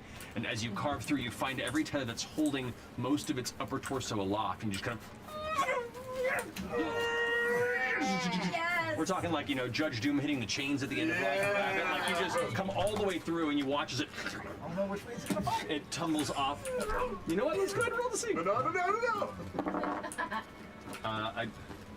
Okay. Let's go. Ashton Rodno, Bird Canal got started and FCG finished. It fell this way. Hey! So you guys are fine. So as you're spattered with this heavy brown sap like liquid of the creature, as it falls to the ground, and you see its vines are still kind of writhing and moving, even though the creature itself is very plainly dead or on the cusp of expiring. A lot of its kind of appendages haven't quite gotten the notification and are still kind of just moving and curling.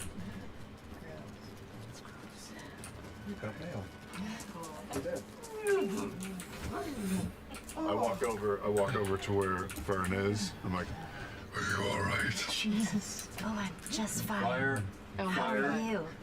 Fire. Oh, like to burn it up? Burn it all. I'm fucking done. Oh yeah, just slashing at it with the claws then. I just send. No trace.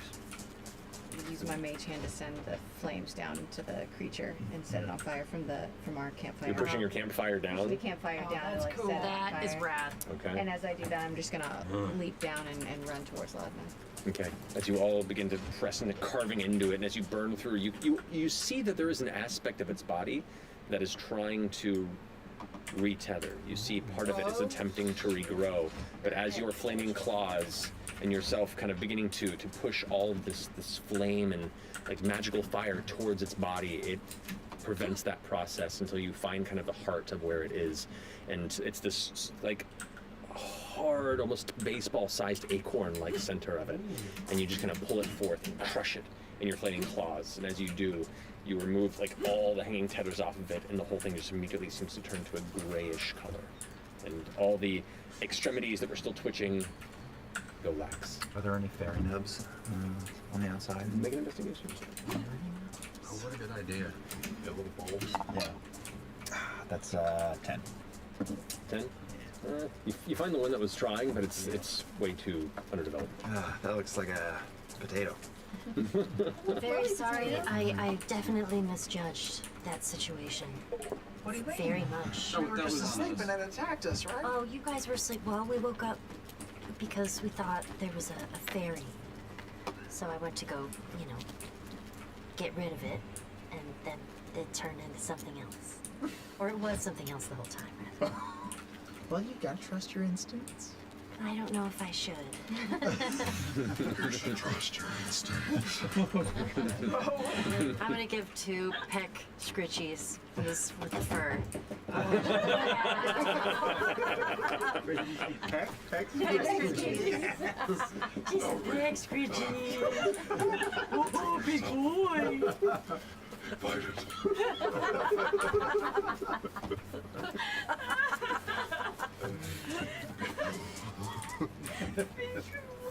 How's everybody doing?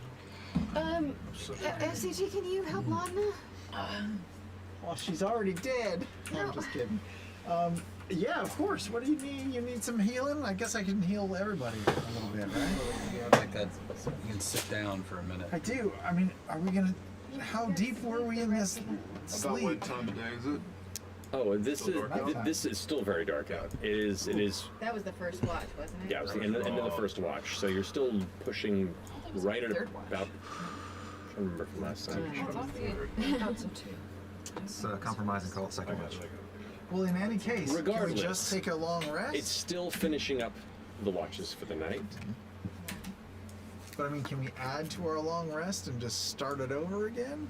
I don't think we'd start it over. It would be finishing out the long rest. How does that work? I would say with the exertion that's happened here, it would have to be kind of more or less a kind of a reset of the long watch. Second watch? Okay. So we'll say just it would be sleeping in a bit for the morning. Because you guys did go to bed a little early last evening, so it was probably going to be like at the cusp of dawn, waking up.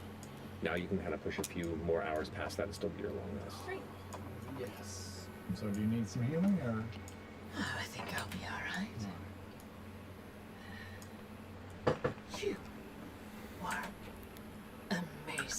the way, immaculate. That's like throwing the boulders around? Incredible. Thankfully no one was inside when that happened. What was it like? In there? Slimy. Prickly. Smelled a little like eucalyptus, actually. Yeah, it's in a little bit.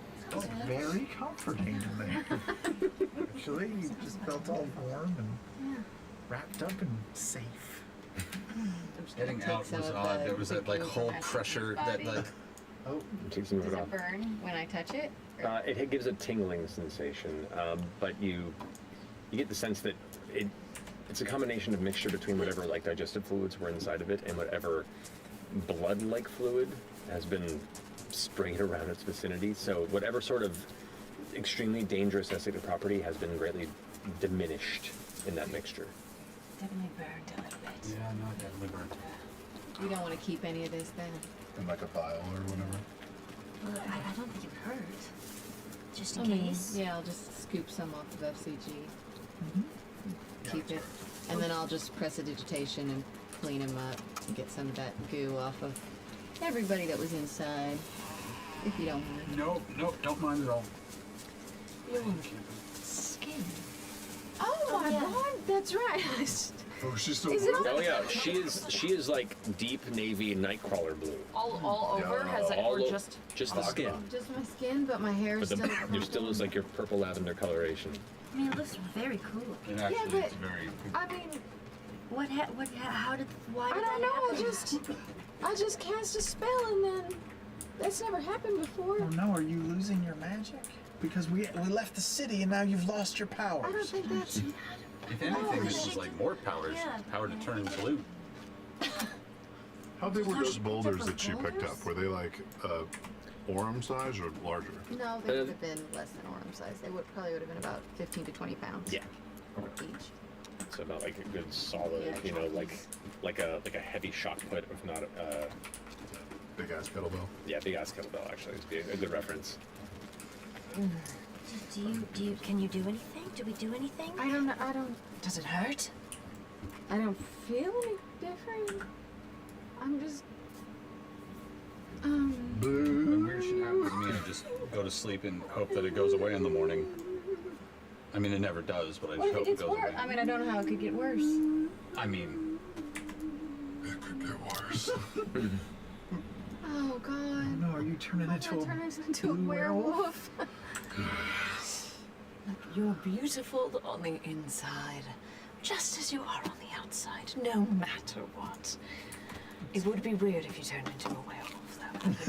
that would be weird. It's just, it's a lot of. It's not that you would just be And unexpected. then it's a 2 werewolf group, and then it's just. Right, the balance would be thrown off.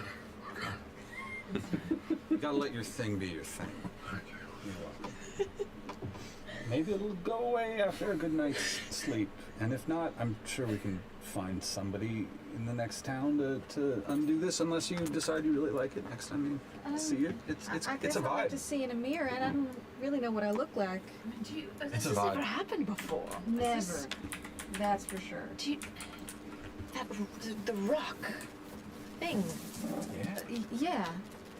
I mean, I've done that before. I mean, never with 2 at once. Maybe it was overkill. No, I mean the weird purple. Oh, the rock. Or was it this one? Is it the one? You have one in your head? I've got so many weird rocks on it. Where are you getting all these rocks? Well, Did I miss remember one? we got some we got one from the bunny rabbit. Yeah, that's the And then we one in got my the other hair. one From the thing. creature. What creature? The big mother. The Shade Mother. Oh, I you know take that you for a what rock one of that later. does? No, we haven't checked It transforms. Oh, God, that's right. It transforms you. Into what? I don't know. How do you? Oh, It's part of that face stone or something. let me smell you. You don't smell moldy like she did. Do you need to identify it for you? Identify me? No. Oh, well, maybe You I already should. identified this. I did. And you okay. already identified this. So we're good. We're good. I'm as identified as. Could you identify me? Huh? Would that work? Here, look at me. Okay. I'll put down my lens and try to magically glean what is Imogen.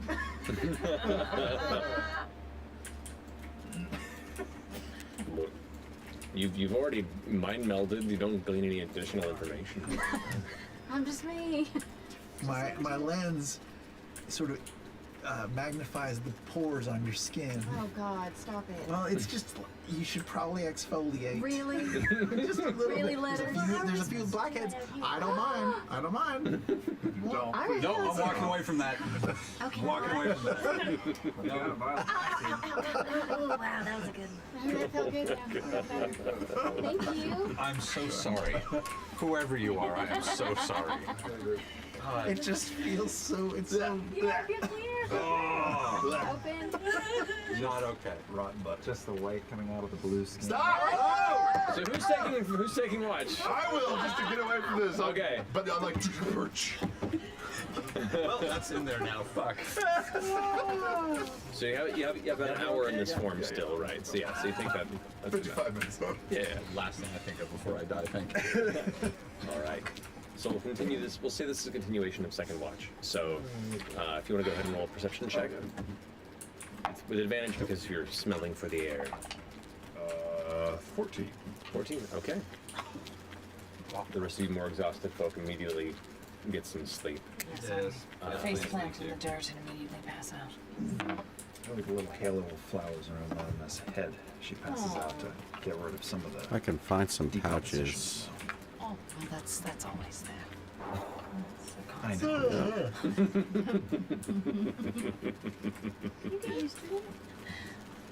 How long did it take? I don't even smell it anymore. Kind of like. It's musky. Yeah. It's from the earth. It's like fallen leaves. Have some more flowers. All right. I would like to take the third watch for the new thing. I can do it. As you revert back. I'll do it too. Okay, both of you. Both of me perception checks, please. Well, you go ahead and walk around the circle 3 times before finding sleep. Ooh. 4. 4. 12. Okay. You both carry on for the third watch. Feeling pretty confident that you've been keeping an eye out here. The mists have grown thick, the temperature grown coldest it gets before the dawn hits. We already killed everything in the area that would come to get us here, so I think we're safe. Unless the noise like called creatures from further around and now they're on their way.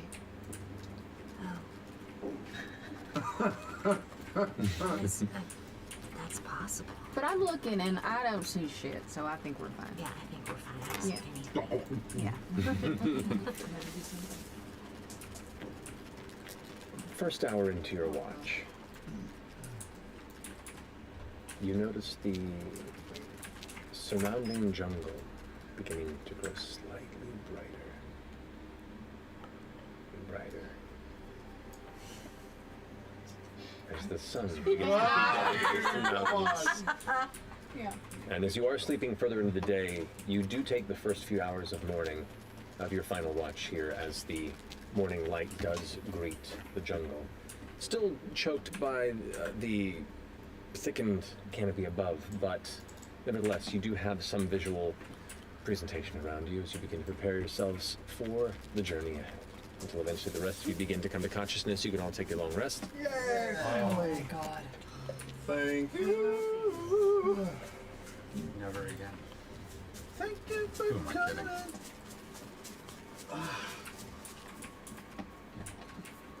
Okay. I wake up just a little bit earlier than everybody else. I'm already working furiously. A pile of wood chips nearby. It's small, exquisite, mysterious.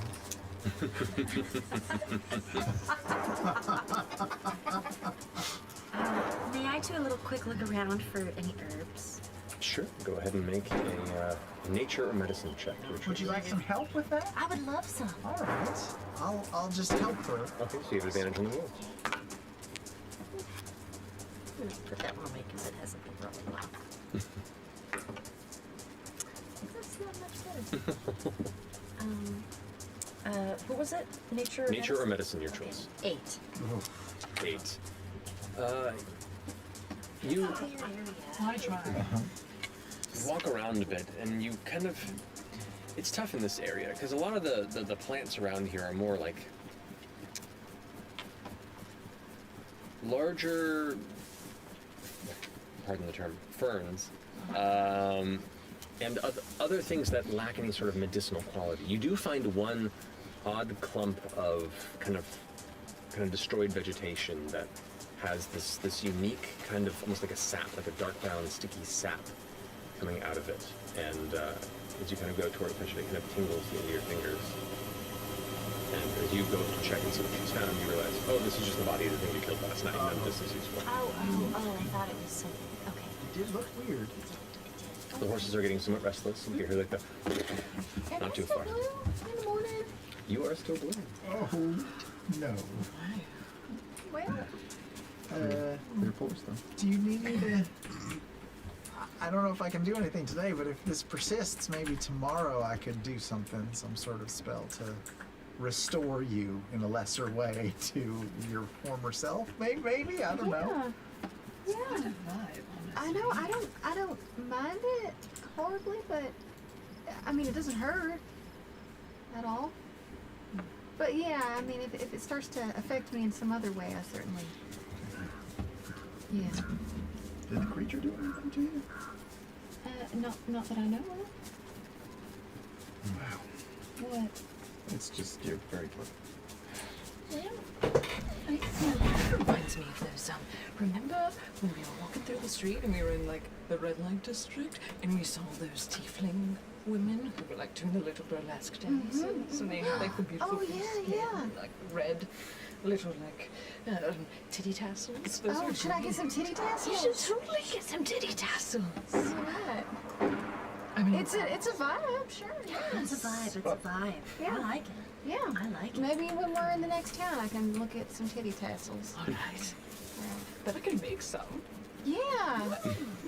Got this red yard.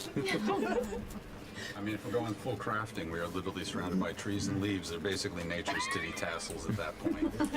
This is like my gal's lumber yard, so you just say it. You'll have some wooden titty wood tassels. tassels. Wooden titty tassels. Well, if you can carve Trees, like, two nature's little tip. hearts, and then Imogen could add, Lana could add some flair. Oh yes. Yep. I was about to say that it was like having Dorian around, but all coherent thought left about 30 seconds ago. Yeah. Can I'll pick up some scrap pieces of wood that are around the campsite and just tuck them back behind my harness. And as I wander just a little bit over, on the map, is that little toadstool house anything, or is it just something that made it onto the map, or is that a secret thing that we should explore? This here? Yeah, that thing. Yeah. So you go over and approach that. You walk up towards it, and you've like kind of seen something like this far off in the jungle, but this is the closest you've been to one. You see this cluster of large fungus that grow to about 3 feet tall, so like just a little below your height. The center of it, you can see this kind of dull grayish coloration, striated as it goes up, and where the cap is, it has this odd dark purple coloration to it. Does it smell like fungi? You can make a medicine or a nature check if you'd like to try and identify it. Advantage with my nature. 14. 14. You're not entirely certain what this is, but it's definitely of a fungal variety. Poke? Does it do anything? You poke it? With the wood chisel. Okay. Yep. You poke it, and you watch as the cap kind of retracts in slightly. A cloud of spores showers around you. You need to make a Constitution saving throw. Okay. Jen, are you coming? 14. 14, okay. You only take 8 points of poison damage. Whoa! Holy shit! And your senses go fuzzy for a second, almost like you're instantaneously drunk. Like you would just, you're 4 cups deep in a tavern, and you shake it off, and you still feel a little woozy and a little nauseous, but you feel like you're glad you're hardier than maybe some other folk, and you kind of stumble away for a moment. So those years. You all right? Yeah, there's a cap of fungus over there. Don't touch them. They go poof. Good trip or bad trip? Bad, good. I don't know, it depends on how you feel when you're like this. Do you feel bad or good? You would know. Yes. Oh, I don't know. I'll get back to you in an hour. Everything's kind of moving. Y'all need to quit tipping the earth. Oh. How did we get him on the car? It's flat. Yeah, yeah. All right. That's true. What is that? Is there like a stone or something in front of a tree? So that right there is a piece of ruined terrain. Do you want to investigate? Yeah. Oh, really? Guys, you're gonna start paying attention to shit. We should pay attention to these. Go ahead and make an investigation check. We'll check out of Matt. Oh, fuck. I'll Anybody assist wanna on help? that. Yeah, I'm you wanna help me? interested. Oh, Yes, you're doing what are we investigating? No. What are you just looking for? I don't as well. I will guidance you. Oh, great. We don't. Jeez. Add a D4?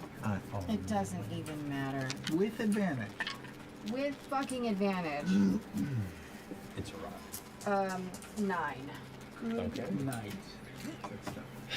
You inspect it, and there's not much to find here. You can see what looks to be elements of a long toppled structure, whether it is nearby or is jettisoned here, you're uncertain. Looking around, it stands out a little odd in the vicinity of what is a very, very heavily wooded, dense jungle area.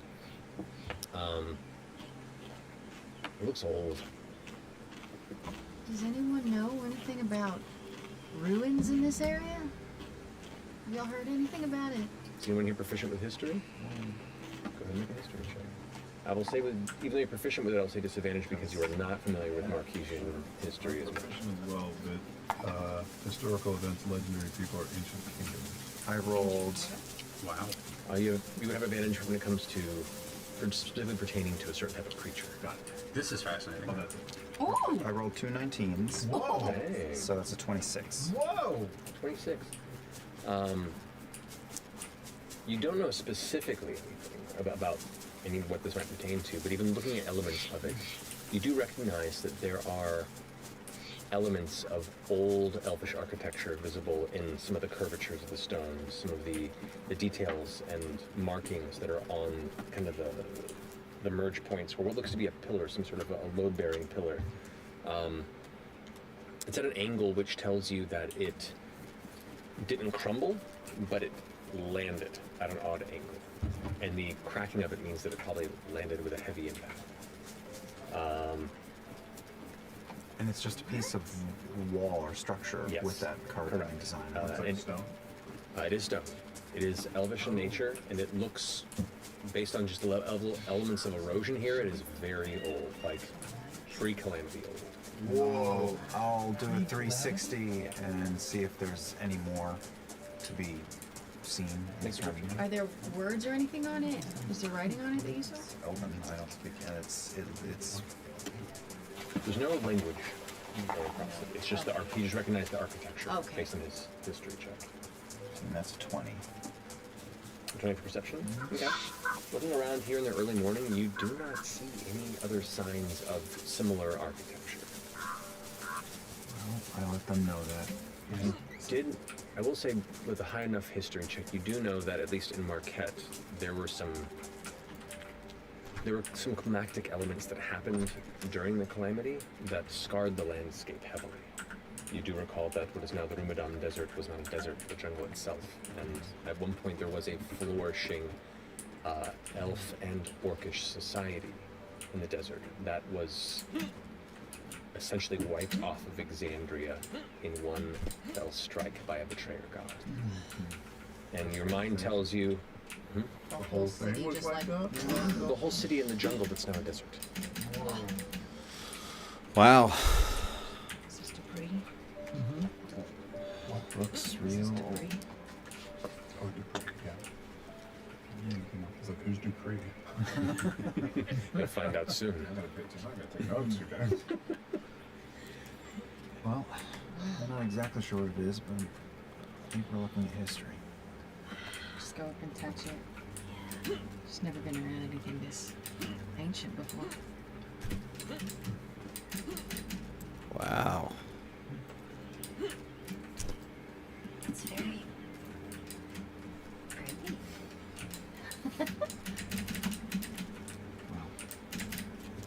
Horses are getting antsy. Yeah, we need to go. Oh God, are all the horses there? You go and check on the horses from the night before, and they're all accounted for. You're fine. Is there any unheard of. part of the ruin that's like can be broken off? Anything we can take with us from the ruin? Maintain some Horrible. I want to take a piece of it with me. Is there anything? Piece of history. Well, it's just sitting here in the middle of a jungle. You It's know, not gonna go. Well, what else is it gonna if do? it was part of a museum, I certainly wouldn't try. Yeah. Yeah, you can go ahead if you have the tools, or somebody has the tools, like a hammer and chisel. Laudna, can I borrow your hair? Oh! It just rip out a piece of hair. Not actually your hair. I meant the hammer. Oh, that. Oh,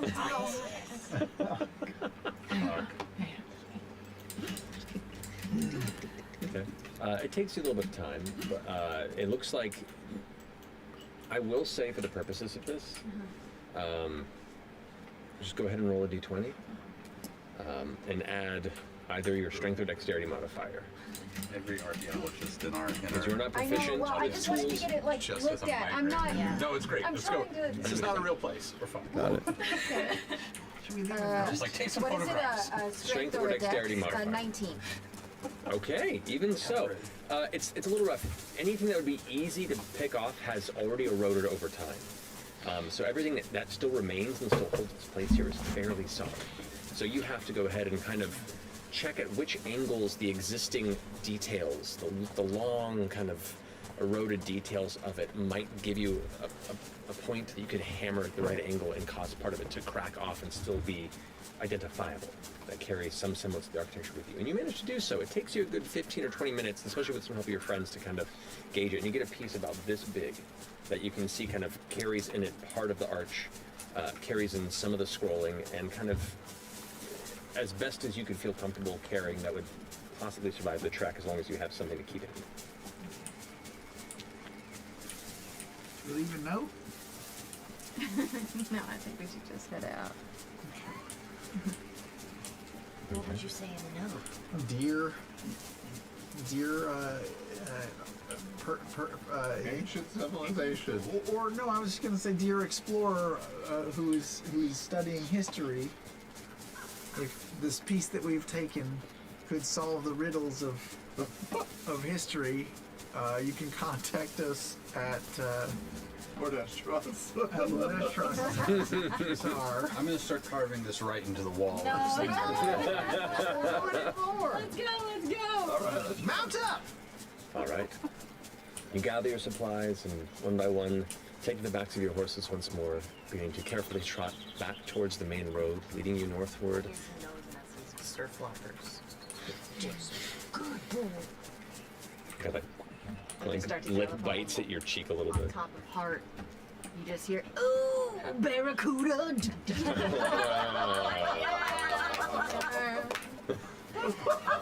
As Imogen sings to herself, trotting up. Deeply blue. Somebody had a knife. Indeed. You look like a vinyl album. Feeling it. Yep. It's amazing. Trekking back towards the safer roads to complete what is hopefully to be your final day of travel towards Hartmoor Hamlet, as you just begin to see the edges of the jungle give way to rising bogland, wetland, and the trees that dot the marsh of the Hartmoor itself. And we're going to take a break. Back here shortly to pick up from that point. But yeah, thank you for chilling with us. We'll see you shortly. Yes. Stories guide us toward intuition and creativity, whether they are narratives we understand about our own lives or the tales we create with our friends. The Fable Maker's animated tarot combines tarot and role-playing games with a third magical element, animation. Partner your new deck with the hardcover tarot guidebook, combining the wonder of storytelling and world building with the practice of tarot. Within these beautifully animated cards, see your worlds come to life. What new adventures will you shape? Pre-order today at animatedtarot.com.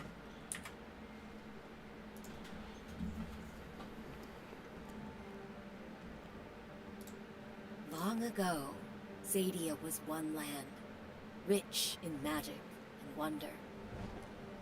Now, epic events send shockwaves through the land, and the world stands on edge, uncertain of what the future holds. Tales of Zadia, the Dragon Prince role-playing game. Explore the epic world of Zadia in this all-new, any award-winning tabletop role-playing game, featuring beautifully realized, fully canon, never-before-seen corners of Zadia.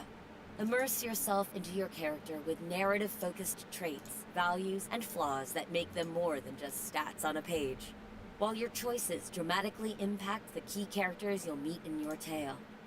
Step into the role of narrator and weave your own fantastic tales of Zadia for your players, full of strange beasts, challenging quests, and even some familiar faces.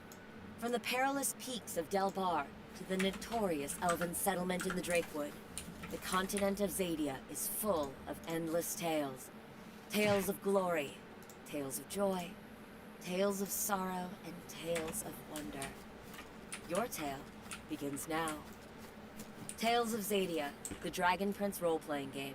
Available now at talesofzadia.com. I'm just laughing because we have such a great mix of like original characters, original storyline each campaign, and then there's this asshole that tried to kill Santa. Recap here. There we go.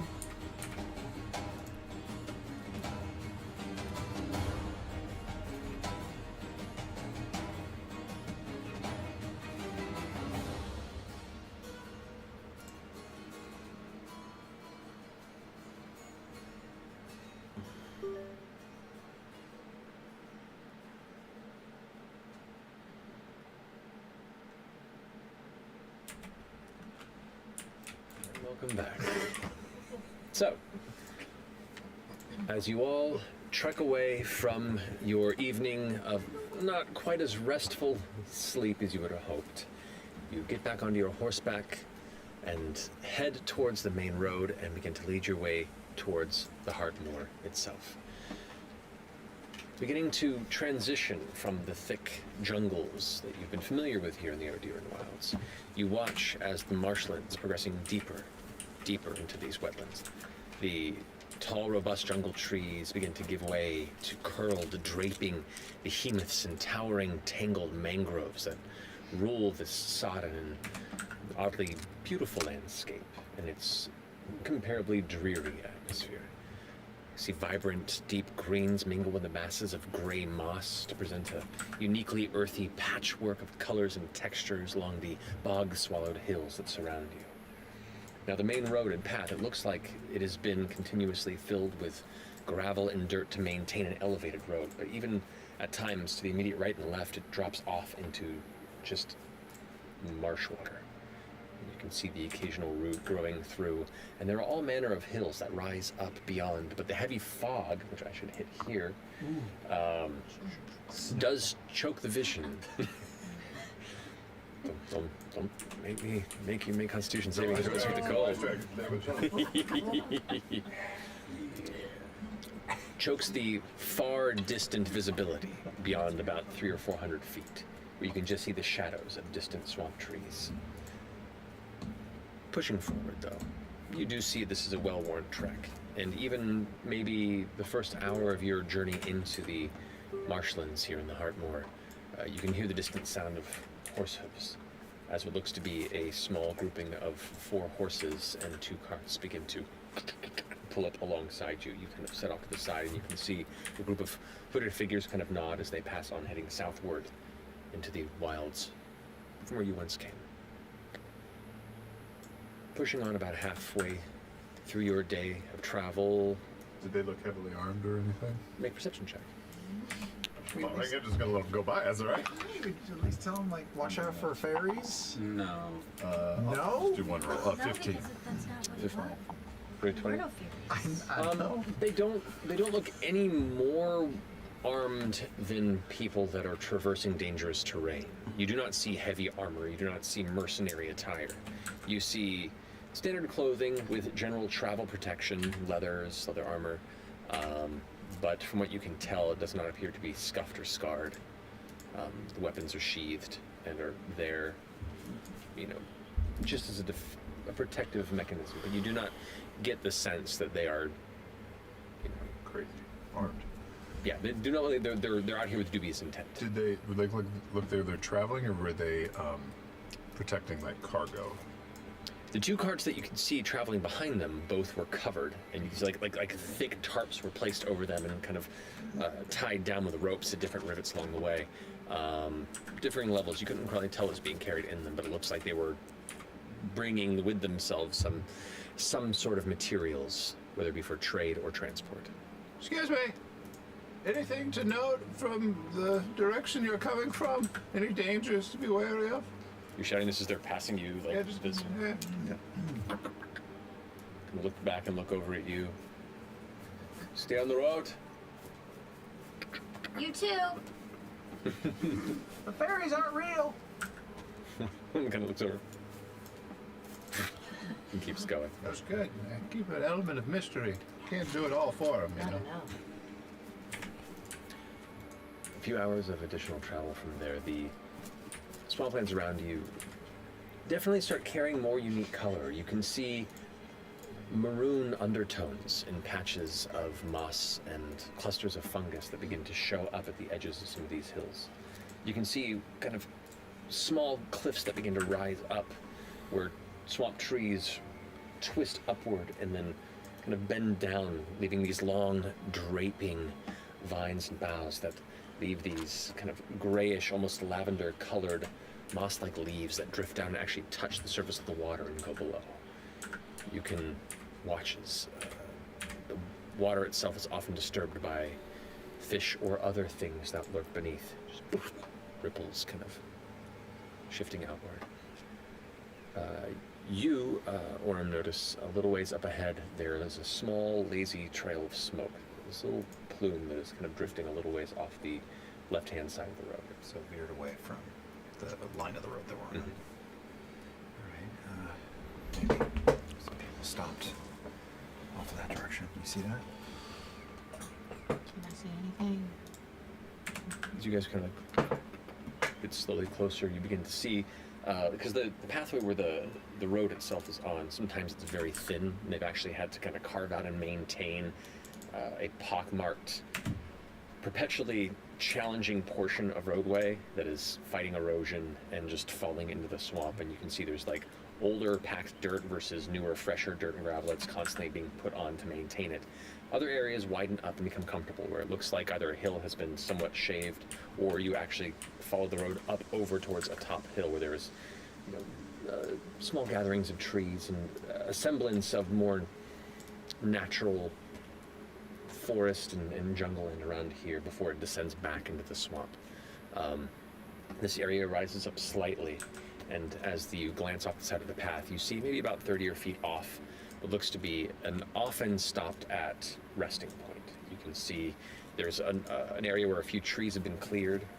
You can see there are 4 or 5 spots where it looks like small stone circles have been placed where there is blackened charcoal left behind and dirt. Looks like many camping spots are maintained in this region, and there you see a handful of horses, and it looks to be a small group of 5 figures that are currently picking up their camp, and you see one of them is currently like throwing dirt onto the fire. But the road continues onward in the direction you've been traveling. How much farther to the Heartmoor? One of them kind of stands up. You see a female silver scaled dragonborn. And most dragonborn you've seen are broader, but this one has a very like thin, almost snake-like like lithe physicality to them. Her neck is tall, and the head itself comes to like this very kind of striking point.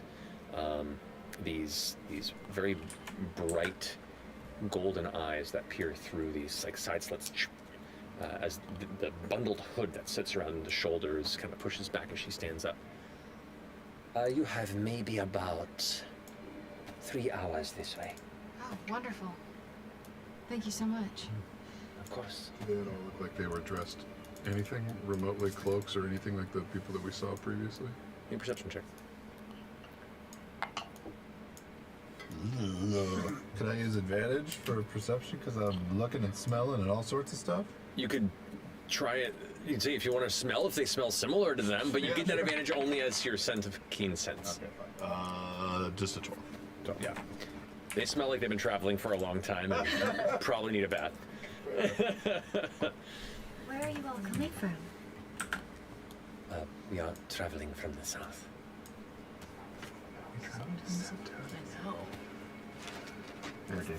Did we come from the south? So far it seems the weather has been helpful. It's the kind of smiles, the toothy grin that curls across the face, holding her hand out to gesture the lack of rain.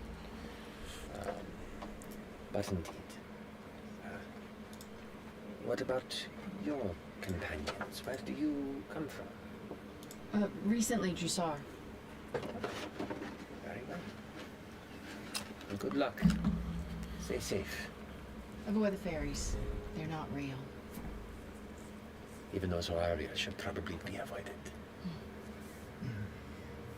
Starts going back to... What's your name? What's your name? My name is Hutchin. Hutchin? These are my companions. And she turns back over her shoulder, and you get a kind of a closer view. The other ones are kind of keeping a little huddle away. They're a little... You get immediately the sense that some of them are not very trustful, and one of them is not even paying attention. You see what looks to be a male Qatari, but of an Egyptian cat variety, hairless, with just this kind of heavily wrinkled, kind of gray skin across the head, big pointed ears off to the sides, and bright yellow wide eyes, and small kind of pursed cat-like nose in the front. Themselves wearing a big thick leather mantle and like another bundled cloak, similar coloration as to the one that Hutchin is wearing. You can see them kind of putting a hunter's bow over their shoulder and is kind of just staring at you as their eyes narrow, kind of just inspecting each of you as they go. You see a human female who has a drum kind of tucked under the side of their travel garb, just general like travel clothing. You see them put together a hunting knife away, and you can now notice that one of the things that they're currently wrapping up looks to be a mostly cooked, partially eaten body of some sort of a jungle cat that has been like skinned, cleaned, and has been prepared for travel. So you get the sense of some sort of a hunting aspect to this troop. You do see a small male goblin as well that has a small upturned nose. It's kind of wide and pressed against the center of the face, and these almost like a light pinkish color, almost red eyes that you think are bloodshot at first, but it's just kind of the coloration they have that contrasts against the almost like faint yellow-green coloration. They're just staring and picking up equipment quietly before they turn away. And you see to the very back, currently grabbing the horses and petting them and hasn't even noticed your arrival here, you see a tall female furball with a big bushy black mane of hair that just kind of comes out of her head and pours past the shoulders, and it completely, for the most part, covers her eyes. You do not see the eyes, you just see the nose and mouth kind of poking out from underneath, and it's just currently like brushing one of the horse's manes. At this point, Hutchin kind of looks over the rest of you. And you are? Oh, my name is Fern. We're Bell's Hells. That rather than introducing all of us individually, we're just traveling through. You have a name. What sort of work do you do to have a name? We're multi-talented. It really depends on the situation. Where Performers? Oh, well, not particularly. Sometimes. Yeah, sometimes. If the job calls for it. We could be diplomats. We could be mercenaries. Freelance life.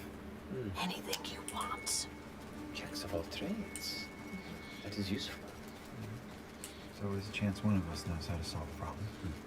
And you are working within the wilds, heading to the hamlet, I presume, seeing as how you're traveling along the Daldale Road. I'm gonna throw a quick detect thoughts on maybe the Qatari. The Qatari? Yeah. Okay. So you kind of like wheel up closer, and so as with any, so the components for the spell are. A copper piece. I eat those for breakfast. So there's no verbal. Oh, verbal, somatic, and yeah, it's everything. Yeah. So. So.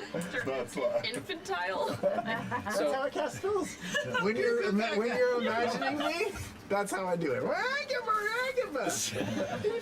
So, given the fact that it is all very much kind of like no other people within visual distance in the middle of a center road in the deep portion of this solitary bog, a group of hunters that are keeping a very close eye on your troop, and you're going to begin casting this spell. I didn't realize it was all of those things, but I've already committed. Oh no. Okay. Yes.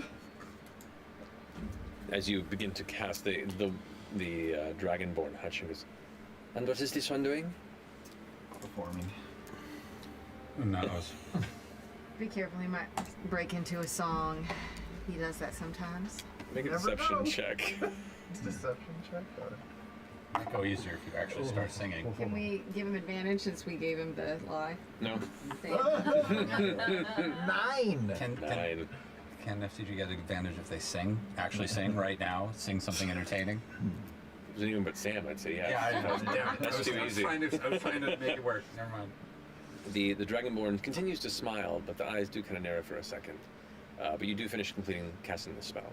So you get some surface thoughts. Surface thoughts are interesting, but I don't trust this. We should get moving. Gather the things and get moving. It's more like a protective, defensive mistrust. Do you want to go deeper, or are you going to keep it at that? It lasts for a while, right? Yeah. A minute, and they know if you dig deeper, right?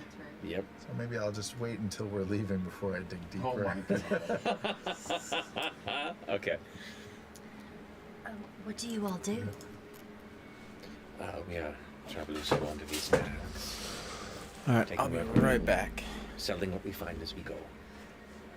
Not quite as prolific as the array of skills that you have acquired, but we find work where we can within the wilds.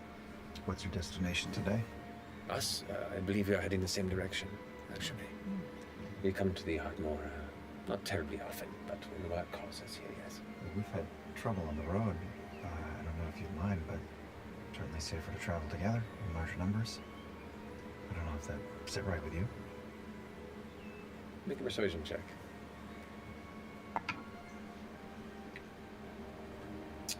12. 12 plus nothing. 12 plus nothing. Tell you what, and I mean this in no disrespect, you look, glances over at your hammer,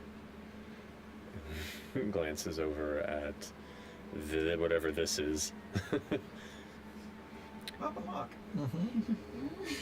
It's not that we feel uncomfortable in the presence of mercenaries, but there is benefits in at least watching each other's back. How about we travel in tandem?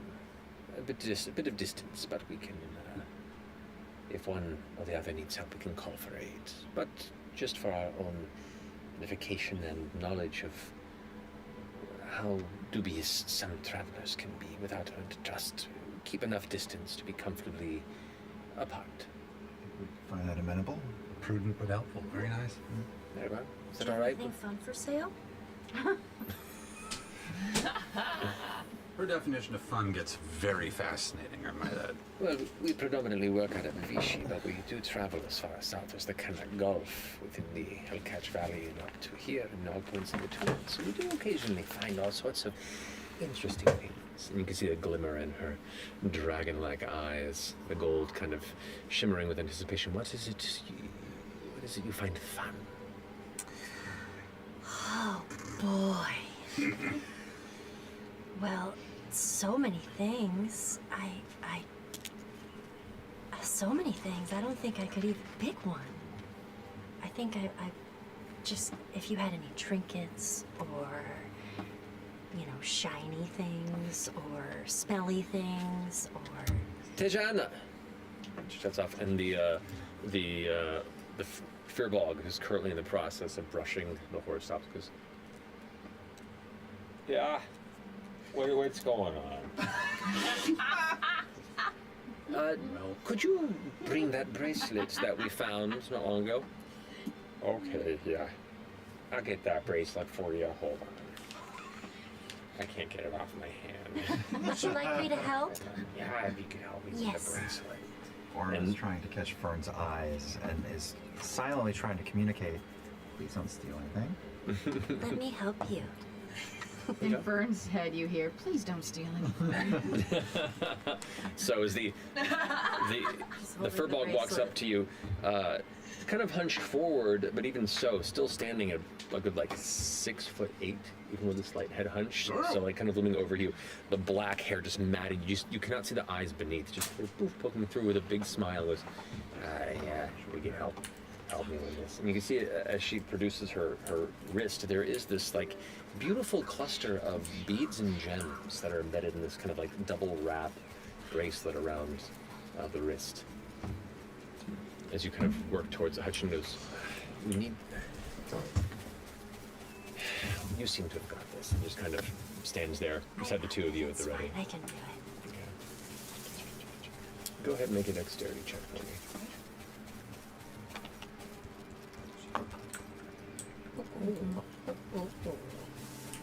Seven. 7. Okay, so you both kind of fiddle with it back and forth. There's a little bit of an odd, awkward tug of war. Do you need a little bit of grease, oil, maybe? The rest of the group finishes packing the stuff up. All the two of them just kind of stand there next to you, reaching. Yeah, my nails are just so long. Here, we'll get that. And you can see now Hutchin reaches forward and very deftly clicks it off, unwraps it. That's one way to do it. This was procured on the outskirts of Agishi. It belonged to a very well-trained craftswoman who gathered all sort of strange glass beadware and intricate, small, imperfect gems who believed that the imperfections is what true beauty is found. And as she gathered these from jewelers who wandered far and wide to craft this one piece that reminded her, or whoever carried it from that point forward, that there is beauty in that which is unrefined and uncut. Jams. Oh my goodness. How many uncut jams are on there? 7. Probably cut by candlelight. So well done. We just officially dated this episode.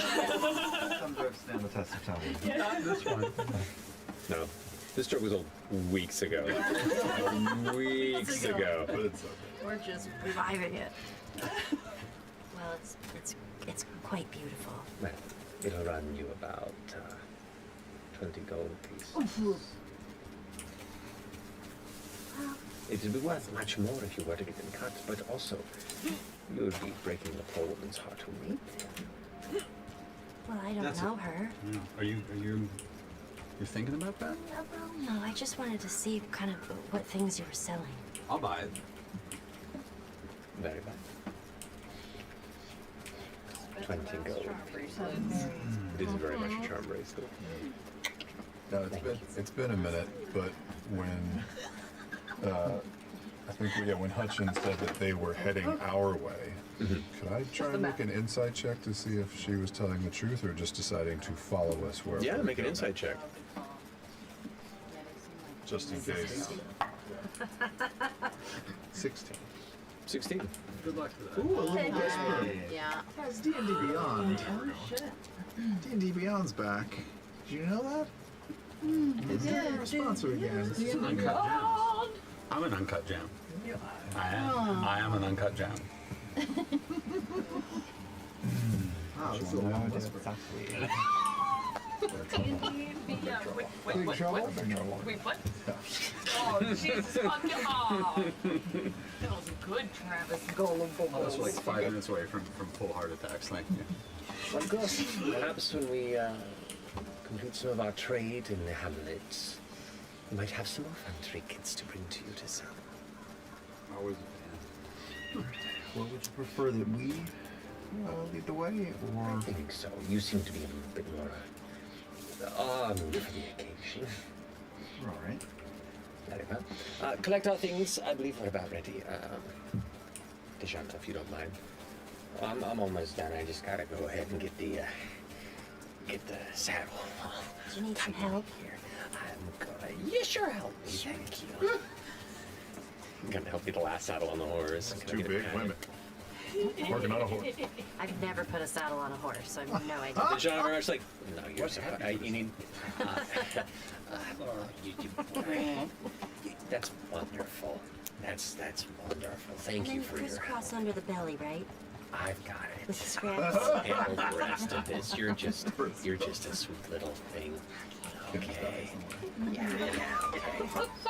Oh no. I'm not gonna push any further with the detect thoughts, but can I just glance at all of their shoes and footwear, just to see like If they're from Kentucky? if the footwear is super sturdy and probably noisy on floors, or if it's more soft and creepy, like sneaky, like burglar type. Sure, make a perception check.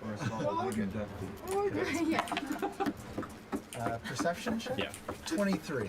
23. That's really good. No, they are wearing travel boots. They are rough. They are muddy. They have been. They have seen the same weather you have on this journey, and probably other journeys beyond. So these are definitely kind of rough-looking boots. Kinky boots. Kinky boots. Kinky boots. Got it. Keep your eyes peeled for fairies. Okay.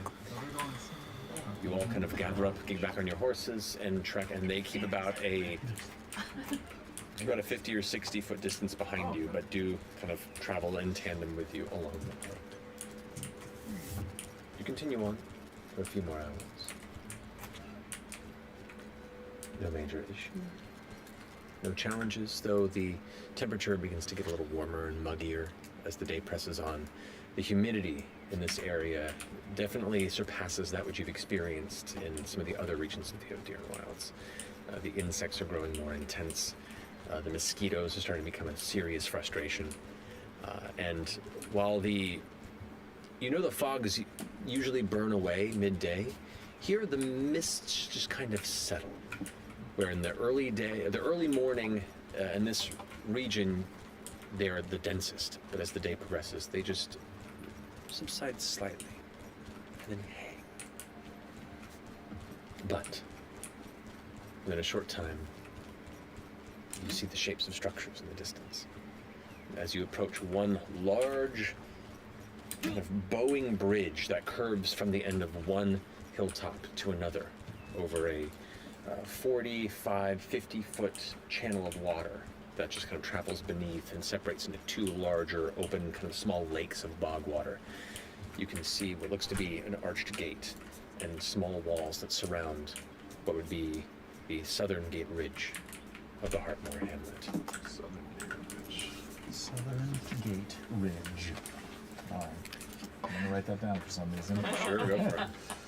No real reason to, but sure. You don't know. Right. Every time I go to say Hartmoor Hamlet, my brain says hamburger helper. Yeah. Southern Gate, what? Southern Gate Ridge.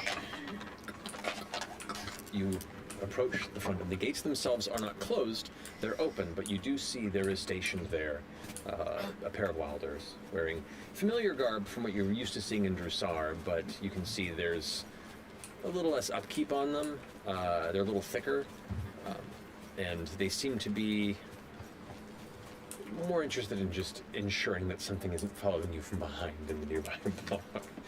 But as you approach, one of them kind of looks out. State your business, please. Afternoon.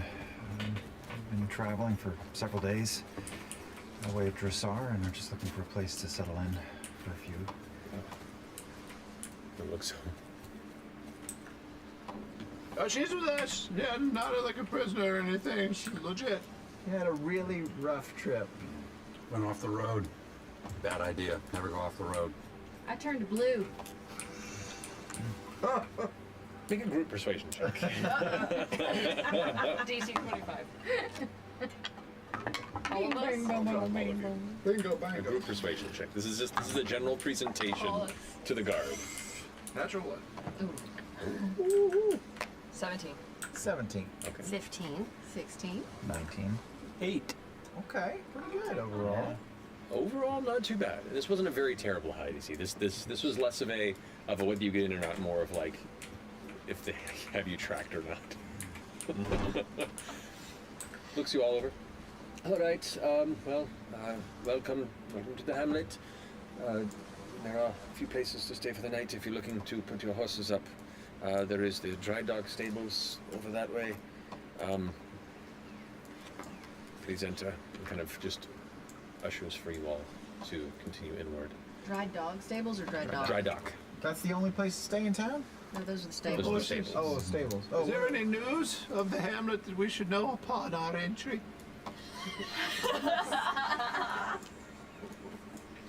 I would need to need more specifics on what kind of news you're searching for. Just any dangers or general warnings for the population, things that we should be aware of. rules, local customs, laws, greetings. I mean, the same laws of the Chandé Quorum are maintained here. Just do not travel beyond the walls unless you are accompanied by someone who can defend you or themselves. Sounds like a good deal, boss. Yeah, good. Any place to stay that you can recommend? Probably the easiest place for you to look for would be within Itan Square. It is the kind of the central region of the hamlet. There you could find the Sodden Grange Inn. Awesome. And how would you spell it? Itan, sir? E-T-A-N apostrophe S. Itan's Square. Oh, Town Square. Sodden Grange. Okay. That's What it? about the museum in town? Twilight Mirror. Indeed, if you are here to see the Twilight Mirror Museum, you will find that also in Itan Square on the northwestern side. Why do you not like the museum? Enjoy. I'm sure it will be extremely informing. Isn't Morning. Estonia here? No, it's probably like when all the tourists come and spy fireworks and The exhibits all suck. Check the horses in. And I always like a pamphlet. If you like go to the right place, they've got the wall of pamphlets. Those pamphlets are always fucking great.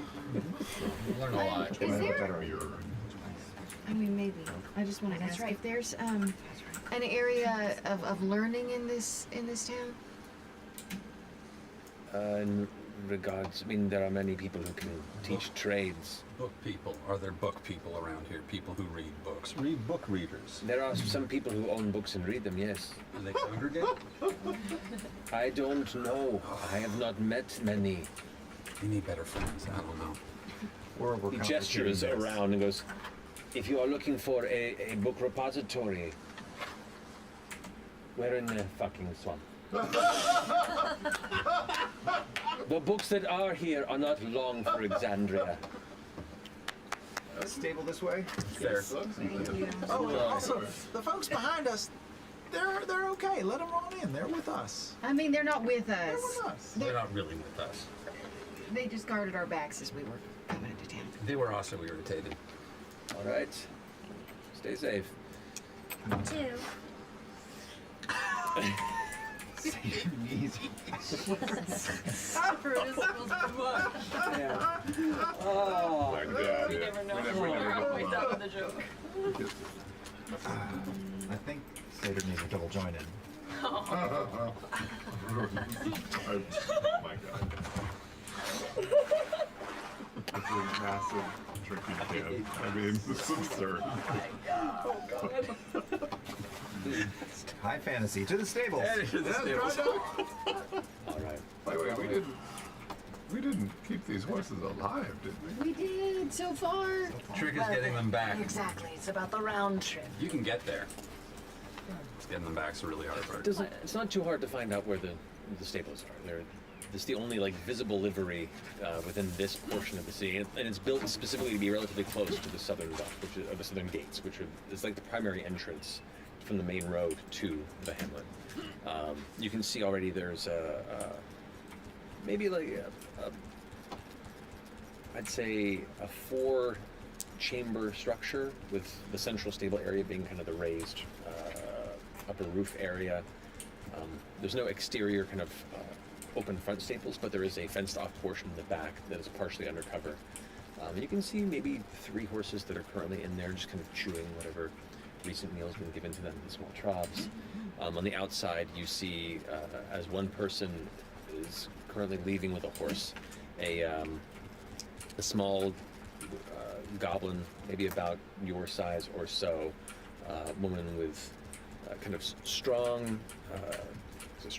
long, stringy, kind of dark black hair with kind of gray and white streaks through it. It looks like it's been pulled into like 3 different ponytail kind of bumps as it goes down to just past the lower back. Work shirt on, and she ends up kind of waving to the person who leaves, turning to the rest of you. Do you need your horses put somewhere? Yes, please. All right. For how long? Maybe up to a week. Yeah, we're not exactly sure how long it could take. Probably a week. For keeping feed here, it is 1 silver per horse per night. Wonderful. Very well. I will keep them here, and we will maintain a record, and you just pay upon receipt for 25 silver? your beast. There. 35 silver? 5 times 5 is... 5 times 7. Oh, 7 a week. I was thinking of business week. Yeah, business week. Oh no. Business horses. I was thinking of, yeah, business week. These are our business horses. Just Yeah, we have weekend horses. Yeah. Sounds good. We're good for it. All right.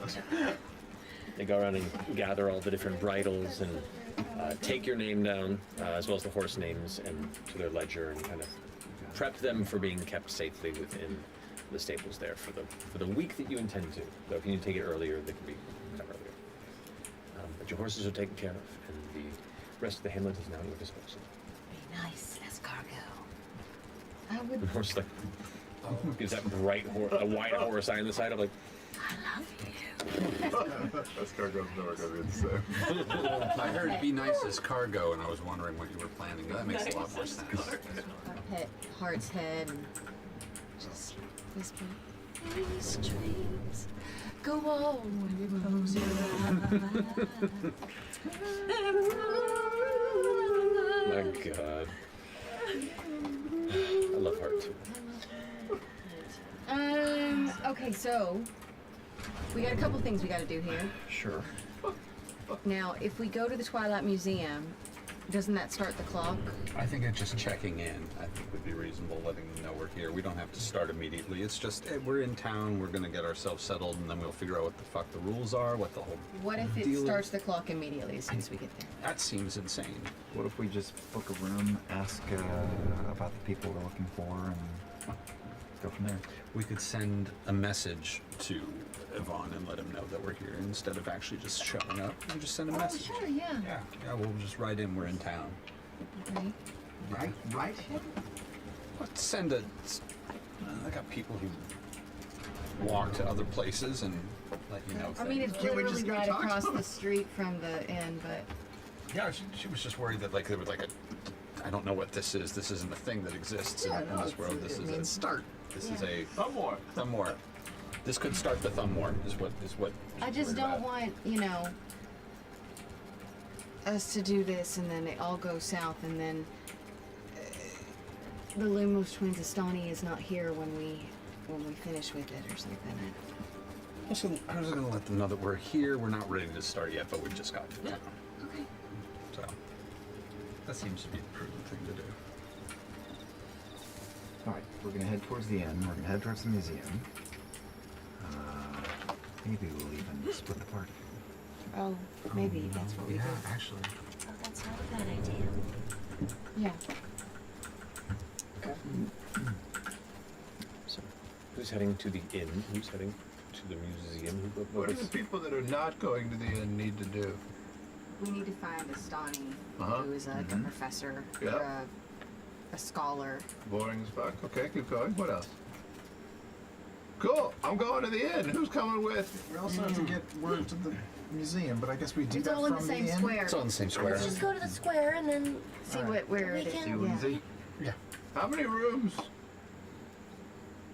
Guess we just I'll gotta- take care of it. Don't worry. Someone please go with Chutney. Yeah, no, we're gonna get like 4 rooms. 4 rooms? Good one. That's so true. 4 rooms. Sure. 4 rooms. Uh-huh. Yeah. We did fine with 3 the other night. 3 I just want to point rooms. out. There we go. Sure. Sure. All right. So Chetney is just getting us rooms. I'll walk with you to the square, but I'll take care of the accommodations. I'll Don't come to worry. the end too because I don't even know where to start to find the Stani. Right, I thought we were I'll go to talking the to inn. Yeah, the bar keeps. Oh, We're yeah. splitting the party and both splits are going to the end. You can definitely buy the rooms for us. That would be much Do appreciated. one at a time. That's all I ask. Is like get them there, then get us there at the same time. My God. Trying to keep a, more presentary, Yes, There very it is. much so. working on it. Pull my knit beanie down a little tighter. Swampy. All right, so we're going to the Sodden Grange. Okay. So walking beyond the Southgate Ridge through the somewhat moss-dappled, bog-centric structures and homesteads you see, the darkened wood themselves perpetually damp with the moisture that hangs in the air. You can see the green growth that kind of gives everything this faint verdant coloration, regardless of what materials they were originally built with. The stone bases and stone structures themselves also giving way to these kind of earthen tones as just weather and nature takes the exterior of it over time. Pushing through the somewhat muddy track streets and the semblance of stone that was placed here long before the descent's been slowly recaptured or sunk slightly enough into the ground where the liquid moss, water, and mud has seeped in and kind of reclaimed the majority of it. You pass to the other edge of this hill. And at this point you begin to realize that much of this village are these various sized hills that have been cleared off or themselves been built upon at a higher place, and they are connected through small bridges that hang down or have land bridges that kind of are built up to connect them. The central area you see labeled by 2 of the small signs at different points being pointed to as Itan Square. And here you can see what happens to be a large center for business and commerce, obviously. There are dozens of large warehouses and shops that line the muddy streets, along with numerous scattered street carts and benches where farmers and crafters sell to nearby passers-by or each other. There's no one excitedly barking. This isn't such a lively town as places of Drus are, and even though you see the accommodations here, there's definitely kind of a more casual energy to those who live here. Foot traffic?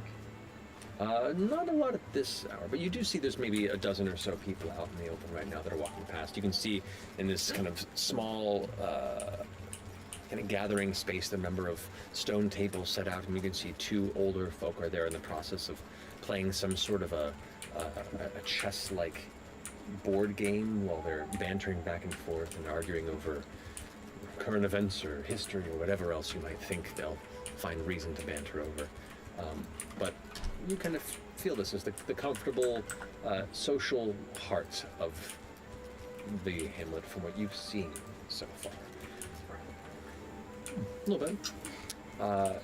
Glancing a little bit around, you do eventually see the sign of the Sodden Grange, which is placed kind of to the northeastern side to the front of the central square here, the actual Itan Square, trying to make sure that it has enough frontage to draw in any people like yourselves who are traveling from out of town. As you approach this, it's a respectable looking inn.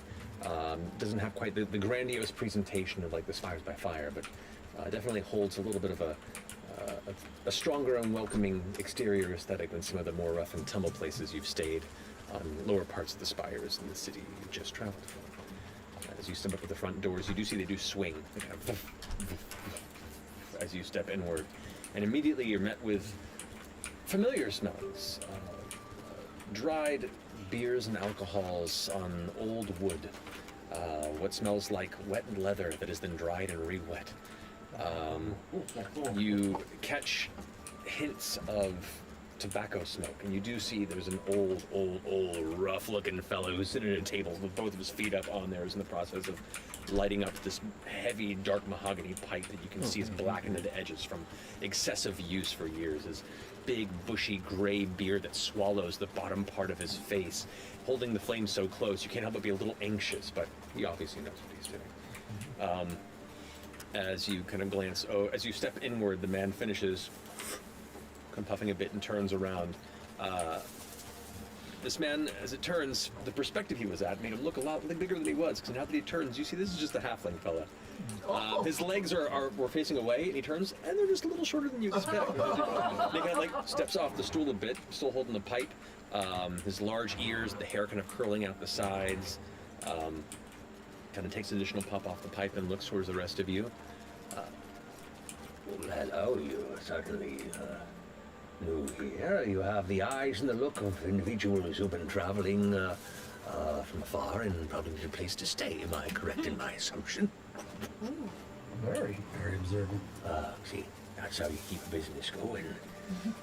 So how many rooms are you looking for and for how long? How many? We said How many beds do you have per room? Three So rooms. that was a lot of for questions. How many Yeah. beds are typically in a room? We have rooms with one bed and rooms with two beds.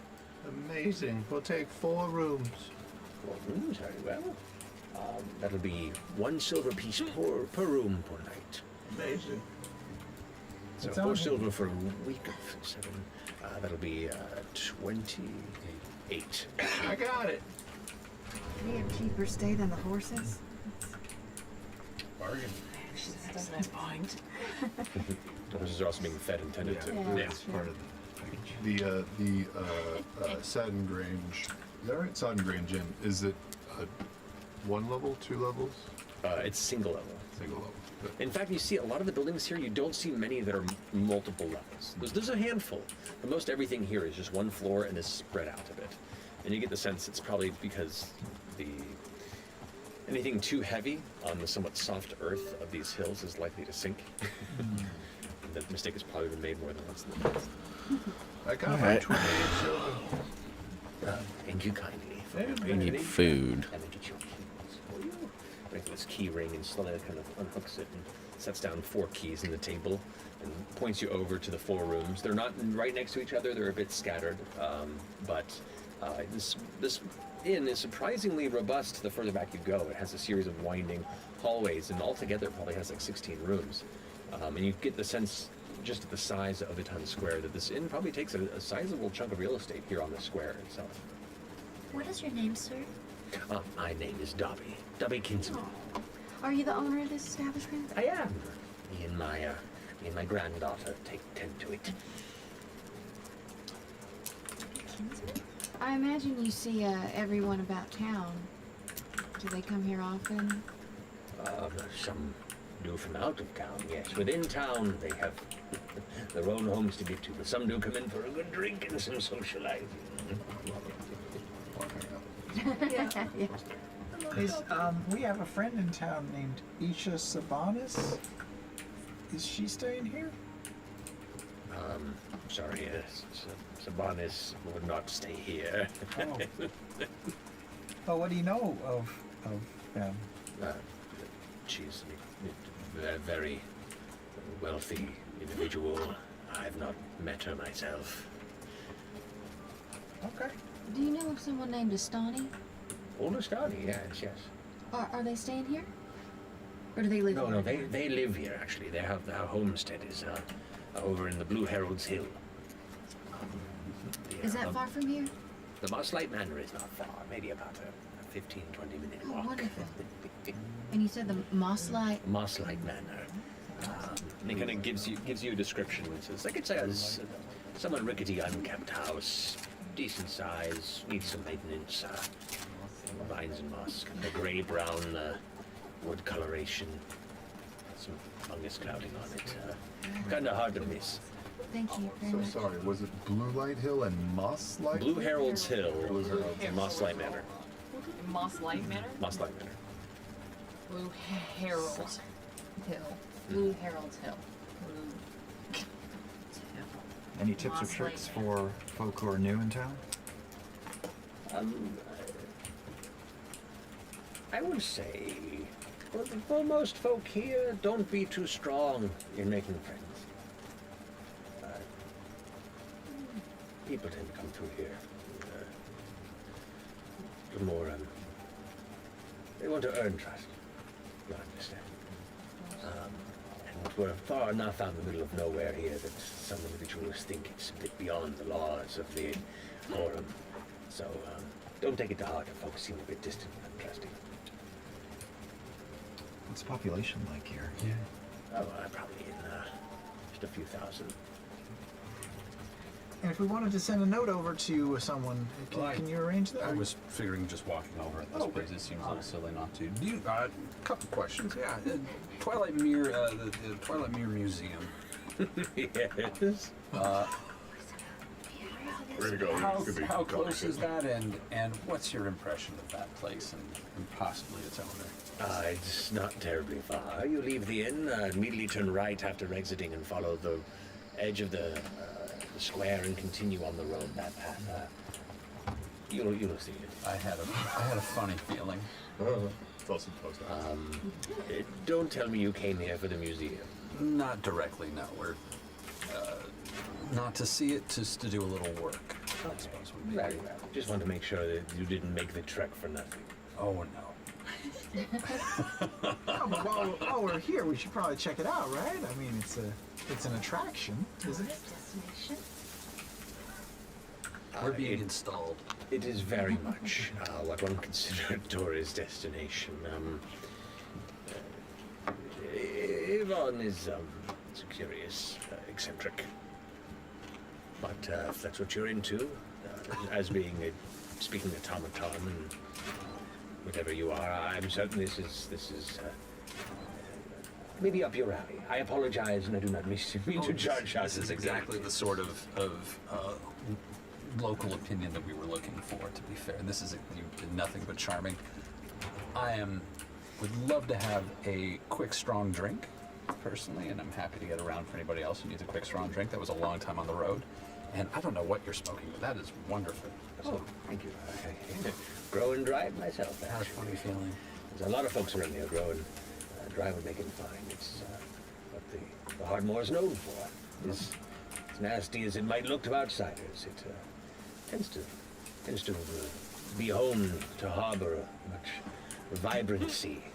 Various herbs and plants that wouldn't find life and home in other places here in Marquette. So, Well, if you find yourself with a little extra, I'd love to grab a little sample at some point. If you have a little extra, happily pay for it. tell you what, you grab your own pipe, and he kind of pulls out his bag and tucks out a little handful and just kind of puts to you. Not with me, but definitely. Find yourself one. And You need a pipe? Ooh. Gosh. Give me a minute. That's some fine wielding you've got there. Don't distract me. He's a talent. Yeah, and drinks all around, Fernie. Let me know what it. Chill. Drinks will be done, of course. So, I would love to head on over to Estonia. I mean, if that's not something you're... Yeah, I have nothing else to do in town except that, and then help out Ashton. So, no time like the present. Are we swinging by the museum? I do want to see this place now that they've talked about it. We're here. We'll get a, It's really yeah. Just get a look at it, touch base. Let them know we're here. I'm sure they got to call everybody in to start this thing, so we'll just let them know that we're in town. So, Yep. and then we'll take care of your stuff. Perfect. so what's the plan? You're going to... We're gonna go to Swing by the weird place. Big drink. What do I owe for your drinks, by the way? Twilight Mirror Museum. The drinks across the table, we'll say, we'll say 2 silver. I want one. Economy's a D&D. so strange. There we go. Indeed. Didn't we go to like the Austin Weird Museum or something? Yes, we did. Museum of Weird? Yeah.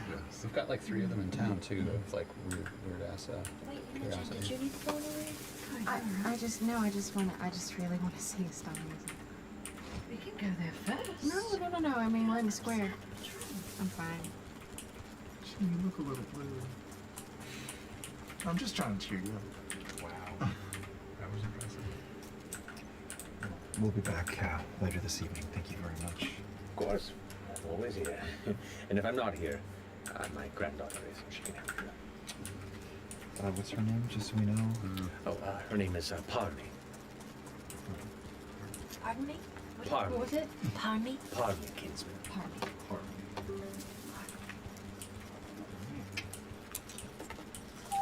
Checking off boxes. Big Lash. I assume we're walking towards the most gaudy, ridiculous Venice Beach curiosity shop in the direction that you pointed as humanly possible. You're not entirely wrong. I had a funny Following the path along here, you go past the multitude of shops that range from probably once beautiful in presentation that eventually have just been maintained enough to function, but the moss and mildew just kind of builds up, and generally all bright colors kind of are pulled back to a universally muted variation, to some very, very simple locations, some homesteads and abodes and hovels that are crammed between. There are some, on the outskirts of some of the roads, you can see clusters of neighborhoods of simple thatched roof buildings, and you can see families kind of gathering out and going to gather food and whatever sort of supplies they need for the coming days or weeks. Heading down the northwestern road, which is what you were directed towards, the pathway shows it's a bit tight initially, and you can see other structures, warehouses, and buildings that you're uncertain as to what their purpose is. But to the left, you see a section where the consistent buildings stop, and there is a very tall metallic gate, or a fence line that comes around to a gate with metal kind of separation pillars that are situated about every 5 feet between. They come to these very tall, thin pikes, and you can see a small courtyard that is wrapped around a almost cylindrical estate, as opposed to some of the other generally standard square or rectangular buildings. This has a continuation in its curvatures. At the corners, what would be considered the corners of the structure, the walls themselves are somewhat curved, and at each corner lot there is a small tower or a parapet that rises up above it, so where everything has this kind of curved, organic sense to its build. And it was once beautiful, but you can see itself is also starting to give in to the greenery as nature slowly claims all elements of stone in this vicinity. The front yard, what little yard there is from gate to actual front of building, which is about 15 feet or so, is wildly overgrown, with all number of plants, some that look indigenous to this area, some that definitely are not, and are either thriving or have long been dead and have not been weeded. And you can just see just this spectrum of textures and colors of all manner of plant life that just create this visual representation of like the best scary Halloween house at the end of the neighborhood yard. The shit that the Goonies ran from when they were scared. This house definitely stands out like a sore thumb. Is that what we're looking for? I mean, yeah. Let's find out. Sure. You walk up into the front gate of it, and you can see there is an elevated placard that is based in bronze, and on the sides of each there's a small glowing gem that just kind of pulses with this like faint purplish hue that goes to blue, and then back to purple. And in the middle you see, across it, Twilight Mirror Museum, Hydroga Emporium and Estate. And an iron gate sits heavily at the direct front. Jesus, Gianna was gaudy. All right, I'm gonna push it open to see what happens. Or knock at least, I guess. Okay. It is a kind of a metallic gate that is affixed with a series of bars. You can see through it. You can try and knock on the metal, and you go look over, and there is kind of a hanging metallic bell, it looks like, and you can kind of lift it up and bang it against the metal gate itself. And kind of like, ding, ding, ding, ding, ding. It's a little awkward, but it makes a unique sound at least. A moment passes. Just like this. A few moments pass, and you, Orem, Fern, Ladna, and Fresh Cut Grass, you all notice that first you notice that all the windows curtains are closed on. And there are windows all throughout this odd kind of rising estate. This is one of the few buildings, it's not just 2 stories, but it's 3 stories. And it looks like it's trying to be a small castle. It has very like putt golf vibes to it in some ways, but is a respectable size of an estate, especially compared to other buildings. But all the windows are shuttered, curtains, and you see one curtain on the upper left-hand side kind of open, and a figure looks out, and then it shuts closed. Another like 60 seconds. I do with a lot of eccentrics. Sometimes it takes them a minute. I'm gonna ring a couple more times. I'm gonna make it. Oh, never mind. About 60 seconds later, the front door opens, and you see emerging from the interior 2 guards that look like they're in the process of putting their armor on, kind of emerge as they kind of push past, and you see as a male elf emerges. His body tall and spider-like in its thin waifishness, wearing what looks to be this bright, flamboyant red and gold coloration to it. The mantle itself kind of extending in this wide, almost raised neck mantle that comes to almost Doctor Strange type points, but almost beyond the shoulders themselves. It gives him this very like tapered V, like a martini glass in a figure, looking at it. It is beautifully kept, and this elf, as you get closer, probably more half elf, as you get a glance at the features, as they look like they're taking to age not quite as gracefully as many elves do. You can see the gray heavily set in within the long, intricately manicured sideburns that go just to the bottom of the chin. You can see this carefully, very thinly kept mustache that comes out in a John Waters-esque kind of pencil stash that then curls into like a thin Hogan, if you will. The brows themselves are thick and pulled up into points on each side to almost match the points of the neck piece. And you see all manner of jewelry and gems and rings encrusted around the fingers, and necklaces upon necklaces upon necklaces. As he steps down the stairs, like kind of looking over you all with this smile crooked on the side, and then the cloak goes out, and you can see beneath the robe itself this extremely bright silver robe that almost seems to glitter in what light is coming through in the somewhat cloudy day. He stands out like the sorest of thumbs against the vicinity of this entire town. But as you approach, as you stand there watching, and he approaches his arms out. Welcome, everyone, to the Twilight Museum. So, are you wanting a half-day pass, or are you looking for the full presentation? Well, actually, funny enough, we were sent here by your dear friend, Gianna Hexam.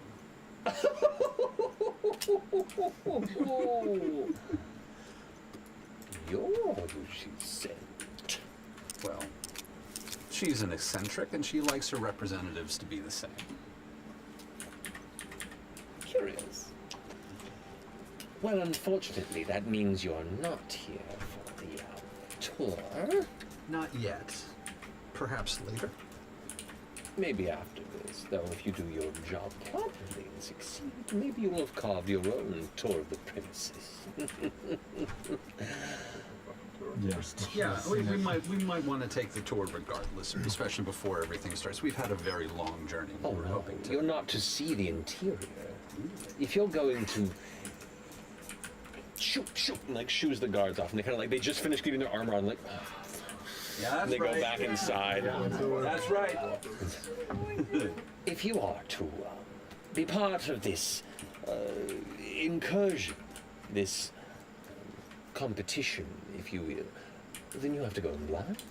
Have they gotten the tour?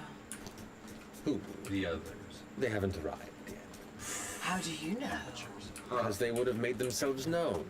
What if they... Have you had any tour groups? Always, constantly, but... Is he lying? Inside check. Yes. Inside check. 4. 15. Come on. Oh, I get a whisper out of it. Oh, shit. I wonder if we've met the other group. Oh wait, Sam's getting a Tarot whisper. cards. D&D Beyond They were guys. dib on. You got the D&D Beyond whisper. Yeah, can you perfect Good luck. Shoes. The buzz of Matt's beautiful voice in my ears is just so comforting. It's nice. Well, now I wish we would have lied. I really feel bad about that now. You're a bad liar. I'm, to be fair, a really bad liar. It's true. You do it a lot. I enjoy it. I'm just not very good at it. Regardless, it is good to know that you've checked in. Well, I do believe they are supposed to be arriving not too far behind the rest of you if the missives have been consistent. So, once they've checked in, where are you staying? We're over at the Sodden Grange. Very well. I'll go ahead and send a notification when all has been situated, and then we will progress this little interesting event, the midnight of the day thereafter. Oh, it sounds perfect. We have a little bit of work to do in town. We want to do some shopping and otherwise see the sights. Very well. What item are we allowed to know what will be? It'll be discussed before things are to begin. The preparation is meant to be maintained in mystery. So we'll get on our way, I suppose, at this point. Just let us know. And on a personal note, Mr. Hytroga, I believe, is that it? Mr. Hytroga. Mr. Yvonne Hytroga. Hytroga. You prefer Yvonne? Mr. Yvonne Hytroga. Mr. Yvonne Hytroga. It's been fabulous meeting you, and I love all that. That's a lot of fun. You're quite a delightful ensemble there. What is your name? Ashton. Ashton? Ashton Greymore. Ashton Greymore. Very well. I do wish you luck. Exciting. Do you have any tips? Yes. Walk carefully. Be careful. Be safe. And if something scares you, run.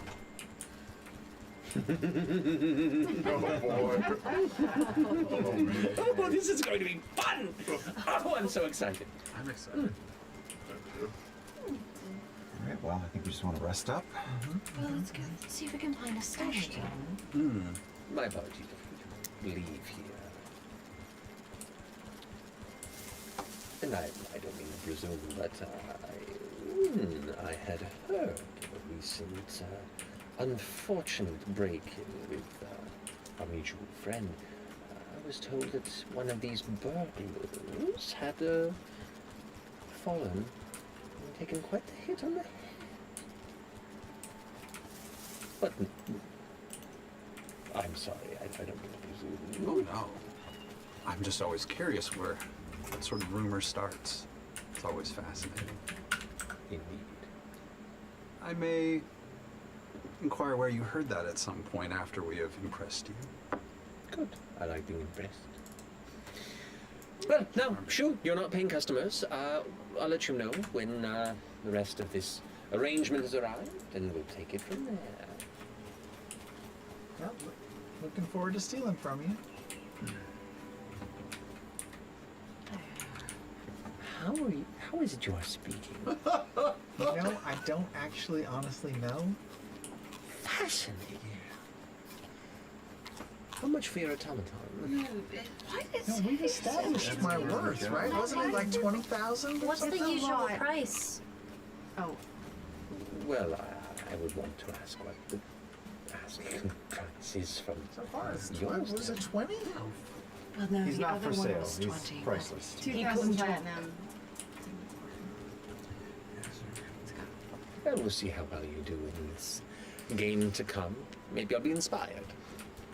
How much do you cost? You could not afford me, honey. Anyway, good luck. Best Thank way. you. Inside. Yeah, that was the best presentation. Yeah. Get out of there. Yeah. Okay, so we are looking for the Moss Light Manor, correct? Yes, I believe Harold. All right. Doesn't take too long to gather some directions from locals and guide you to the Blue Herald's Hill. It's kind of nestled on the eastern edge of the hamlet, so you have to backtrack a bit and then head to the east side of the city, which from your guys' perspective would be this way.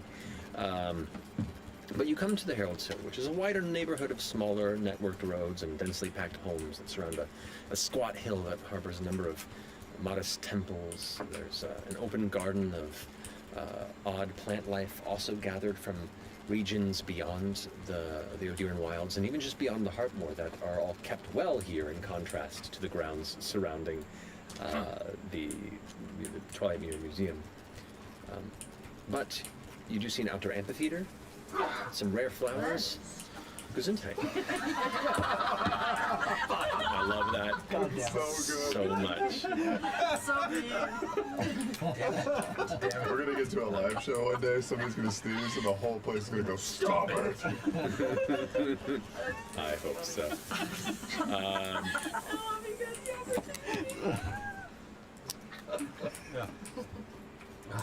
Is anyone proficient in nature?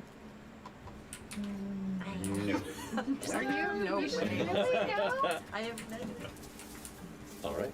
Then you continue your journey past the amphitheater. Nobody knows nature. Pretty, these flowers. You do see a lot of blue flowers everywhere. So blue. Oh, were they like the blue flower that we Yeah, took kind from of the? on my belt. Yeah. No, quite different. The softer, well, more of a sky blue coloration to them, but they grow quite abundant here in this region of this city. In fact, in kind of the garden area here near the amphitheater, there's like many clusters of them, and it gives this very kind of beautiful, almost this area doesn't belong within this town, yet here it remains. And you can see why this is kind of an area where a lot of folks tend to turn into more of a residential space. But eventually you do come upon, indeed, the manor that was described to you. The house itself is a little ramshackle, but still cozy. You can see it needs some work. A lot of the wood is starting to bow and split in places. The roof structure itself, one of the roof corners appears to be slightly listing to one side a bit, or at least is starting to bow over. And you get the sense of like whoever lives here doesn't have much of an interest in maintaining the architecture, at least from an external standpoint. You can see the windows that are here are clouded with fungus. Like it has this kind of this very kind of just clouded gray-white aesthetic to it, and at the very edges of it, where the glass itself is separate, you can see that same coloration turns into like a brown gray mold that continues around the windowsill that surrounds it. This is an older building. This has been here for a long time. But there are two newer doors that appear to have aged better than the rest, or at least have been a more recent entry, that have like a reddish coloration to them, a stain. But you can see the moisture has caused the stain to run a bit, so the whole door has those like streaks across it, and where the color seems to shift and change, giving it almost this like subtle striped visual to it. And there's just a metal knocker on the door.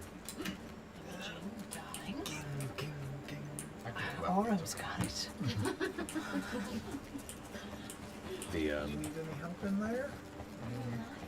Yeah, I just this person might have, the pages possibly that talk about my mother. I don't know. I just felt so overwhelmed as soon as we got into town. I'm so sorry.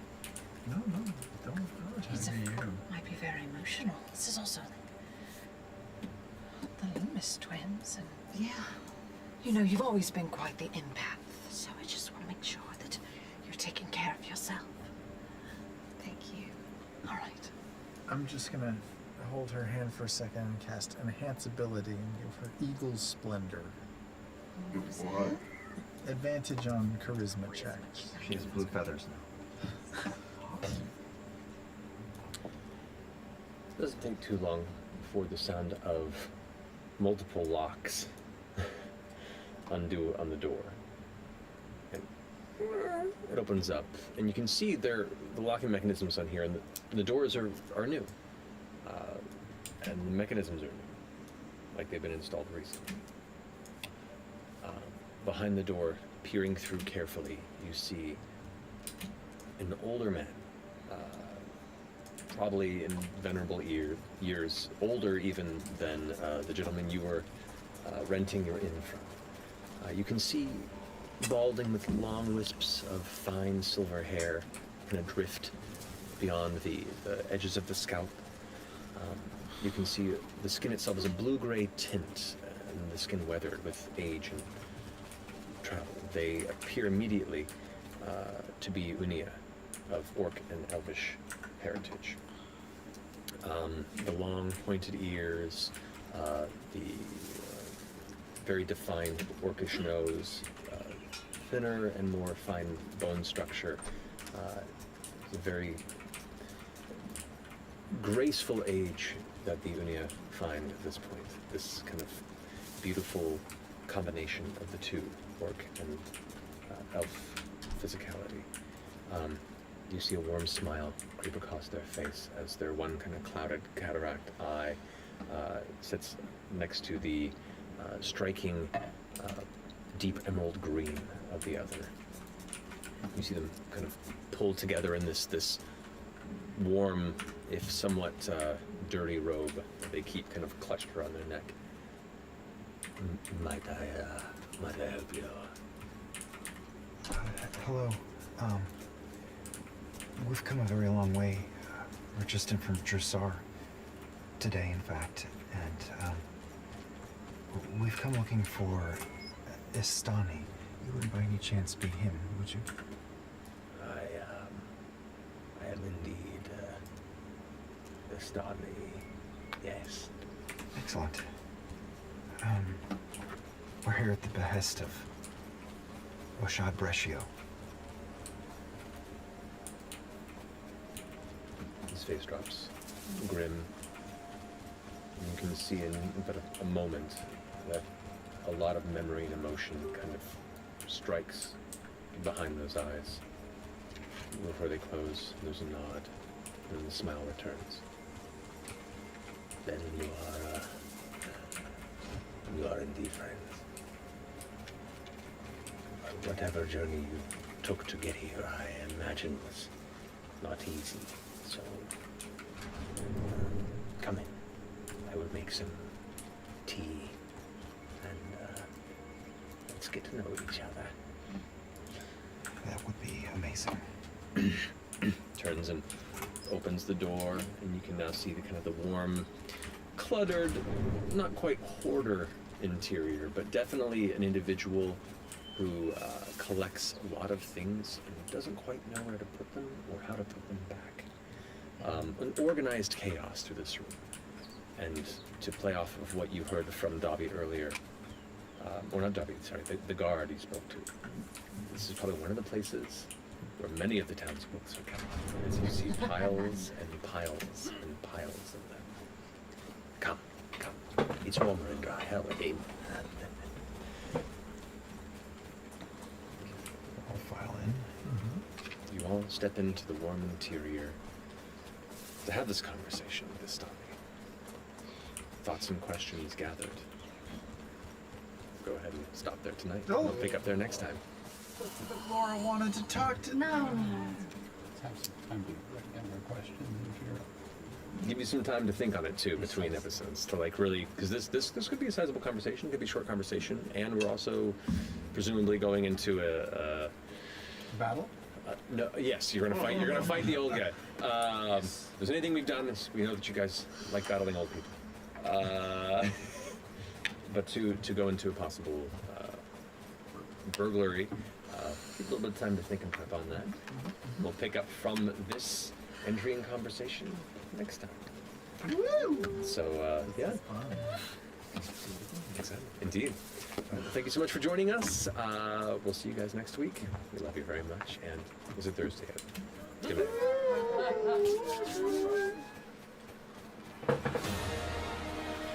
All right. I'm trying to decide if what time? 6 o'clock. I could probably run about another half hour, 45 minutes. Maybe that's what I'll do. So we'll go ahead and start that up. Hello, everyone. Welcome to tonight's episode of Critical Role, where a bunch of Tony voice actors sit around and play Dungeons and Dragons. And biff the timing on the intro. But yes, welcome. Before we get into our episode tonight, we do have some announcements to get through.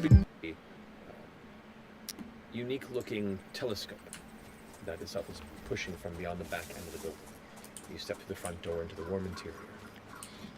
On the inside of this, you can already make out the piles and piles of books that are gathered along the ground.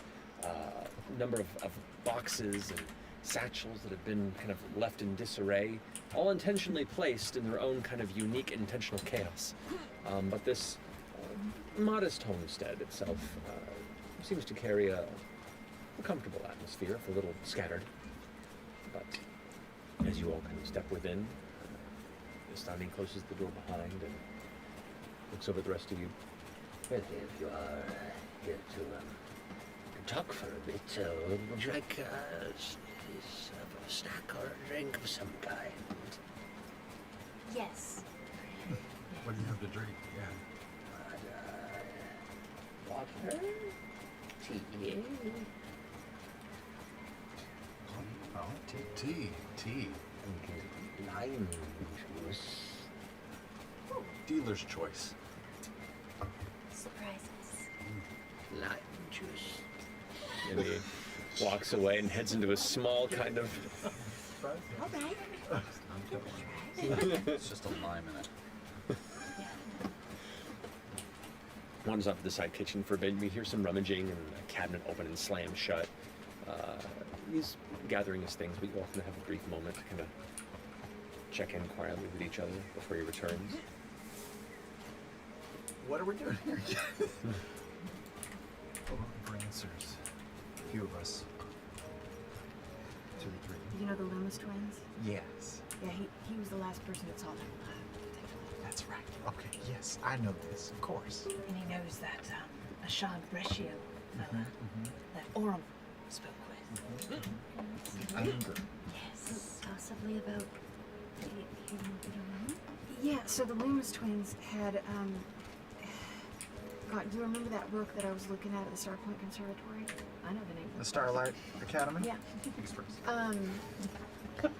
And the pages have been ripped out. Well, it turns out the Loomis twins were the last people that checked the books out. So potentially, he might have their notes. And therefore, the pages. It's a stretch, but there's a possibility. It's just so strange because if they had something to do with this celestial something or another, then maybe your mother was involved. Like, how is it all connected? Like, why does my mother have anything to do with the things that you're looking at? I think they would. I don't know, it feels like we're all grasping at straws here. I don't know. Sure. Maybe the lime juice will bring answers.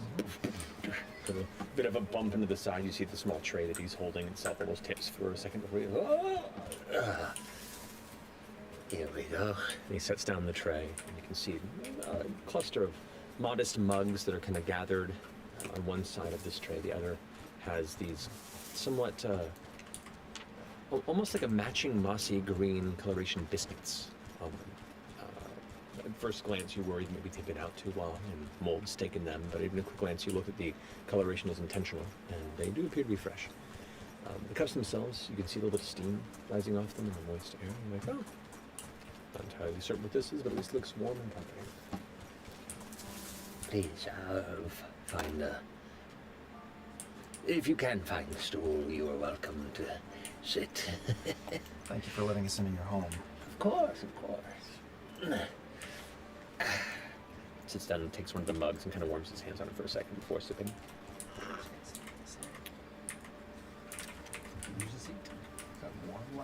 I don't know, it's not to try it, is it? Is it like Hopefully it's the tea. is that a hot toddy but with lime? Without the toddy part, it is hot and it is lime. Oh. Hot water and lime lime juice, Yes. or no water? Is it Just just, hot lime lime? juice, or is it? It's probably packed with- like equal parts. Does this person still have enamel on his teeth? You haven't looked. I know, I'm like, it sounds Ooh. kind of good. I would happily get it. I pass one to Fern.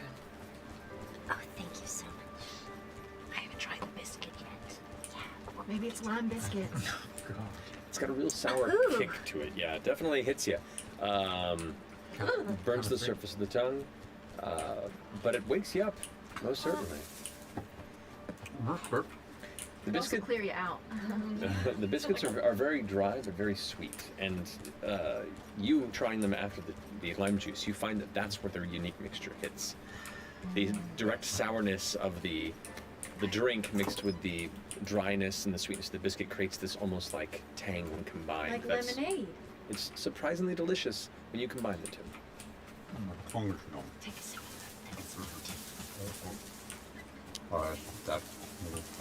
Shouldn't be that good, honestly. Oh, that's weird. Well, Without sir. orthodox, I'm sure. Thank you for your hospitality. Of course. So, We've come quite a ways. All of us were working in Tressar before coming here together. We're here for a few reasons, but the place we'd like to start is we're looking into, unfortunately, the death of two siblings from House Loomis back in Tressar. I had a feeling probably had some connection to it. What else? Folks visit me these days since they're gone, and there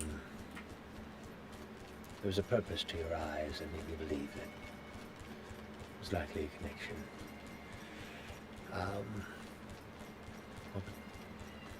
What can I help with? What would you like to know? Well, I've spoken a bit with Shad Brescio back in the city, and he suggested that you might know more than he. The twins were killed here. Do I have that correct? Not far from here, yes. We were having a walk and talk through the Harold's Hill Garden, not far from here. It's a place we usually wanted to just have open discussions whenever they visited. It was just so sudden. It was three attackers, dressed in black and grey, masks, cloaks. I could not follow the rapid movements. They're too swift for his old eyes, I'm afraid. Brescio did his best. He is a very brave one, and has been very kind in the times that he visited as their protectors. But it was sadly not enough. Both Merlin and Zayar were cut down in seconds. And Brescio lie bleeding and poisoned. Two killers still standing, fled without a trace. I wasn't even touched. Obviously, it was not the target.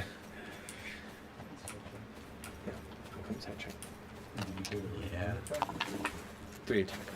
One But went two down. ran away. Yeah. What happened to the third attacker? Brescio managed to cut that one down. Slew it before he himself nearly succumbed to his wounds. The one that was killed, strangely, just kind of discorporated into some sort of a black gray liquid.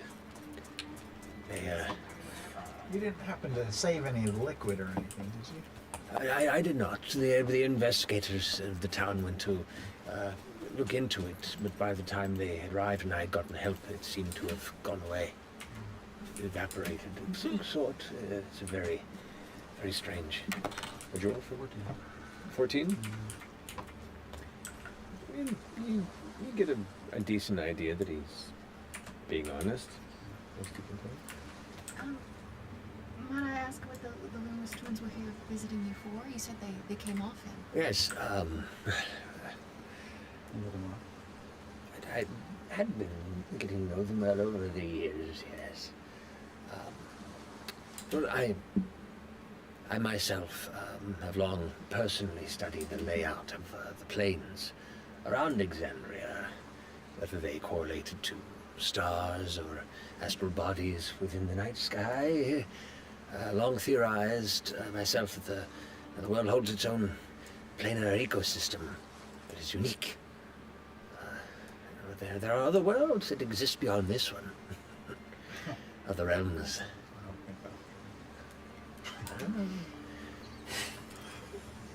I've had my time of worked alongside many well-known astronomers, such as Plane Rider in the great Ebenold Kai, before my tenure and subsequent retirement to the hamlet. And I still do my studies here, just out of personal interest, more of a hobby in my retirement, in crafting my own theories and submitting any of my kooky theories to the youth, the younger academics for study and publishing. And that's long past me in my days. Do you have anything published? A number of papers from my youth, yes, but the twins you were asking about, they became friends through letters originally. They would write. They would reach out to me in their later teen years after reading some of my work and became, hesitate to use the word fans, but at least intrigued by some of the things that I had written. We became friends. Just a couple of years ago, they began to come and visit me, with Ratio, of course, protecting them. They were very kind to this old bag of bones and thoughts. We'd have tea and talk about things astronomical.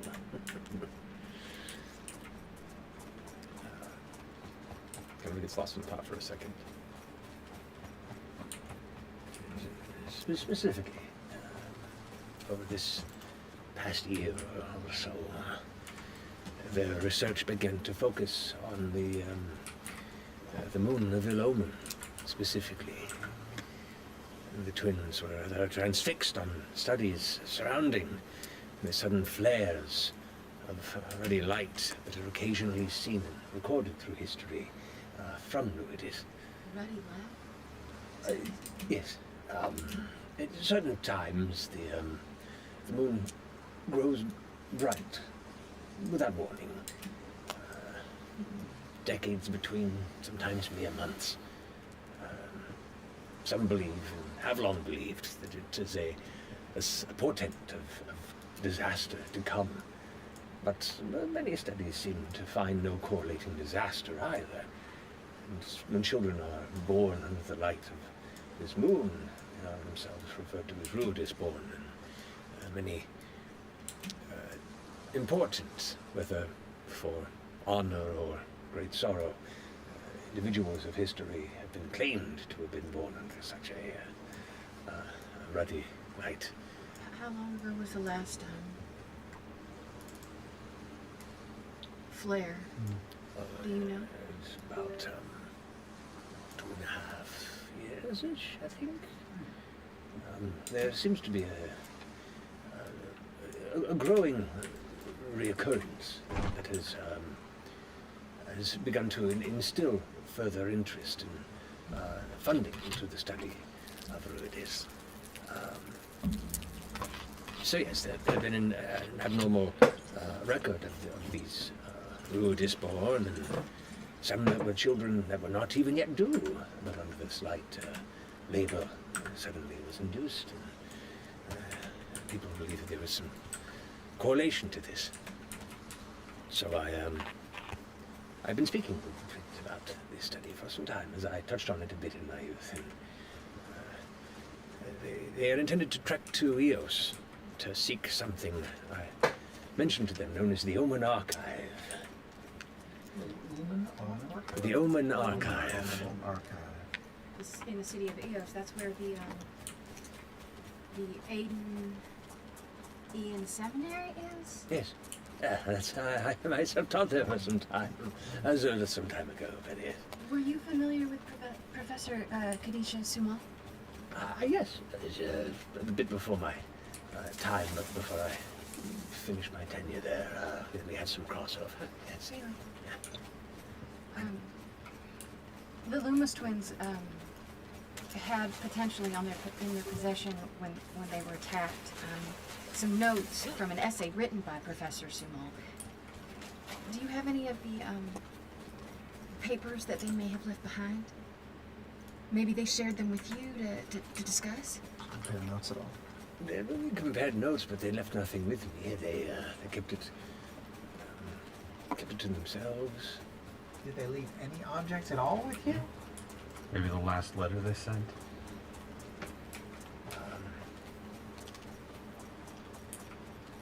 Thinks to himself for a second, kind of like gets oddly dark.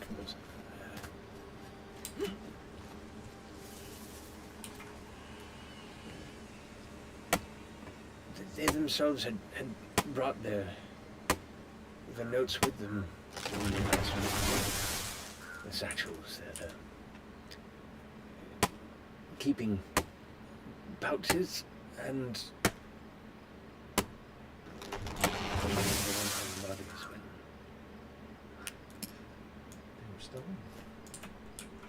Inside check, just to... Yeah. Such an inside check. Such an I rolled a 2 plus whatever. It's terrible. 6. While he's talking, do his eyes ever visit a repeating location in the room? Make a perception check. Hot. Hot. Ugh. Never mind. 6. That's such a great thought. That was an amazing idea. Good idea. No, it's hard to press. He seems to be more focused on the table in front, from what you can tell. He just kind of occasionally gets lost staring at the cluster of steaming cups and kind of cycling his thoughts. But yes, I don't know much about this study, this archive, but the children seem to have come across word of it, and it seemed to be something very, very much on their mind the last time we spoke. So it was the Ill Omen Archive? The Omen Archive. The twins were Ruidus born? I don't know. I don't believe so. If they were, they kept it to themselves. I know not what the date of birth is. No information about a possible history attached to such an event. Personally, Is there a place to maybe see the what am I trying to say? The Ruidus calendar of when those times have happened in history? Hold on. He gets up and wanders over to one of the bookshelves and starts just like going through, mumbling under his breath, before finding 2 large tomes. Like, sits over, puts down. There have been thousands of recorded individuals throughout all of recorded Exandrian history that themselves would be considered Ruidus born, and there are many who are very certain that many more have just gone unrecorded, due to the somewhat stigmatizing opinion in many places in Exandria about those who were born under these flares. Many just refuse to speak about it. But there have been individuals through history. I've been upon Neverspoon, and begins just reading through a list of historical figures, pre-calamity, post-calamity. Is anyone here? Calamity? Wow. Anybody here trained in history? Or proficient in history? I am. Go ahead and roll a history check for me. 21. 21.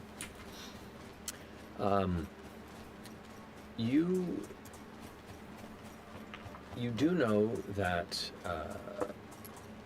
certain figures that existed historically that were born, Rudis born between ones come to mind from where you're from. Dressig, a figure that was very influential at the initial development of Taldore, before it was known as Taldore, a great tyrant king that essentially ruled the land with an iron fist before falling to Zan Taldore, is heavily theorized to have been Rudis born, trying to align calendars. Once again, a lot of individuals and a lot of these notes are theorized because people don't normally come forward with this information. There is an individual known as Elixion that was a great hero during the Calamity period that was an individual kind of marred by the mark of the Moonerville omen, but still rose up to become a hero in spite of it, before vanishing. There have been individuals who theorize that whatever entity that once rose up to ascend to become what is now referred to as the Matron of Ravens themselves may have been Rudis born. It is from a, you know this from just your reading and hearsay, it is a circumstance that many people superstitiously think is a negative thing. But scholars instead think at least it means that a person is fated to be important to some degree. Let's all look up our birthdays. Negative thing. Do we have a calendar? We can all look up our birthdays and see if we were Rudis born. You're right.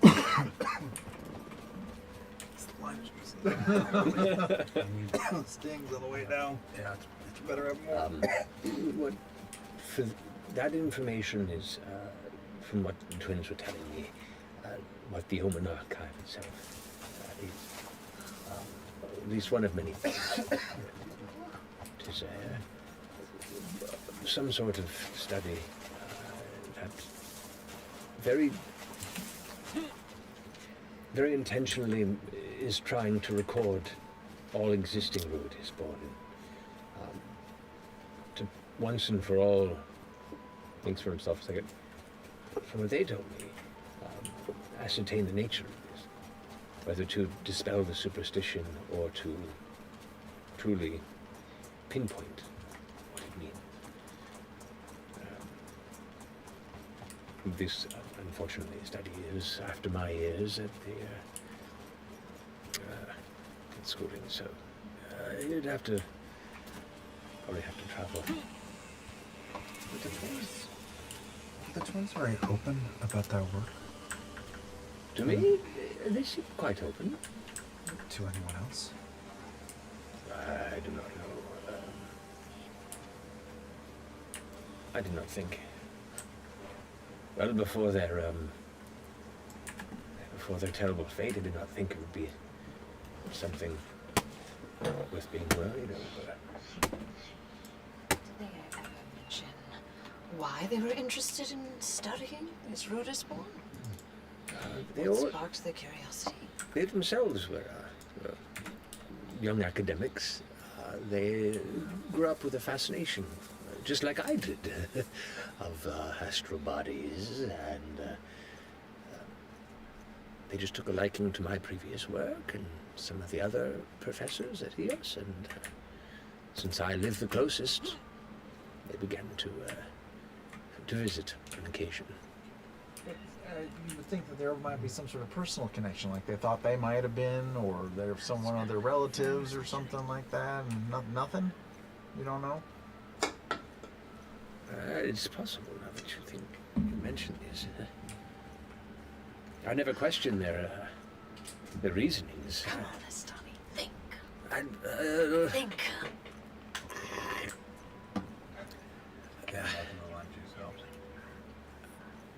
It's possible.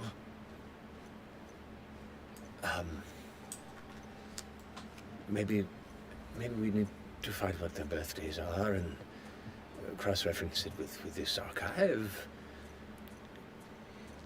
Do you think, people that are Ruidus born could possibly, I don't know, have like crazy dreams? Just like super wilds, but the same? Well, from what I understand, the twins themselves spoke of various signs of Ruidus born themselves, of individuals who have been part of this study that they were researching. What are some of those specifics there? They were discussing it being strange marks on their body, perhaps even having. Perhaps. No, that to me seems a bit superstitious, to be honest. I mean, I'm covered in odd marks, but I do not believe I was born under the moon.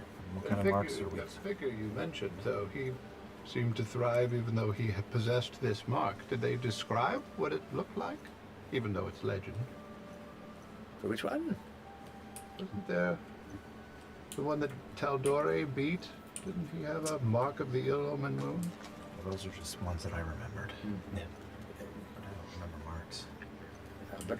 Could just be a bad burn. They've spoken of themselves premonitions, bad dreams, all sorts of odd psychic phenomenon. Dreams affecting your powers. Perhaps, yes, if I recall. But not the twins themselves. Not in the way that they were privy to tell me. Did they, when they were here working, where did they stay? Did they spend time with anyone else?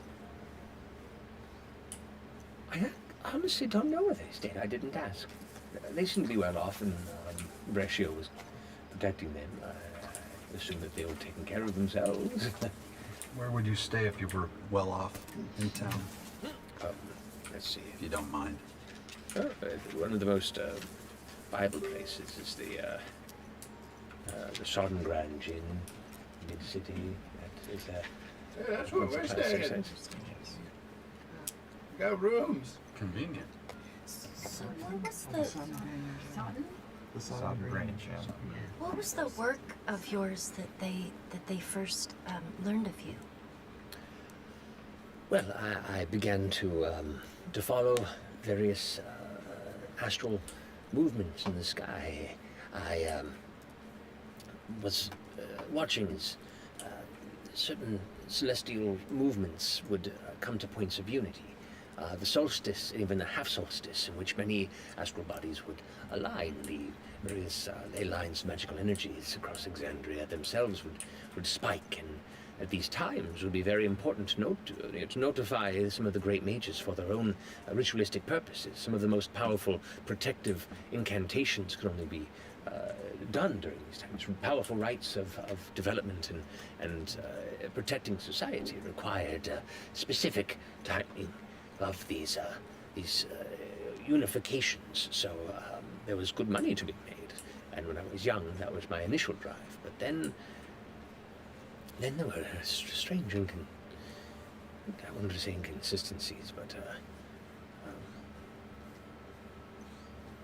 signs of other places, signs of other worlds, and historical records of visitors and strangers who said that they themselves visited from far-off realms. Some thought mad, some thought just odd. Many just vanished without a trace after a brief time on our realm. Well, I find that positively fascinating. And it was through that time that I began to do a study about perhaps Ruidus itself being like a way station or some sort of a source for this travel. I conclude that it is perhaps not that. It seems to almost... It is one of the most inconsistent elements of our astral net, the red moon. It almost has a life of its own. Has anyone ever been Not that I'm aware of, no one that would have returned if they had. Such powerful teleportation magics, well, those who could likely know better. But that would be very fascinating, would it not? We should build something to take us there. You are welcome to try.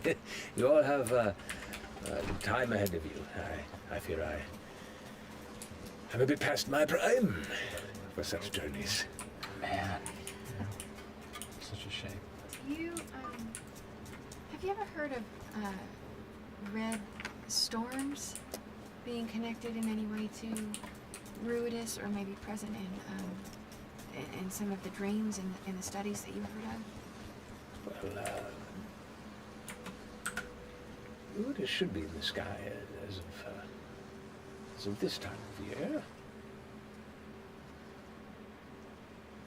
Why don't you all stay a bit? When night comes, I have a telescope and I can show you. We have an engagement at some point. That's tomorrow night. It's tomorrow night, even better. Like we should just stay with you here all day, or go and come back? Oh, you're welcome to return if you like. Oh, okay. But yes, to answer your question, from what we can make out at this distance, it is quite a tumultuous place, really. A barren red moonscape that is continuously bombarded with storm-like winds and storms. So you looked at it through glass then? Yes. The arcane enhanced, of course, but... Is that what you have here? Yes. A much smaller version. This was a gift when I left my professorial duties. I'd helped design it long ago, and they made a smaller one for me. But the one you would really want to get a close look at would be at the Adinman Seminary in Eos. It's one of the largest arcane telescopes on Alexandria. Arcane telescope. What you have? An arcane telescope? Yeah, mine is much smaller. More of a hobbyist model, if you will. How does that work? Oh, it's all manner of extremely delicately created lenses, glass that has been shaped appropriately to help take the light that is projected into it and magnify it. And then through the utilization of enchanted mirrors and the proper implementation of metals, you can get a very clear image of something far away, but much closer. How big is it? Which part? The telescope as a whole. I can show you. Okay. Follow me. You're not gonna fucking take it. Look at it, Chet. Calm down, Dad. He takes you down this short hallway. And there is a doorway that is open. There's no door, just kind of like an open doorway. And there is a back room which has a stepped platform that leads up. And in this kind of rickety-looking chamber in the center of it, there is a impressively large metallic telescope. You can see it. It just expands and builds out, and you can see it's being held up by like ropes and girders. Like it's impressive based on what he was telling you. Oh, yes. Trust me, this is very much the little one. Not a halfling. That's big. It's pretty big from up here too. Okay, might be a little bit too big to take. Are you sure? Just check it. You should try.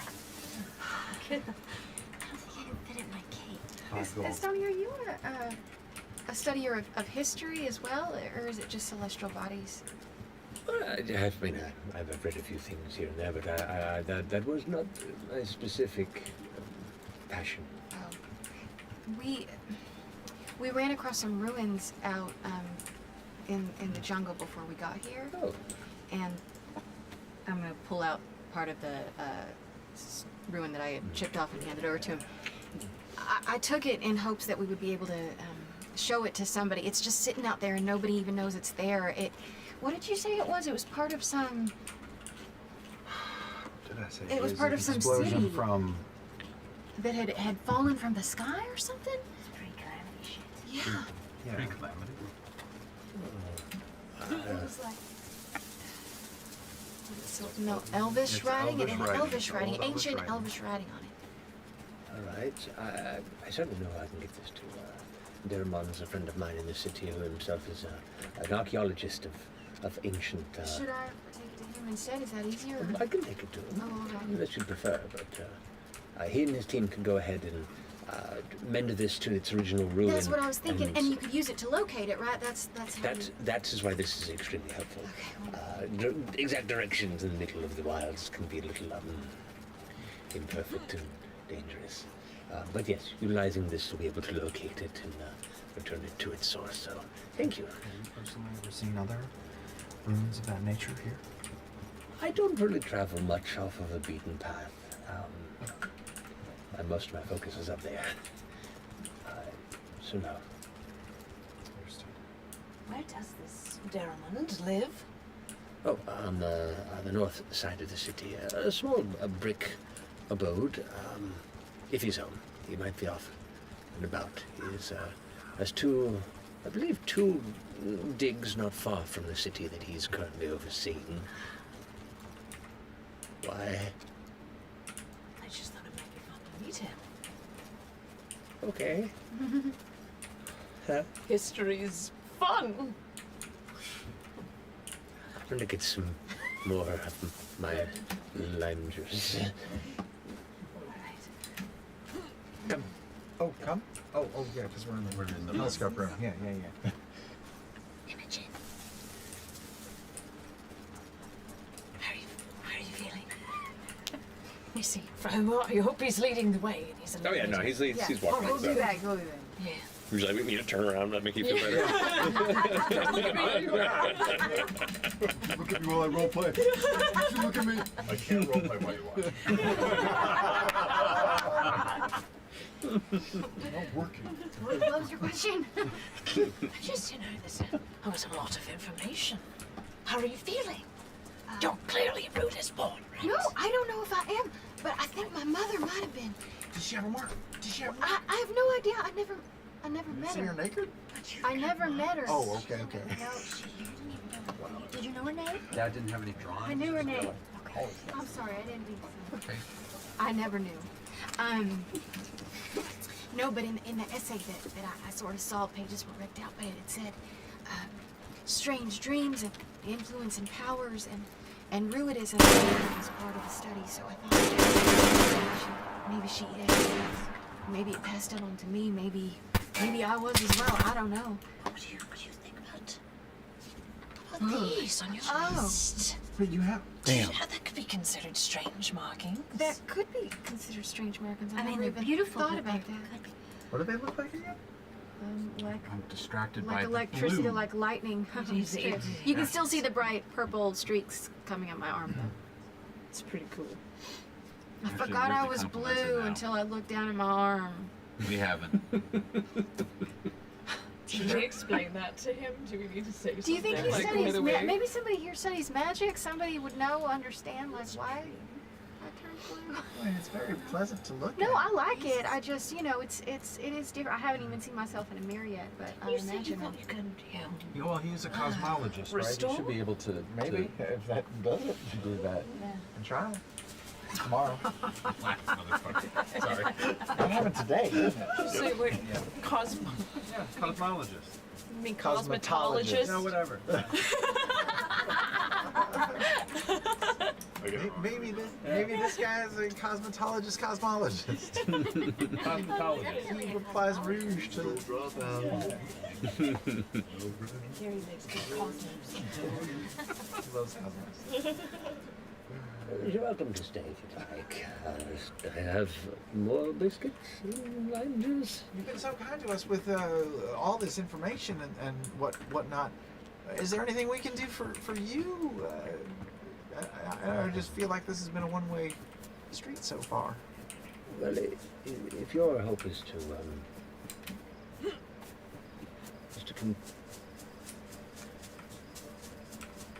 I get the sense from your well, your equipment, your disposition, that the questions you ask, that you might be seeking the ones responsible for what happened to Belen and Zer. I'm particularly following a very long thread, and I can't lie, I'm a little discouraged here today. Sir, if you in the next day think of any detail, if any memory floats up, it would be very much appreciated. Of course. The two attackers, they just fled? Yeah, they fled. There was so much going on at the time. Oh boy. Alright, so for tonight, it looks like we got 2 kills. I died twice. They vanished into the Seems like there's a lot of people on, to be honest. Guess the server did come back alive. History book of all the people that have been Ruidusborn for just a moment. If you'd like to, yeah. So current. Use this book. This one seems to be about like a general historical record of individuals that were pertinent to history. So it's not like Jamie from down the road. It's like it's about specific figures that have had a lot of influence on history and theorizing which ones were born under the Red Moon or not. And it still remains mostly theory. Only a handful have been confirmed. But I'm looking for a particular name. Which one? Her name is Caleth of the Ashari.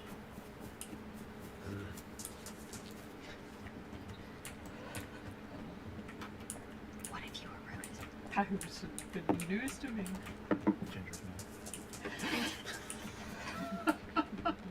All gingers at first. When abouts would she have been? Would she have been born? Around Not too long. you know.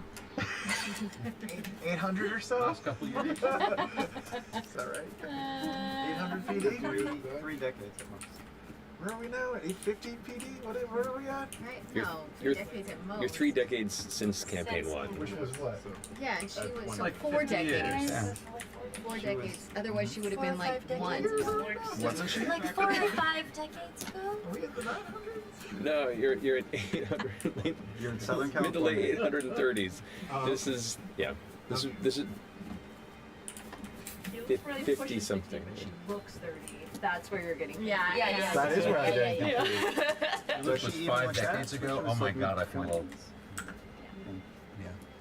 She would age a little bit. She was 13 through all of campaign 1, right? She's the motherfucking voice of the Tempest. She stopped aging when she reached level 20. Yes, just back. Yeah, just stop aging. Well, she ages Don't like. you just vex me, you fuck.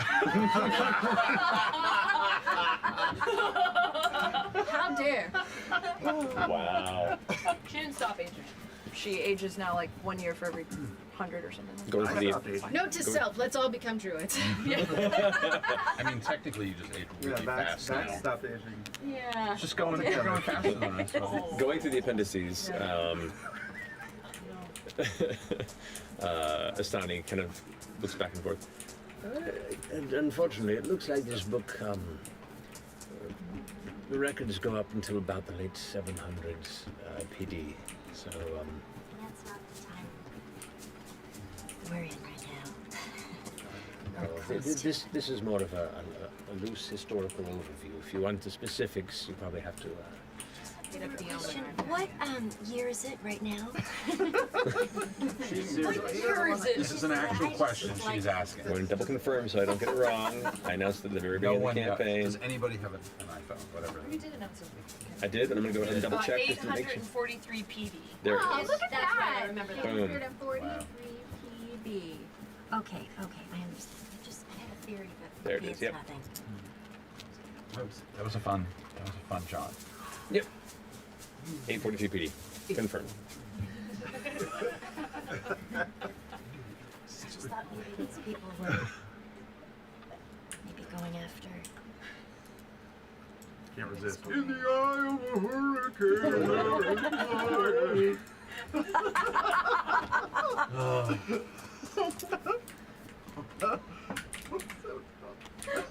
It's so beautiful. Anything else? Sorry about that. It's been a long day. It's been a long day. We had battles today, I think. Right? No, maybe.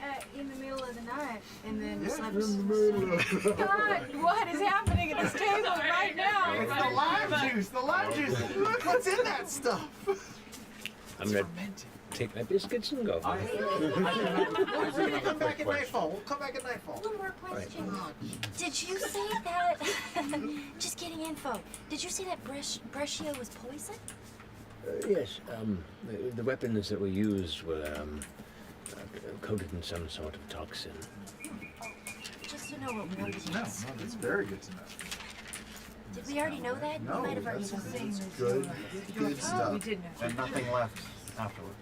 Yeah, 'cause Oh, it was unfortunately. Do you have any knowledge about things that would turn people blue? Asking for a friend. She's not.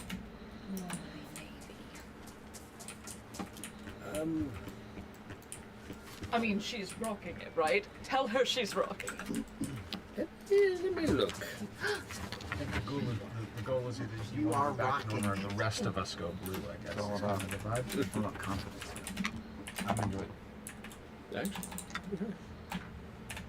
He goes through a few books, pulls out a an odd leather tome that has like a textured, almost like snakescale leather binding to it. The text on the front is Marquesian, and goes ahead and opens it up, starts reading it through before finding a page and goes. This is a collection of various ailments, curses, and arcane mishaps. These sort of things happen in studies, especially when we are working alongside other practitioners of magical or divine arts. And it says here there is, in errant magics, a minor curse that can occur involves the radical altering of the hue of one's skin, somewhere in the realm of the primary colors. So that's the closest I can guess. So I just need to find somebody that can remove curses. If this is indeed the source of your discomfort. It's not discomfort. It's not. It's quite fetching on you, to be honest.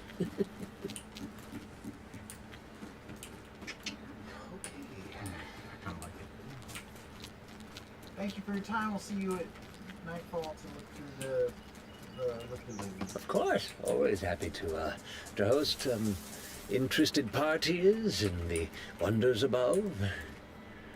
So, Right. We'll bring more limes. please do. I'm running low. Okay. Wow, we gotta get limes. As we leave. Expensive. What time is it? What year is it? What time is it? What month is it? What day is it? Quick, For right now, would be I'd say between the waking up. Or you haven't? No, this is still the same day. So you guys have traveled through. You spoke. You're getting like late afternoon. So you're like maybe a handful of hours from sunset. Drink or something? Something we need to do this? Yeah, good call. Couple. You know what we should do? Maybe let's Stoney, would you be able to point us directly where you had a conversation with the twins when you were attacked? Yes, I can do that. And goes and gets a coat and puts it on. Follow me. And he leads you outside of his homestead. And not terribly far, and you kind of remember clocking this as you were heading to where he lives.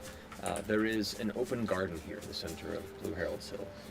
You can see there are stone walls that rise up about chest level and sometimes higher than that. There are a number of hedges that are kept, and probably a dozen or so trees that themselves do not look directly indigenous to the surrounding trees within the bog that the city itself is built in the center of, the heart of it, which gives it this kind of beautiful alien little island sense here. There is a small kind of stream that is kept from an endless source of water that is just kind of nestled into this stone statue formation that looks like a weathered man who is currently holding a pot, pouring it down into the river, and it just continues to flow continuously. Some benches. It's a beautiful little respite from what can be a little more ramshackle, bog-centric areas of this city. And there are a handful of other denizens that are fucking just sitting hammer. there reading a book or themselves just looking around. Someone's taking a nap on the ground behind one of the benches, just kind of snoring quietly to themselves. He goes ahead and starts kind of retracing his steps, and you can see with a smile he very much enjoys being in this area before going. It was right as we were turning on this bend, right around here, beyond this wall. And he points out to this walkway that curves around this large tree, and he kind of stops for a second and points up to the tree and says they descended from the boughs above and cut them down right here. He points into this just normal looking part of the walkway. Without the context of it, you wouldn't be able to tell it was any different. Do you remember what direction they left when they ran away, even vaguely? He takes a few steps forward and kind of like retraces his placement, turns a bit. South leg. Out of curiosity, where's the fountain? Where's the fountain from where you are right now? It would be about kind of southeast. Okay. Pardon me one moment. Orm is going to flea bounce up into the tree and see if I can find any long cold trace of the attackers in the tree. A few months? Yeah, it's a couple months back. She was still mourning. Yeah. Yeah, she was in Western. Oh, Shad was... Investigation? 21. He was still... Investigation? Yeah. Going from branch to branch, glancing around, you, for individuals that would be as effective at such an assassination as these were, there's nary a sign of their presence. With that, I'll say you do find a gash on a piece of a branch. And you go ahead and look into it, and there is a hint of a dried, like a tar-like substance that is kind of embedded in the group. I will use one of my knives to cut that away, and I'll cut under the. I'll whittle the wood up to not disturb it. Good technique. Away from you. Plucking it free and careful not to touch it, you glance at it, and it does resemble a toxin substance you've seen used before. Okay, so just harkening back to the beginning. Yeah. I'll wrap it in a bit of cloth and keep it. Okay. It's got some good eyes. I'm gonna find something.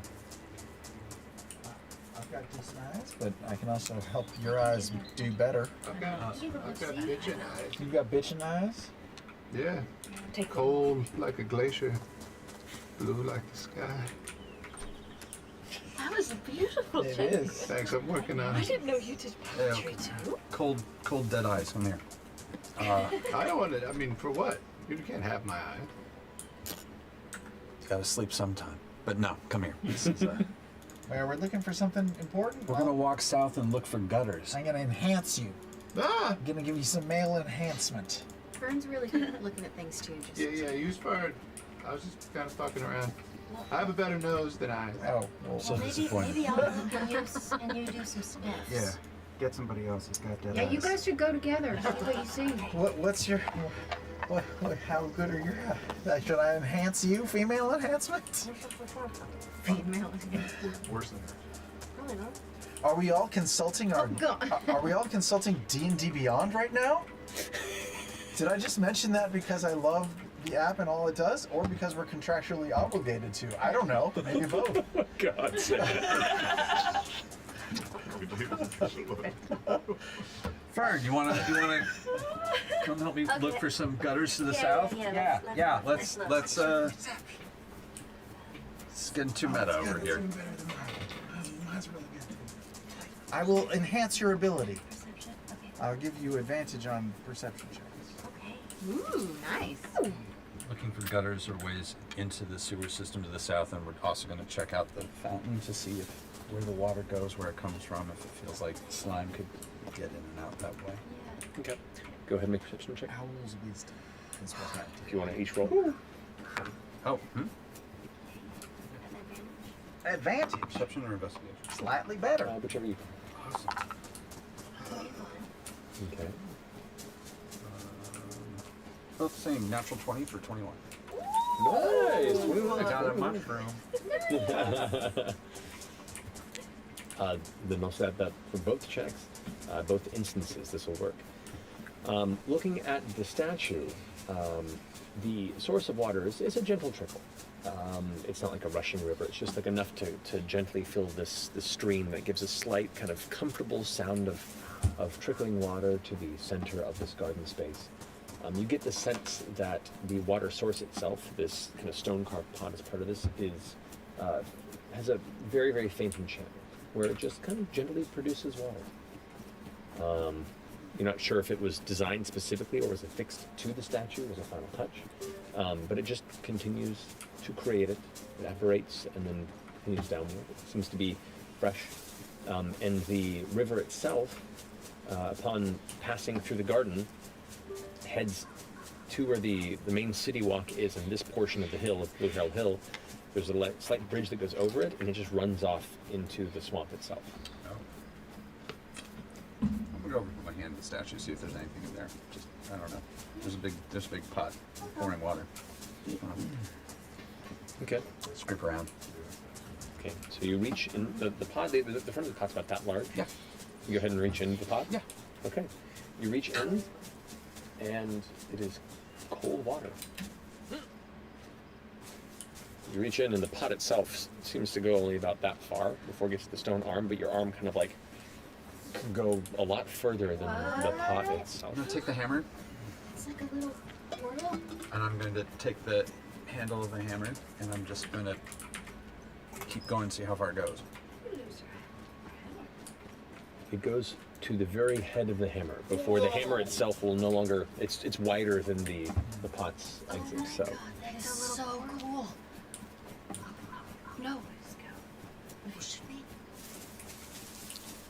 What else can we Take it. stick in? I guess anything we want. Why do we have that? If we only had that fucking rope, why? Why'd you do that? I'm going to. Fuck.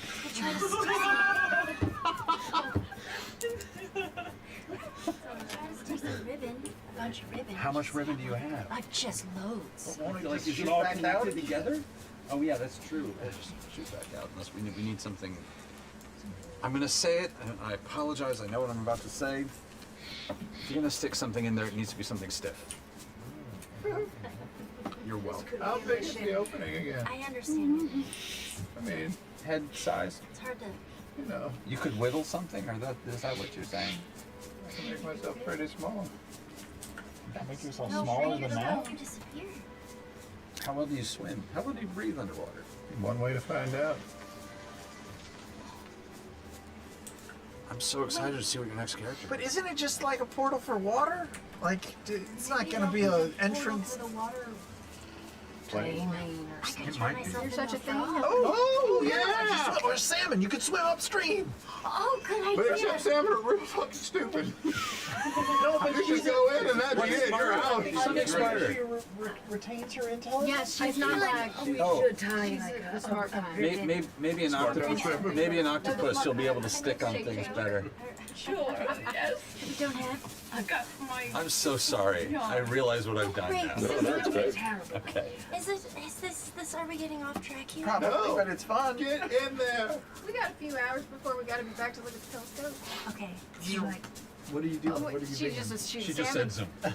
Frog. Oh, you're I frog? went frog. Okay, Lorna takes Where did it her red yarn, and I kind of make a little frog holster for you. You know, a little harness. It's yarn, right? It's just yarn. We're not talking about like some like steel rope or shit. It's just fucking yarn. We're gonna. We should have a count before we start pulling her back out anyway, like in case something goes wrong. How's she gonna signal us? I guess pull three tight. She's Can you 3 pull? inches tall. It's true. We'll Oh wait, we can still communicate with her mentally That's right, we can. Oh boy. for a bit of time.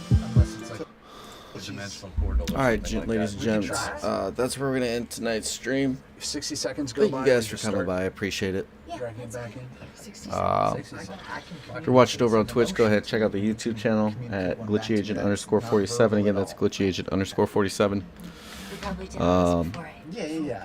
And I will talk to you all in the next video. Later. Alright, and for YouTube, I'm going to be getting on every morning between 6 and 6:45, just making it to the base, making sure I pay for it, keeping it up to date. Hopefully nobody finds it. I don't think anybody is, to be honest. That's so far like out of the way, you know what I mean? But we'll see. We'll see when I get back on tomorrow morning. Thank you guys so much. I appreciate you. And I'll talk to you in the next video.